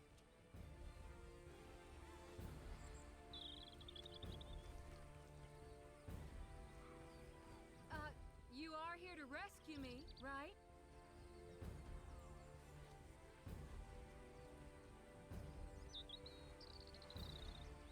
And these little guys go up top. One soldier at a time. He's getting them.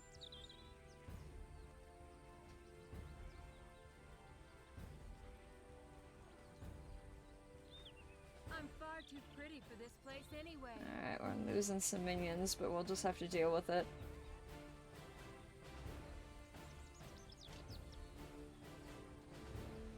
This is battle down the arena.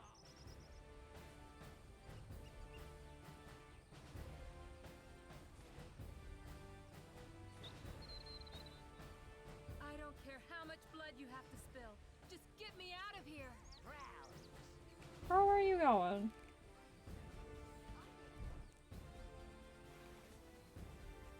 Bring me his head and the heads of all his little things. No, why? Okay. I guess we're only allowed to go that far. For whatever reason. Please try not to die.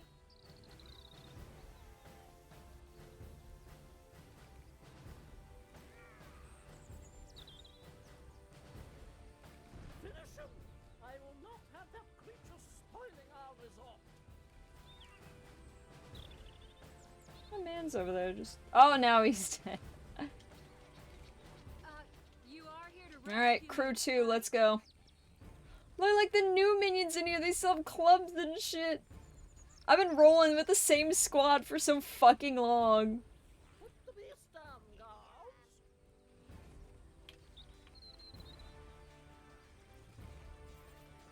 We might have to pay Mark Hamill a visit.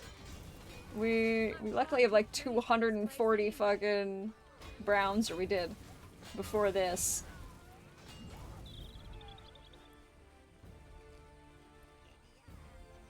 This is better than the arena.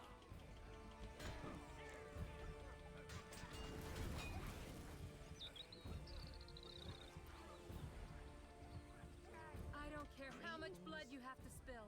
Just get me out of here.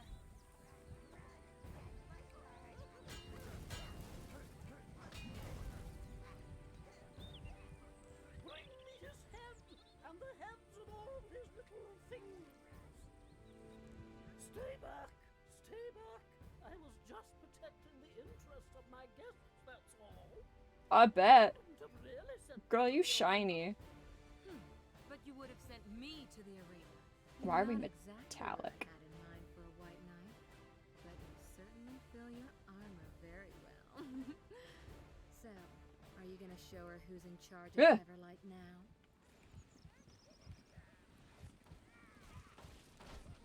My fucking kingdom for a health potion. There we go. Browns.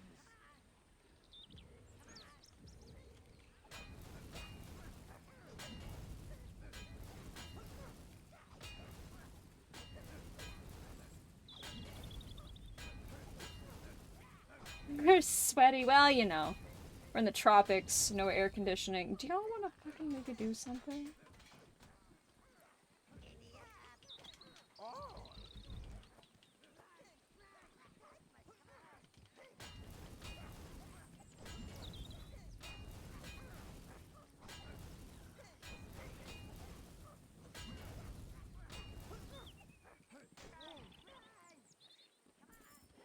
Rad. Okey-dokey.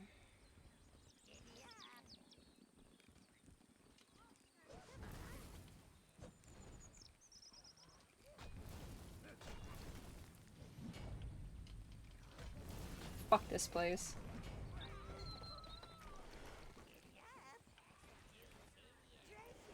Oh god, we could use this. Ugh. Give, give, give, give. Give, give, give. It's like killing baby seals. It's so fruitful.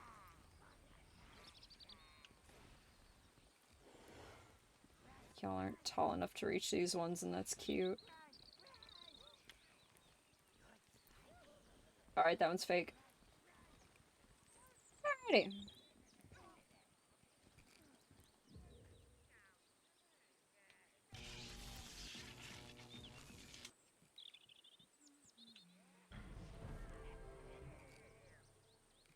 Guess we can always kill her later if we want. Someone give me that. Hey, baby! Never mind. Accept. A way out of this place. What? She's not coming here, is she? Oh, the more the merrier, eh, sire? Hello.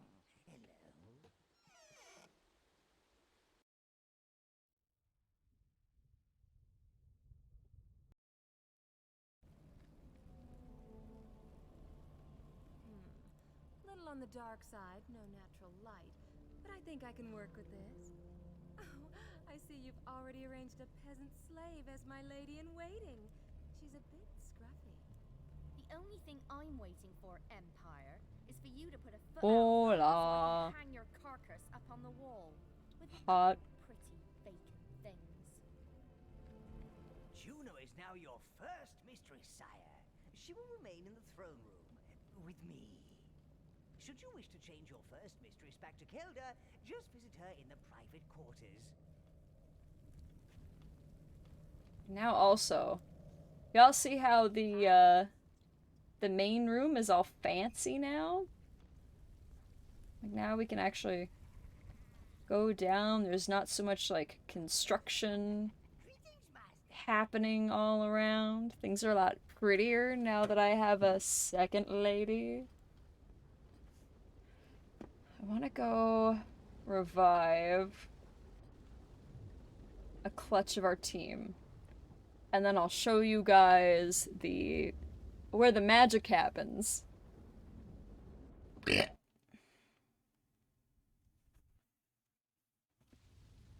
We'll make a couple little choices and then reborn the team. And then we'll wrap up for tonight because we've done a little bit. Not a lot of it, but a little bit of it.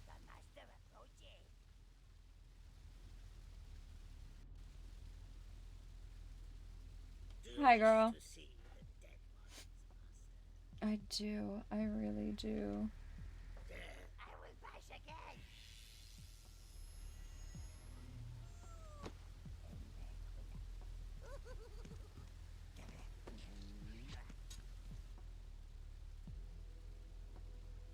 Level 5.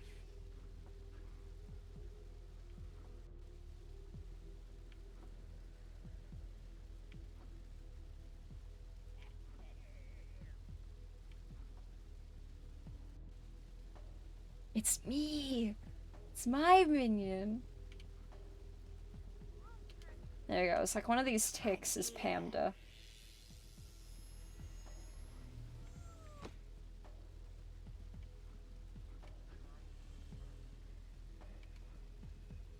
There's a third tick.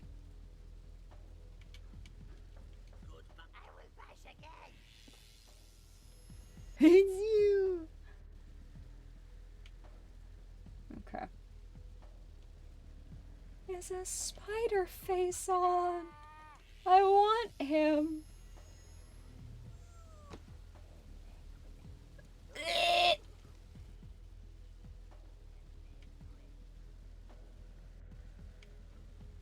Alright. And then maybe off screen Yeah, I got the hits. I'll try to farm some brown minions somewhere and then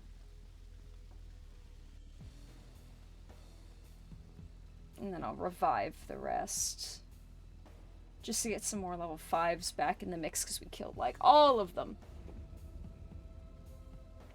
Can you bring back their wolves and spider mounts? No, the mounts themselves are not personal and special. They're given to you in designated areas, so they're all the mounts are the same.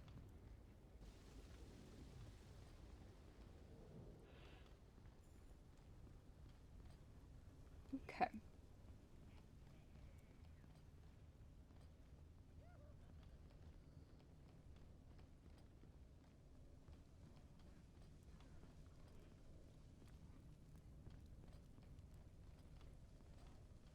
Palace looks so much better now. Oh. Alright. Now look how this place looks. Look at the upgrade. Just because I got one more lady.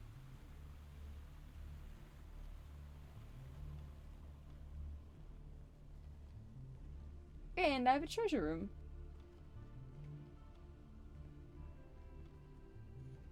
Which this was a thing in the first game too, where once you had a spot to call your own, there was a treasure room, and it was just a room, and it will fill with gold. Like, the piles will get bigger the more gold you collect. So, if I... Oh, there we go, I got 15,000. So, this is what it looks like at 15,000, and the piles will get bigger the more money I get, and they'll shrink if I spend any on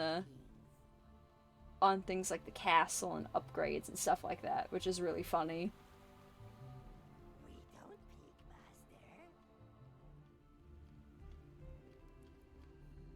That's what it did in the first one, so I imagine.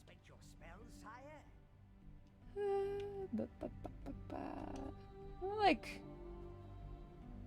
a third destruction? Make sure you keep an eye out for catalysts, sire.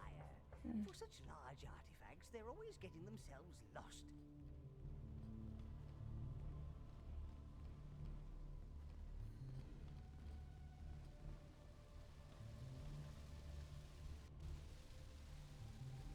It's so cool, just in general. We get to see the tower, and then you get to see, like, the minion hives, or what you're looking at over there. It's so cool. Gargoyles, it's like Gotham. Max out gold and other collectibles, yeah. You can see how broke you are. Legitimately, you can. Alright. So here's the thing. So these are things that we can buy that Juno gives us. You've got a good eye. I think your Dark Tower really needs one of those. And then Kelda also has a few more things.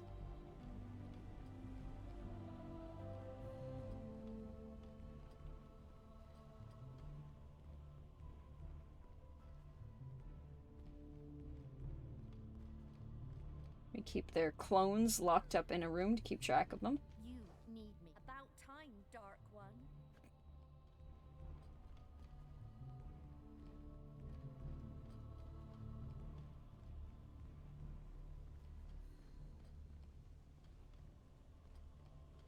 So there was all of Juno's stuff.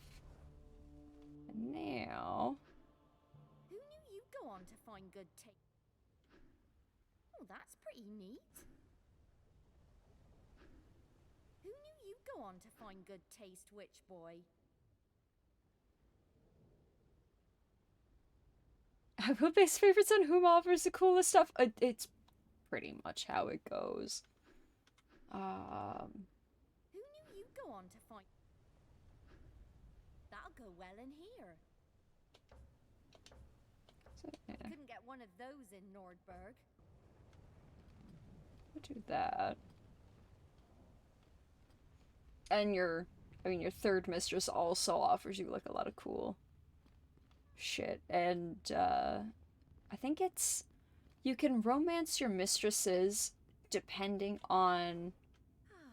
Back in my rightful place. Depending on how many of their things you buy and put on display in the castle. So it's like if you buy all of Juno's stuff and put it on display, you can romance her. And you can do it for Kelda, you can do it for your third mistress. Me. And then I'm pretty sure you can buy like an even amount of them and display them, and you get foursome with your Tasteful. mistress-eye. How wonderful. I You're want that. spoiling me. Almost. Exquisite. That perfect. Exquisite. That should make the neighbors jealous. Is cool. How I do like the wonderful. spiders. You're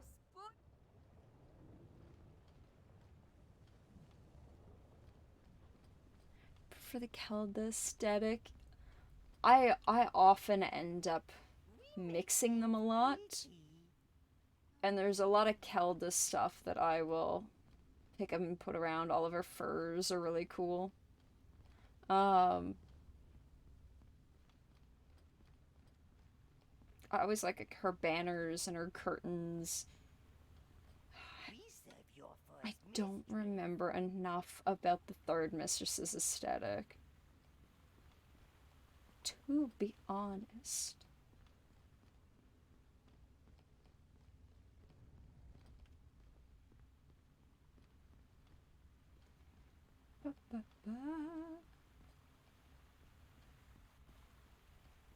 It's a sex game, pretty much. It's kind of like an overly complicated meet and fuck. To be fair.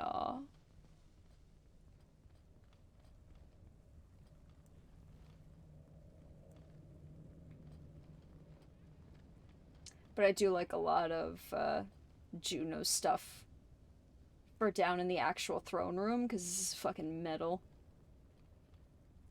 Look at all this. I like the spiders, I love the snake throne, the lion alcoves, mostly because Kelda has a lot of like minion aesthetic. And this just looks so fucking cool. It's so metal. Ah, Kelda, I approve.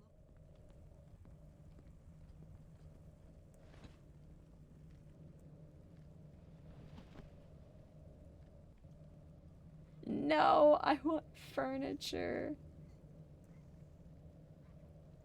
Child of the Empire. For lunch. Mistress Juno has some intriguing information for you, Master. Those midget thingies of yours. Each to their own, I suppose. I saw some blue ones being taken off to the arena. That must be our blues. This is a great opportunity for a reconnaissance mission, sire. Get our blues back and get to know our enemy. Well, if you've got a boat, I can show you the sea routes. It's the least I can do for now. Bit of a it's a yeah. Not the fucking best. So, this is the glorious Empire. Doesn't look very glorious to me. Not enough dark corners or dank pools. No anguish screams. Ah, amateurs! Okay.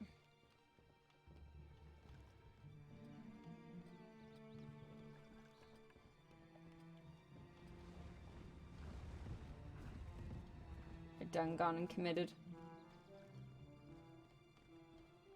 Hey, look! Intruders! I never thought I'd be seeing Excuse my me. old homelands like this. Well, guess I better give my new man a tour of the place. This harbor is the hub of city trade. So many wonderful things to Excuse buy. me. Of course, you can just steal them, which is much better. Ow. Get away, sire! Watch Ow. out for the guards. Fuck off. I just need through right quick. Guys, just right quick. Guys, I promise, it's just right quick. Guys, it's just right quick. Guys, I promise.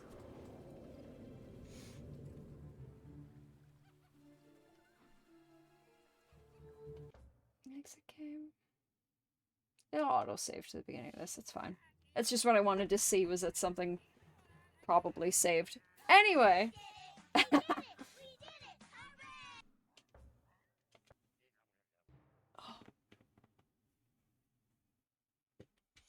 Oh, good. The internet window I wanted that didn't fucking happen. Horrible customer service, right? I don't know how to serve anyone. They just want to be served. Yeah. Oswald. Boy. Oh no, he's hot! Yeah, he is.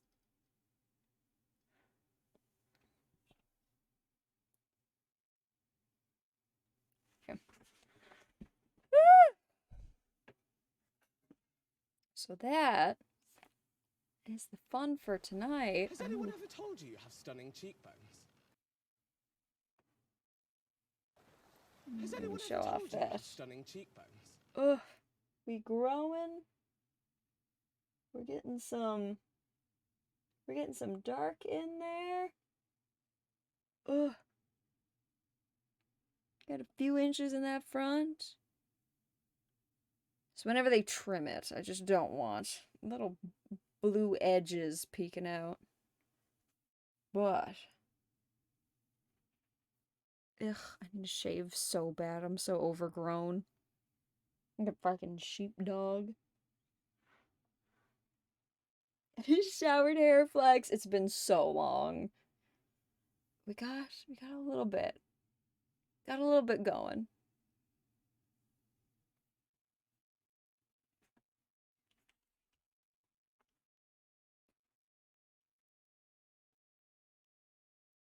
Dumb as fuck. She's not bad considering the last cut and color she got was in like August. So now she's just kind of acting on her own. How much do I want to trim it down? Pretty much, I'm just going to cut all the color out of it. So she's going to be a lot shorter. But then I'll just end up growing it out again. happens all the time. Most of the fun of it is lopping off like a half to 2/3 of it and then letting it grow again, because it's always somewhere between like 6 months to a year that it's completely back. You should just trim it? No. When I tell you, lop is a very fun word. It's such a good look for you. Yeah, but I also looked hot with the short version of this too, and it'll just grow out again. When I tell you, Mjolnir, my hair, as long as I keep the thickness of it, my hair does not mean all that much to me. Cut it all off and then you don't need a haircut for months, right? Plus, my hair grows back decently fast and fairly well. So honestly, I never have problems. But then again, I find a lot of people are scared to lop a lot of their hair off because if they are femme or femme identifying, there's so much pressure and like social importance on being femme and having long hair. But when I tell you that having long hair made me hate my hair so fucking much that being able to cut it down real short makes me so happy. Even with the length that it is now,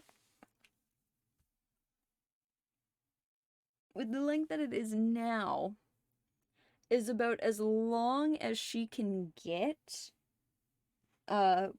before it starts knotting and tangling all the time, no matter how much I condition it, which even now it's conditioned, but she also looks flat to my head. Let me just flip it to the other side and poof, all hair all the time, which is fun. But like I said, it'll grow back. She do this constantly, but she's always thick and heavy and tangles really easily, and especially in the summertime it just gets heavy and hot, and oh my god, I hate having hair. I hate having long hair. And I remember having the shorter version of this. Basically, like, what the poof is doing on top is a little bit shorter than I had gotten it one of the first times I cut it into, like, an undercut mohawk thing. And it was just so freeing. And because it's short, it just kind of poofs and stands up wherever it wants to. It's just... ugh. It's so nice to get it lopped off sometimes, and especially for me, not really identifying as feminine most of the time, to be able to have the choice of getting rid of a ton of my hair makes me really happy. It's a gender freedom thing that every once in a while I just like to get rid of a lot of it and let it grow out again. Because, I mean, I've had the undercut for almost 10 years.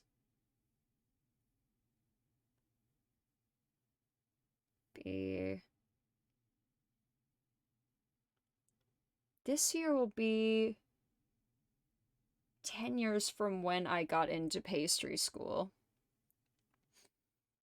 So next year will be 10 years since I graduated from pastry. And then it wasn't long after that that I started getting the undercut. So it's probably been like 7 or 8 years now that I've had it.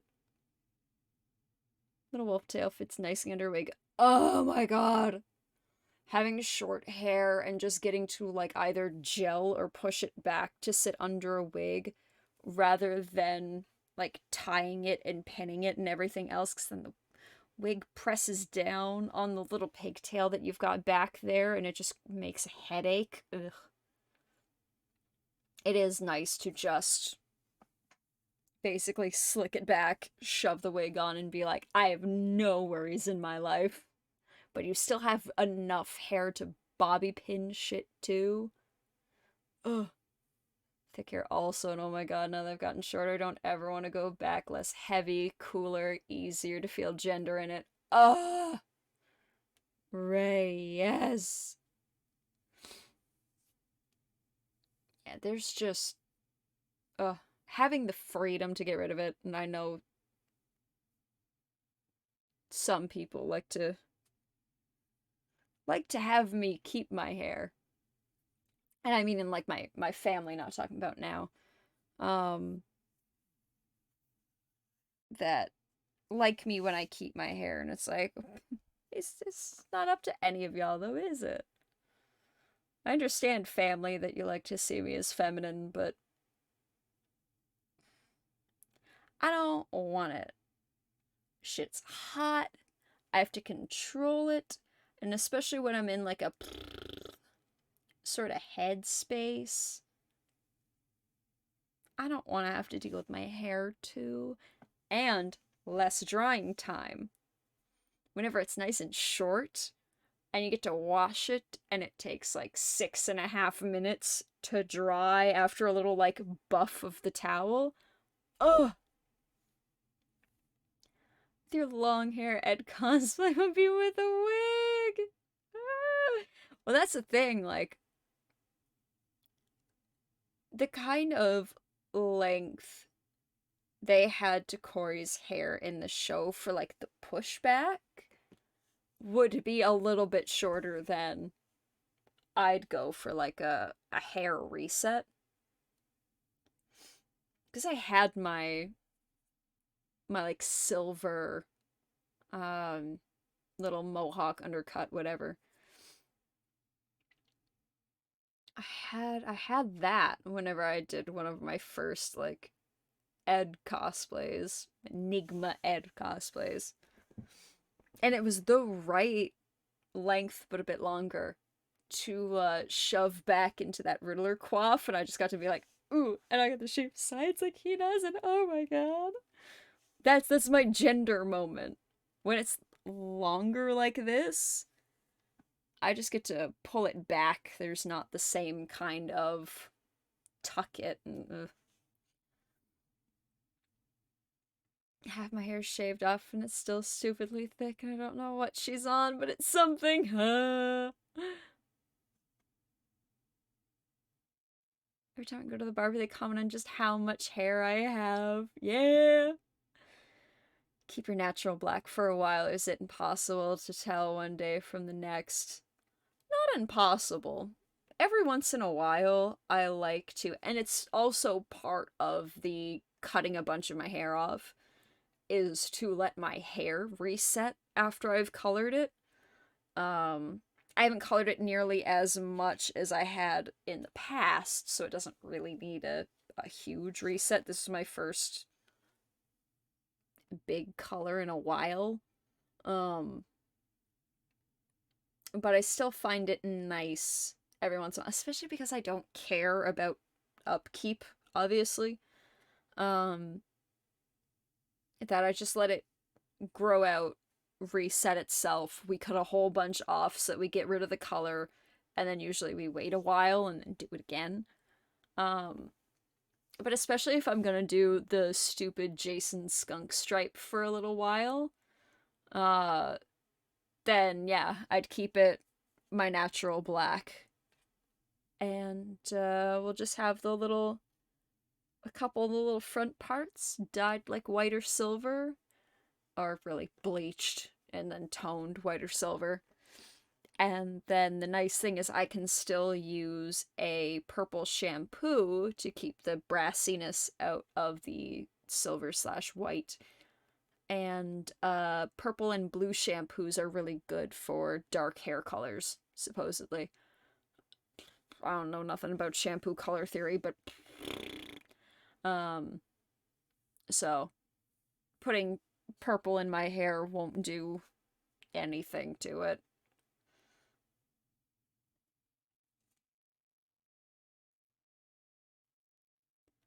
It's a cool color at the moment. Well, the nice thing about my hair is that whenever I do color it, it typically holds color pretty well. So it used to be quite a bright color, but my hair will fade out really, really nicely into like pastels on its own if I just leave it and keep washing. You know, your hair is normal, color fades out. But it always seems to turn a really nice, like, pastel color. And I get to go, oh, neat. That's fun for a little bit. And then cut it out. Shampoo color theory, yeah!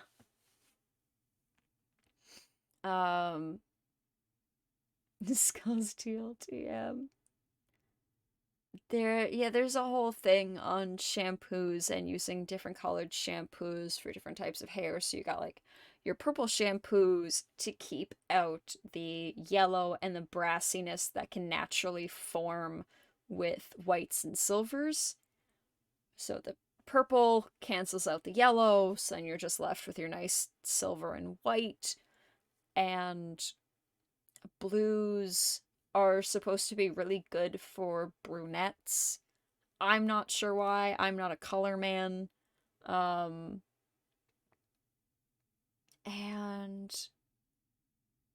like there's like certain tinted shampoos for blondes so that it stays brighter and shinier and it doesn't get that like yellow tint and stuff to keep it from looking like green colored.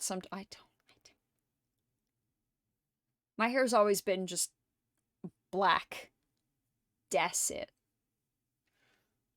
But it's a warm black, like you can see in the light. It's a brown-based black versus some, like, Asian hair types where they have a blue-based black. It's a lot of a cooler black. And my hair is a warm black.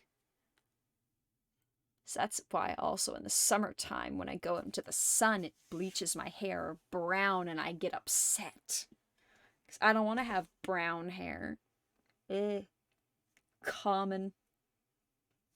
Not happy for me. My little goth attitude. Girls were dyeing their hair black when they got into high school because it was the whole edgy thing. Mine was already there.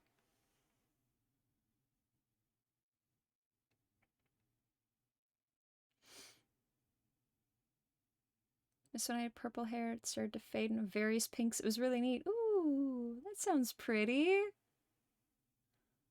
Color my hair sometime soon. The only time I ever did was James Bond. Oh, that's fun.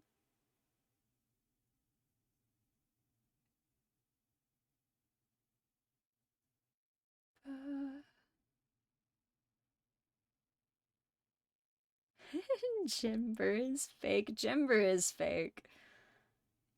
The backlight makes your hair very red shining through. Yes, I do have a lot of red undertones in my blacks. It's usually why if I use, well, if me, my mom or my sister use box dyes of any kind, like blue dyes will turn out a little bit purple, red dyes will go extremely red. Just because we already have a red natural coloring in there. Like I said, it's a warm brown, which is red based. Which is so weird to say. It's a black. I have black hair with a warm brown base, which means red. So there's a ton of box hair dyes like my sister and my mom have tried over the years, and I've only been able to use a couple because black hair. And a lot of the times either red tinted hair colors will stay or it will start turning red or like this weird like mulberry maroon kind of purple red color. Even if it's not on the box just because of the red undertones. Dirty blonde because I wore a hat this summer like a responsible boy, otherwise I'd be platinum blonde. Ugh! Fucking sun bleaching.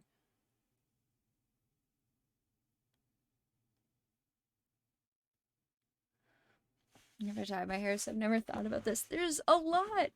And it's one of those things that people don't appreciate what some, like, salon stylists do.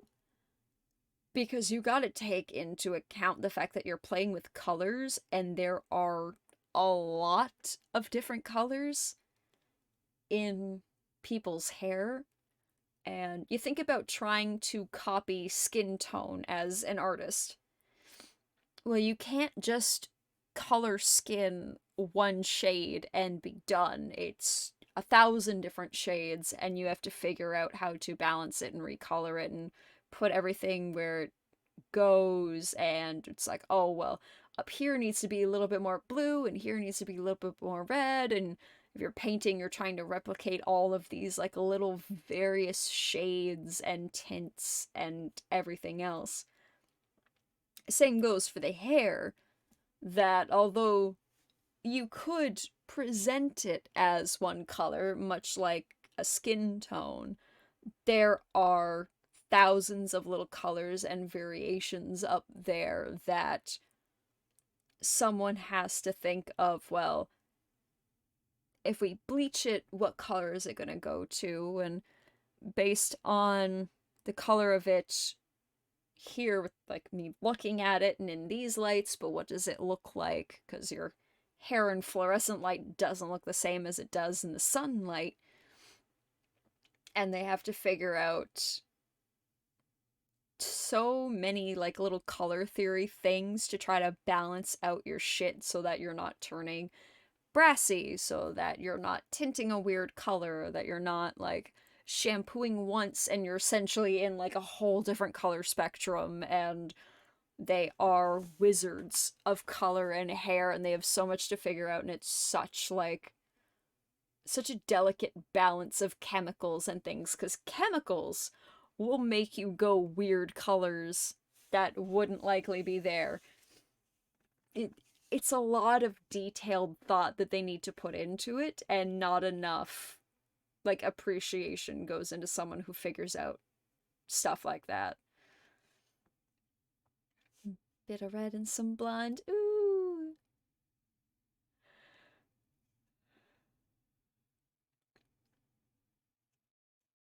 Here's almost fully red. Senior beach trip. Hours and hours in the day. Oh. Humans kind of produce a ton of colors that congeal into some level of brown. Kind of like how blue eyes are actually a special variety of brown eyes. Ooh, we love a mutation. So, people are just made of trillions of colors. And other people have made it their business to try to figure that shit out and make it work. And bless. Bless that they somehow do that.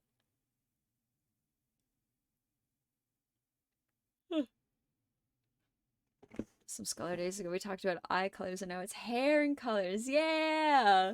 Eventually we'll get through most of the body, if not all of it. And we'll talk about the colors everywhere. But they're just like fun little things and fun little details to be like, oh shit. But I like thinking of things on itty bitty small kind of levels, so things like hair. And figuring out all the colors that be in it and how it all works and everything like that. We like colors here. When they delete the VOD on butthole colors. Mr. Twitch is gonna have to fight me on that one. When we get to earwax color, it'd definitely be before we talk about discharge color. Because then you get to go like, ew, that's a nasty topic. And it's like, yes, but we've also talked about like fissures and rectal health before. So honestly, it's actually pretty on brand for us to talk about like earwax color, to be like, oh, this kind of means an infection, this means you're okay, this means... So, to be fair, asking when we get to earwax color is genuinely like a question you could ask. Talked about slick, can anything be more gross?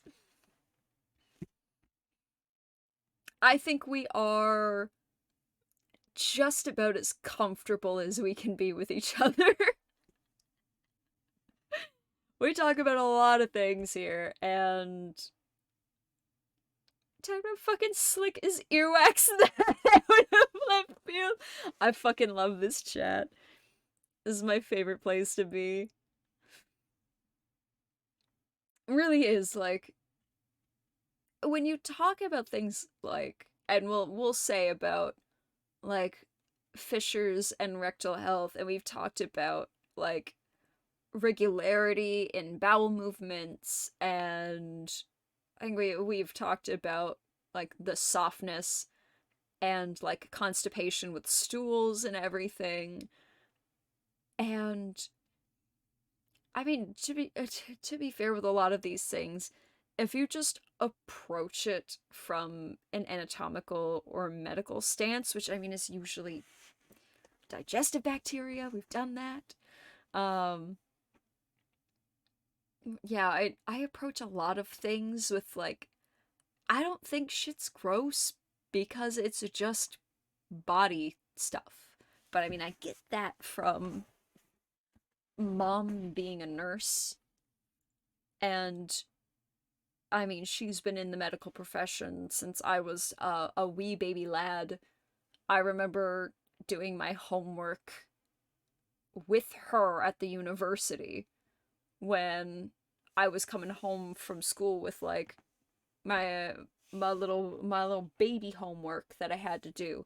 And she's like, yeah, I gotta study because nursing school. And like we would kind of do our homework together and hang out in like a little break room at the university, and it's just like one of those little things that I've been there with her for a lot of it. And the fact that my family is not shy at all with each other when it comes to body shit. It's very much it's important. You should be able to discuss it. It's just about people being raised where some things are a bit of a faux pas to talk about. People are told that some things are like taboo and you shouldn't talk about that sort of stuff. And I will sit here and go, you know what? Pooped last night and it was a weird color. And I will present that as a normal everyday thing because in my family it is. Someone goes, does this seem like a weird color to you? And fully, here's a fun TMI absolutely no one needs to know. This family has fully done bowel movements in the bathroom and have been, somebody has to come see this. And has invited at least one other person into the bathroom to look. And it's either because something is a weird color, a weird texture. There were times I've invited mom into the bathroom after I've used it because I had, how to describe it? My digestion was all, my digestion is all sorts of fucked up no matter what. But in this point in particular, I had like fatty pockets come up in bowel movements before, where you can see just like the fat collected kind of here, there, and everywhere. Like corn, but out of like little fatty pocket textures, and it's like, that looks weird. That's like a little off-white in there, in just like little patches. That's not... Mom! Mom, look at this! Tell me what's happening! She goes, oh yeah, there's just too much fat happening in your diet and your body's not processing it, so it's coming out in the stool. As your body does with most things, whatever you can't process, whatever you have in excess, whatever the body can't take in, it just gets shoved along. So it's like, oh, okay. So I mean, a few dietary twists, bowels come out normal again, and it's like, oh, cool. Thanks.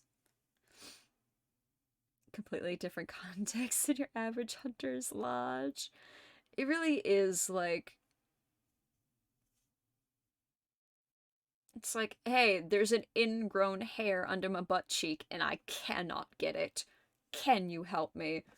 Or like, there was a time in particular where through the night, and I think I've told this story before. I actually know I have. Where my uterus opened through the night and got up in the morning, didn't really move because, you have that lazy morning and you just lay there for a little bit longer. I was like, okay, this is comfy, this is great. Tummy cramps, but that's fine because, I mean, haha, I get gas. And went to stand up and my body went and just got rid of everything that it's been shedding throughout the night all at once. So then you get that, like, bloody gush. You can't do anything about it. And so blood's running down my leg. And I hobble on, like, the heel of my foot and just am, like, dabbing over gaslighting, right? Hobbling on, like, the ball of my heel, trying my best not to touch the floor because it reached my foot. And I got partway down the stairs, and I'm just like, Dad, help. So, like, pathetic. Close to crying, because, I mean, that's what happens. The hormones go on a wave, and it's like, this is gross, and I am sad, and this is not how I wanted to wake up in the morning. I need help. And Dad just comes along and he's like, are you good? Like, are you okay? I'm like, yeah, I just need help to the bathroom. And like, I'm not wearing pants. It's just like undies and a big shirt, as I usually sleep. And he's like, okay, come on, we'll get... And he, like, grabs me around, like, the waist, and, like, I've got my arm around his shoulders, and he's, like, half carrying me to the bathroom. And I'm like, and I'm pretty sure I left, like, drops on the stairs and the carpet, and I'm sorry. He's like, it's totally fine. You handle you. Like, you're good. I'll go handle it. So then he got, like, the little spray cleaner stuff that we have. And I got to, like, just shower myself off, essentially. And he grabbed me extra clothes and brought them to the bathroom. And cleaned up anything I left behind. And it's just, like, being able to know that you have people around that you can just, like, implicitly trust with these sorts of things. To normally, some people would be left, like, crying in the bedroom, not knowing what to do, and not being able to tell, especially a father figure, about, like, a uterus issue, and being like, period started, literally bleeding down my leg. What do I do? Mom's not home. What happens? And a bunch of people would try to, like, panic clean as best they can. They would try to sneak around. You'd like pull a pair of pants on over to try to hide it so you can get downstairs. And it's just being able to be vulnerable about those sorts of things with certain people. And especially like, chat, if we are in a situation together and you have an embarrassing body thing happen, know that I would take it very professionally, and I will help you with your body thing to the best of my ability based on standards and boundaries and understandings. Like, I have been in a number of situations with friends where they're like, this thing is happening. And I go, do you mind if I get in there with you? Like, say it's a bathroom in like a public spot. And it's like, I could help you. I have an idea of what you're describing, but I need your permission to let me in on this. I'm not going to claim I know what to do until I actually see it. And a lot of the times, because I establish this really quick, especially with my physical friends, that it's like, I don't care about bodily stuff. It doesn't really bug me at all. With vomiting, the smell might get me if it's especially pungent. But I am absolutely a friend that if you're feeling nauseous, I can kneel by you and hold your hair while you are violently vomiting out your organs. And I can stand with you while that happens. Give you a little shoulder rub. Keep your hair out of the way. You focus on you. You empty everything out. You focus on the toilet. Keep everything aimed where it should be. I'm okay with that. I've no problems. It does not faze me. But it's just from my family being very open about things and being vulnerable about bodily stuff and being able to have conversations, and that comfort lets me be comfortable with friends who sometimes they can't talk about those sorts of things with their parents, but I'm the weird guy who's totally okay with it, and I'm the weird guy with the weird parents who are also okay with it. So it's like, my friends quickly find out that they can talk to my parents about stuff.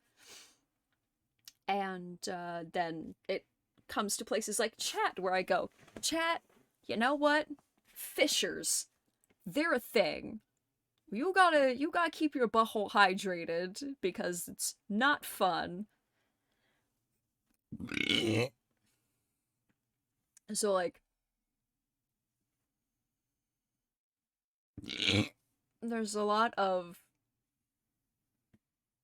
give and take, and like being open with people and being able to like support and share these things. And there's always like, you never want someone to not like, or you don't want anyone to approach something and be like, oh, I know you're like the body guy, here's a thing, and you go, oh, okay. Well, I didn't want that all at once. I still like to be asked. To be like, hey, can I talk about a certain thing with you? And I go, probably. What is it? And then out of a respect and concern, you go, here is a vague thing, and it's happening in this, region. And you go, oh, now I know what I'm walking into. Sure, let's go, homie. And then you get to find out about the bodily thing. It's consent, baby. Consent is sexy. We love consent and boundaries. Especially with weird bodily things. It's in the context of caring for someone providing first aid. I can witness gross and terrible injuries, but seeing as a bystander cleaning up, if I didn't render first aid myself, I end up gagging. Ah, fair enough. There's like a professionalism and a focus you can bring to yourself in a lot of situations where it's like, I'm not allowed to panic because the person I'm helping has the option to panic. If I panic, I can't help them. I am no good to someone if I am panicking in a situation where they are also panicking. Shit don't work. So there's a lot of good, like, professionalism, steely resolve you can get from being like, I know I am the provider in this situation. I know that I am in control, and if I am in control, the other person doesn't have to be. They're free to freak out, to do what they want. They can blah blah blah. I am here as the stabilizer and the rock in the situation, which is like the story I told before about Tasia and her leg, pulling out the fucking like dog hair and her wound infection and the stitches that kept pulling and everything else, and being like, bro, we're here. Let's go. This is care, bruh.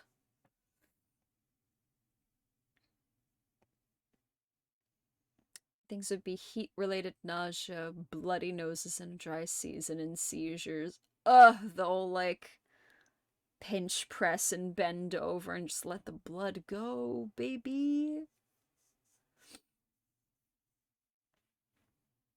Hope it's healed. Well, I assume so. I haven't spoken to her in a while.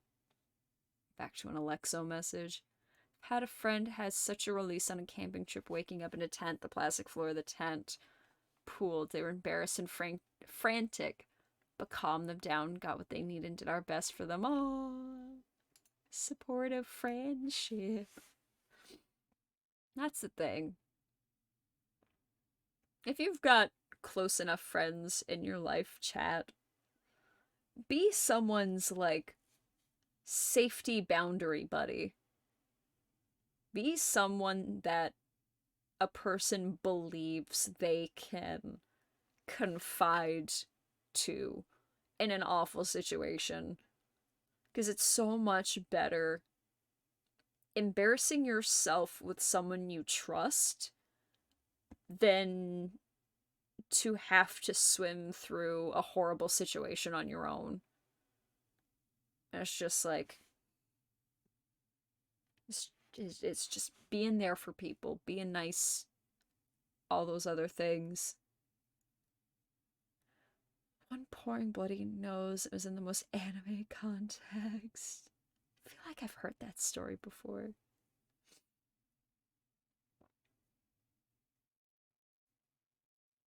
Professionalism of not freaking out. Yeah, and some people just have the ability to lock it down, and some people don't. And that's totally okay. But I've been through enough.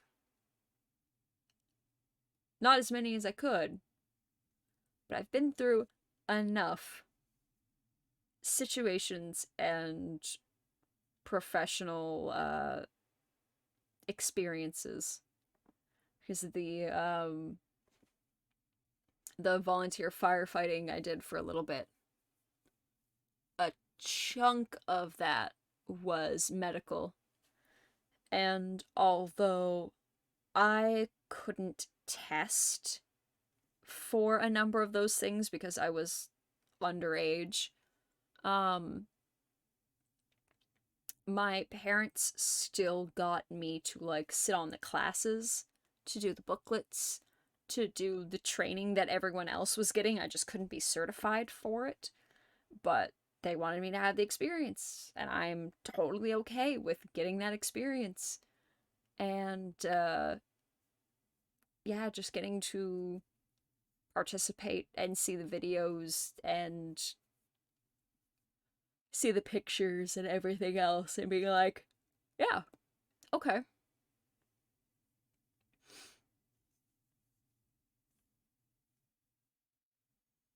Numbness cleaning up. Aw, sick doggos aren't fun. Poor sick poopers. The knowledge of it. I have some knowledge of it. I have much less knowledge than I did then. That was, like, back in high school. So, tee hee ha ha. Like, 12 years later, I'm not gonna remember it quite as nicely. Um, or 13. 13 years after the latest age. It'd be 17 years since I started. Fire departments do a lot more medical stuff than people think. Yeah. FDNY actually runs all the ambulances that end up at emergencies.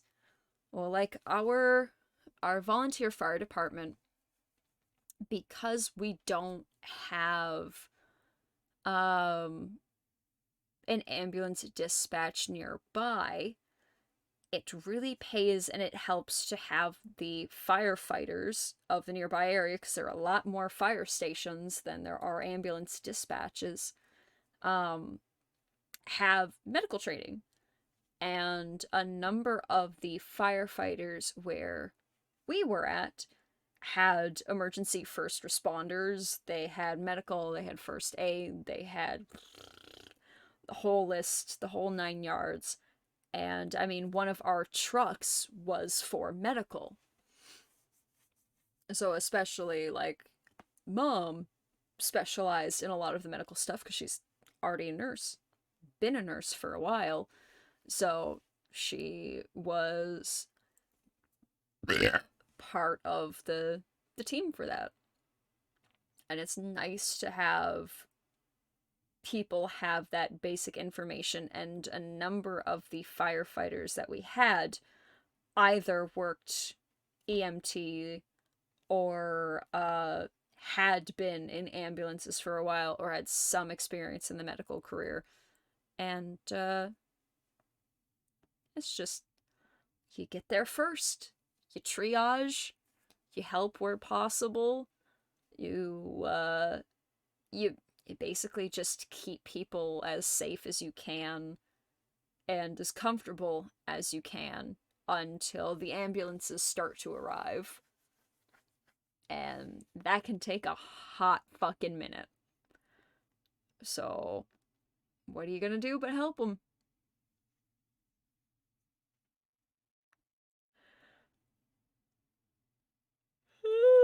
It's too late. It's too late. I need to go to bed.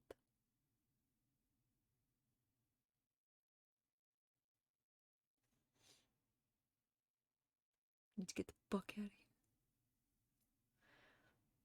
Ambulatory service. 200 miles away, local fire department, state troopers refers to EMT. Yep. It's important. If only police were useful. But, you know. So yeah. Good times, good chat, good stream. Soulmate AU update. Thank you, Dandy.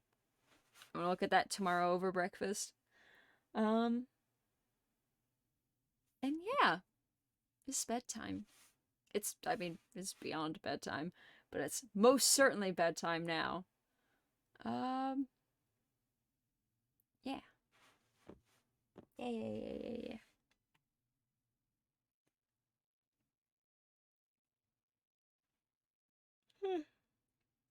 Sleepy boy.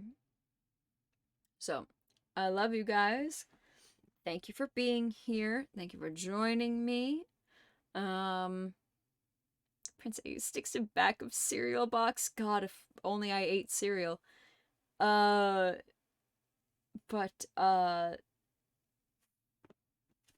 much love.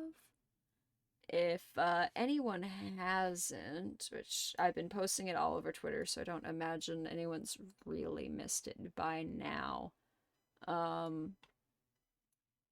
This is like my final call for Valentine's Day cards. We got a few people. I'm pretty dang pleased about that.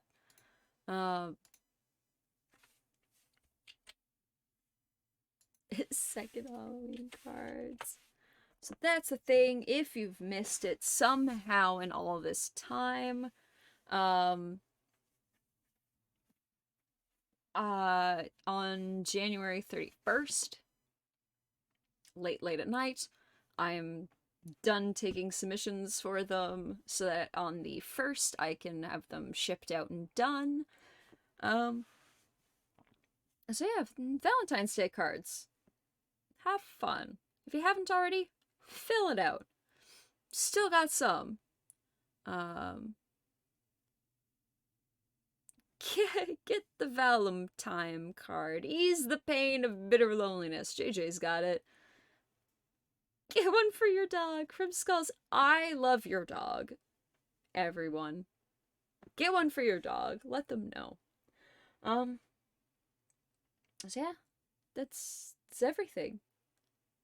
Love you guys. It's been a wonderful night. Thank you for joining me.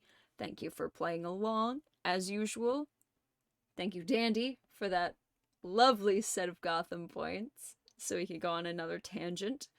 And we'll figure out more things as we go. I don't know. I'm tired. I'm pretty fucking done. Idea for the new Gotham clock tower. Can't even speak. Probably photos on Twitter before long because it can't be stopped. Fuck yeah. So, that's everything. Has anyone ever told you you have stunning cheekbones? Once or twice, I guess. Yeah, that's everything. Good night, good day, good afternoon. That's got to be the best part I've ever seen. So it would seem. Alexa with some biddles. Gotta wait for it. The Giant's Clock Tower. Fuck. Wish I could order from that bitch. I'm waiting for the sound to come through.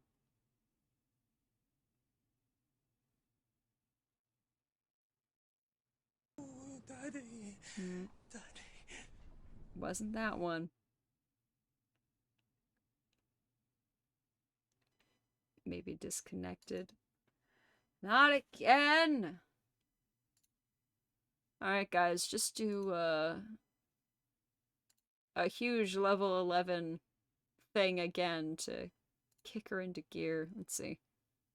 I can't be bought, but I can be stolen with a glance. I'm worthless to one, but priceless to two. What am I? I don't care.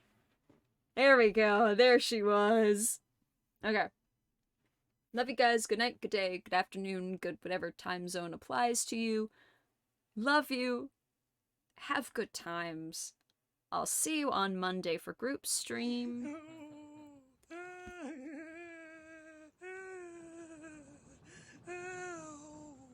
Oh, Daddy.